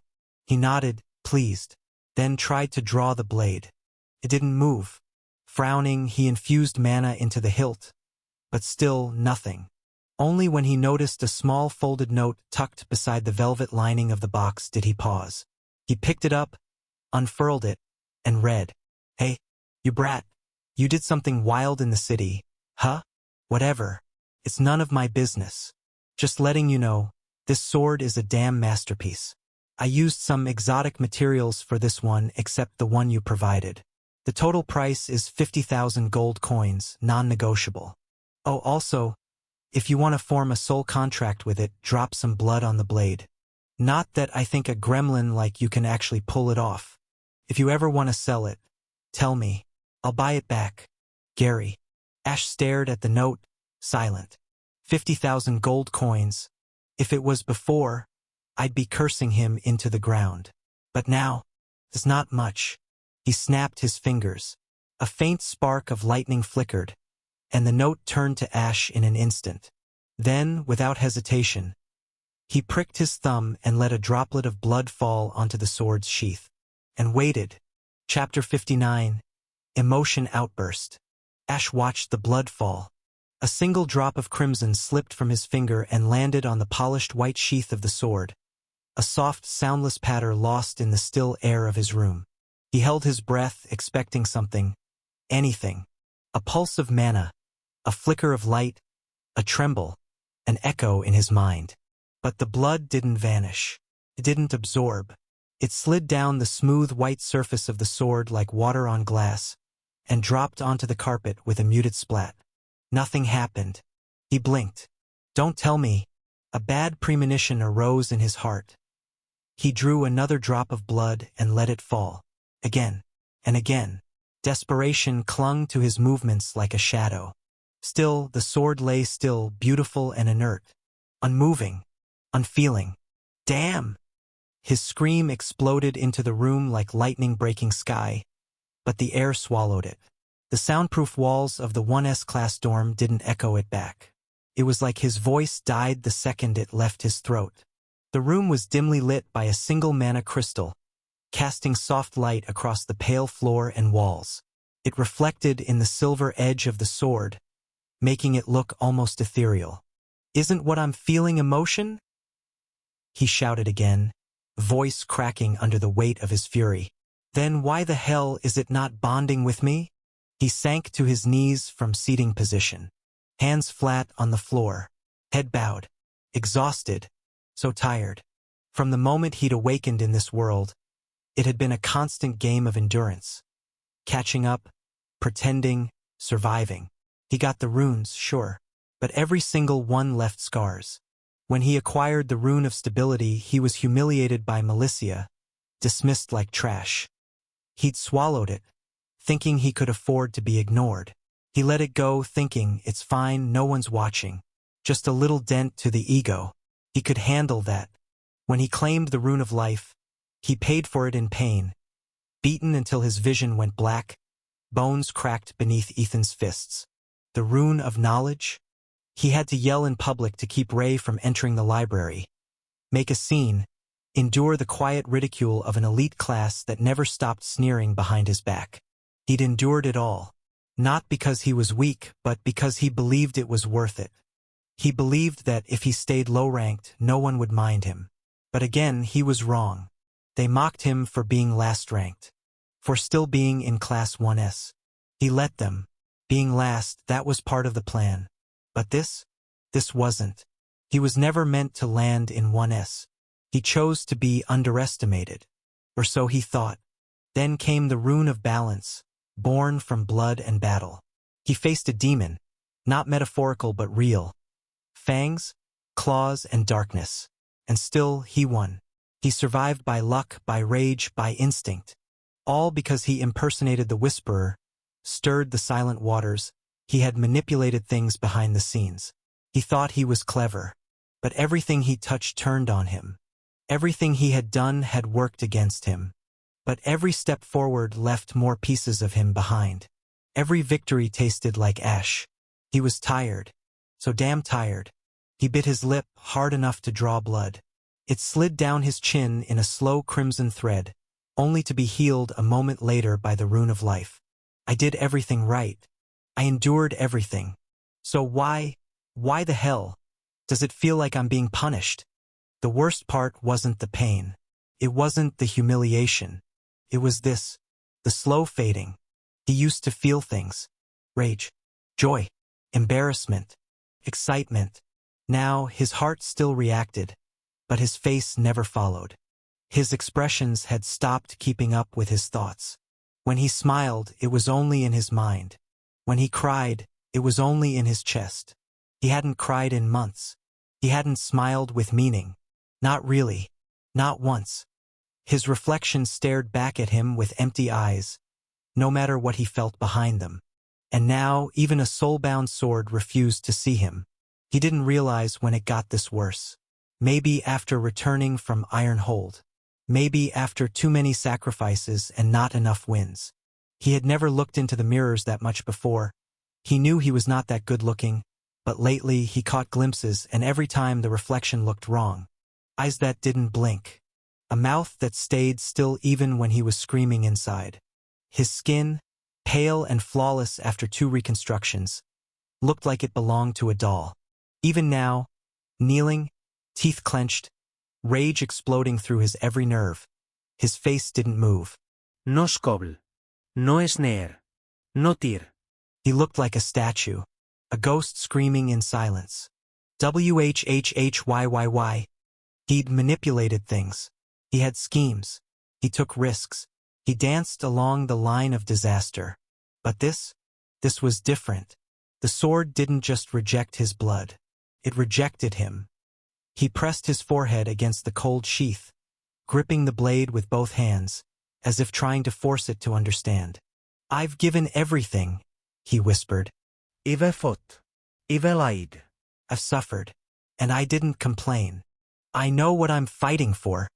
The words caught in his throat. I just want enough strength to protect one person. That was all. I didn't ask for much. I never wanted to be a hero.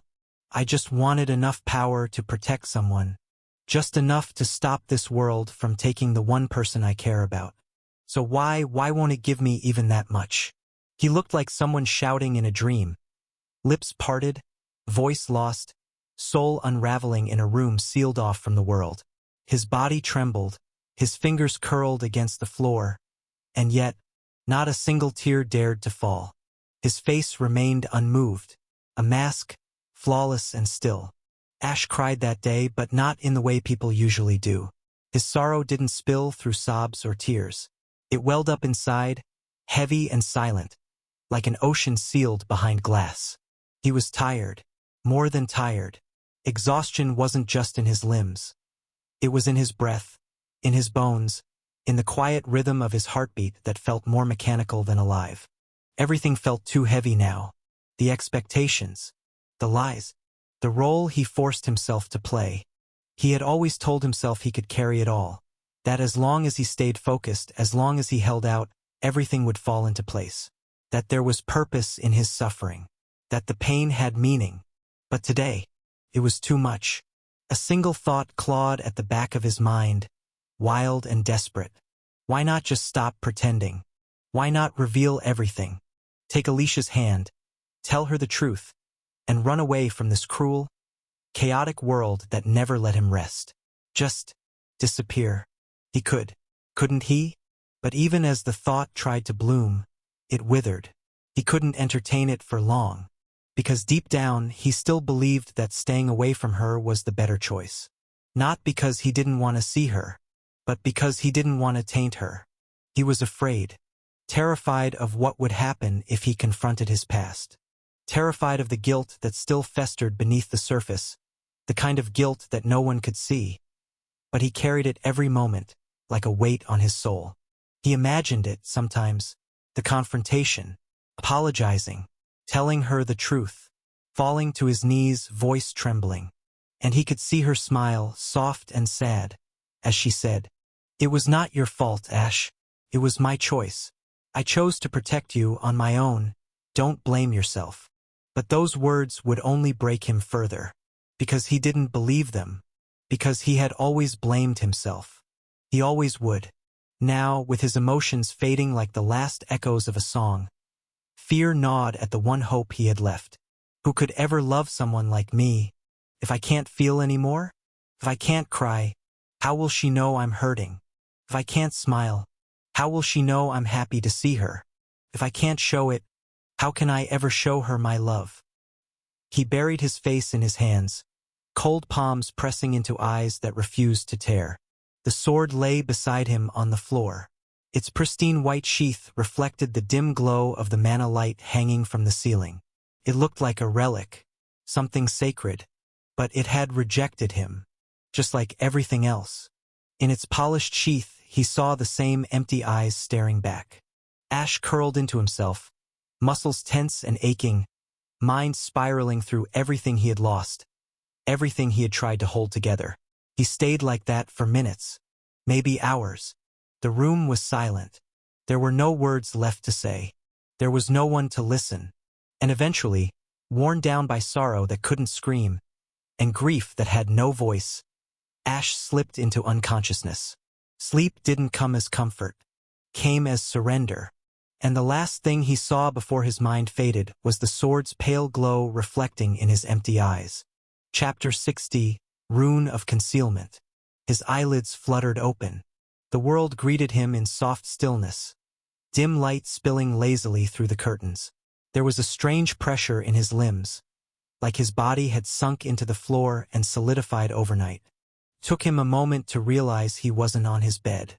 The carpet beneath him was firm, textured, unfamiliar against his skin. Yet it didn't feel wrong, almost like his body had molded into it sometime in the night, as if even gravity had decided he belonged closer to the ground. He didn't question it, didn't move, just stared blankly at the ceiling, eyes glassy and still, as awareness trickled back like cold water threading through veins that didn't ask for it. His limbs were stiff, his joints ached, his neck throbbed with a dull, nagging tension, but none of it really registered. Eventually, he propped himself up, slow, mechanical, like a puppet remembering it had strings. His gaze lowered, and there it was. The sword, lying exactly where he'd left it last night.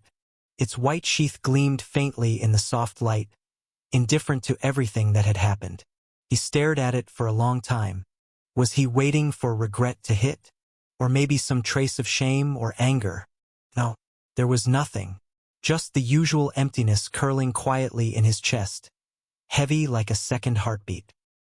His reflection looked back at him in the polished surface of the blade, expression blank, eyes hollow, face too still to feel like his. I feel terrible right now, Ash thought as he looked away with a bitter feeling. The storm had passed. Or maybe it had simply drained him dry. I need another weapon. This one's become useless now. The thought landed with the weight of a stone. And most importantly, his heart felt lighter. It was not like his worries went away, but they didn't feel that much burdensome anymore. Guess crying helps after all. Anyone who says a man can't cry must be one cold-hearted bastard. He stood up as he thought, ignoring the cracking in his knees, the stiffness, the dry sting in his throat. And then, as if on cue, his stomach let out a low growl. He blinked, turned his head toward the clock, and stared at the blinking numbers. I slept for a whole day and night without eating anything, and I also missed my classes. But that thought didn't bother him that much, he simply sighed. He picked up the sword and slid it into his space ring with practiced ease, not bothering to look at it again. Then he walked to the window, let the morning sunlight wash over his skin, and stood there for a while. The birds outside chirped with a kind of reckless joy, their melodies dancing between tree branches that swayed gently in the morning breeze. Golden sunlight filtered through the glass, warm and weightless, spilling across the floor in uneven patches that glowed like soft embers. The sky stretched wide and cloudless above, its hues shifting from pale peach to tender blue, like a canvas still drying under the hand of some lazy god. The wind stirred the curtains, lifting them with a kind of grace only mornings could afford. Neither hurried nor hesitant, just quietly alive. Somewhere in the distance, the bell of the academy tower rang once, low and deep, folding itself into the hush of dawn like a heartbeat. And Ash just stood there, the light brushing across his face, soaking into the cold of his skin. The world outside looked so beautiful it almost felt unreal, like something meant for someone else. Like peace was a show he could only watch through the window. He didn't know how long he stood like that, but eventually he called out, "Status. Status. Name Ashburn. Race human. Age 12. Class magic swordsman. Unique. Rank novice. F rank. 80%. Affinity lightning life.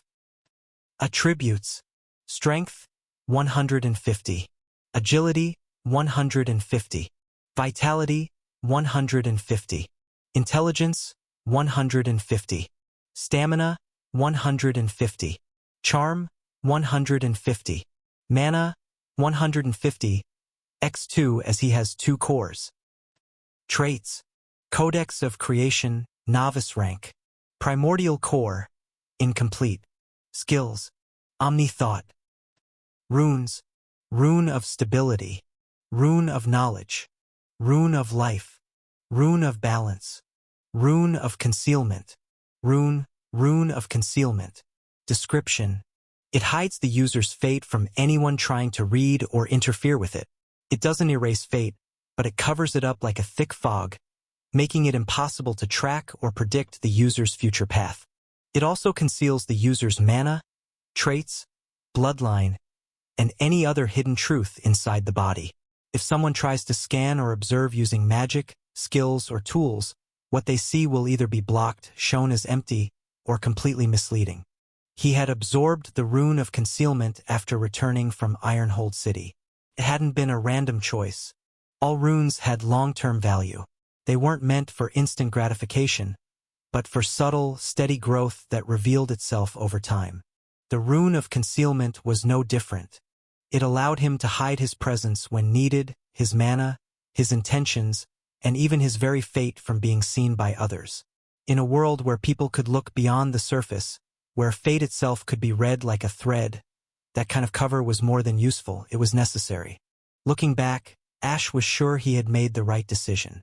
At first, the rune had taken the form of a cloak made of shadows.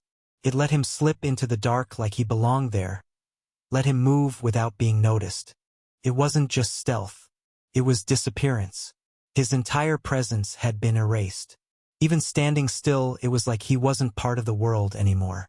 But still the effect to hide my fate was too sweet to give up. There were people in this world who had affinity with fate. And even without that affinity, if someone reached a high enough level, they could still peer into the strands of destiny, see where a person was heading.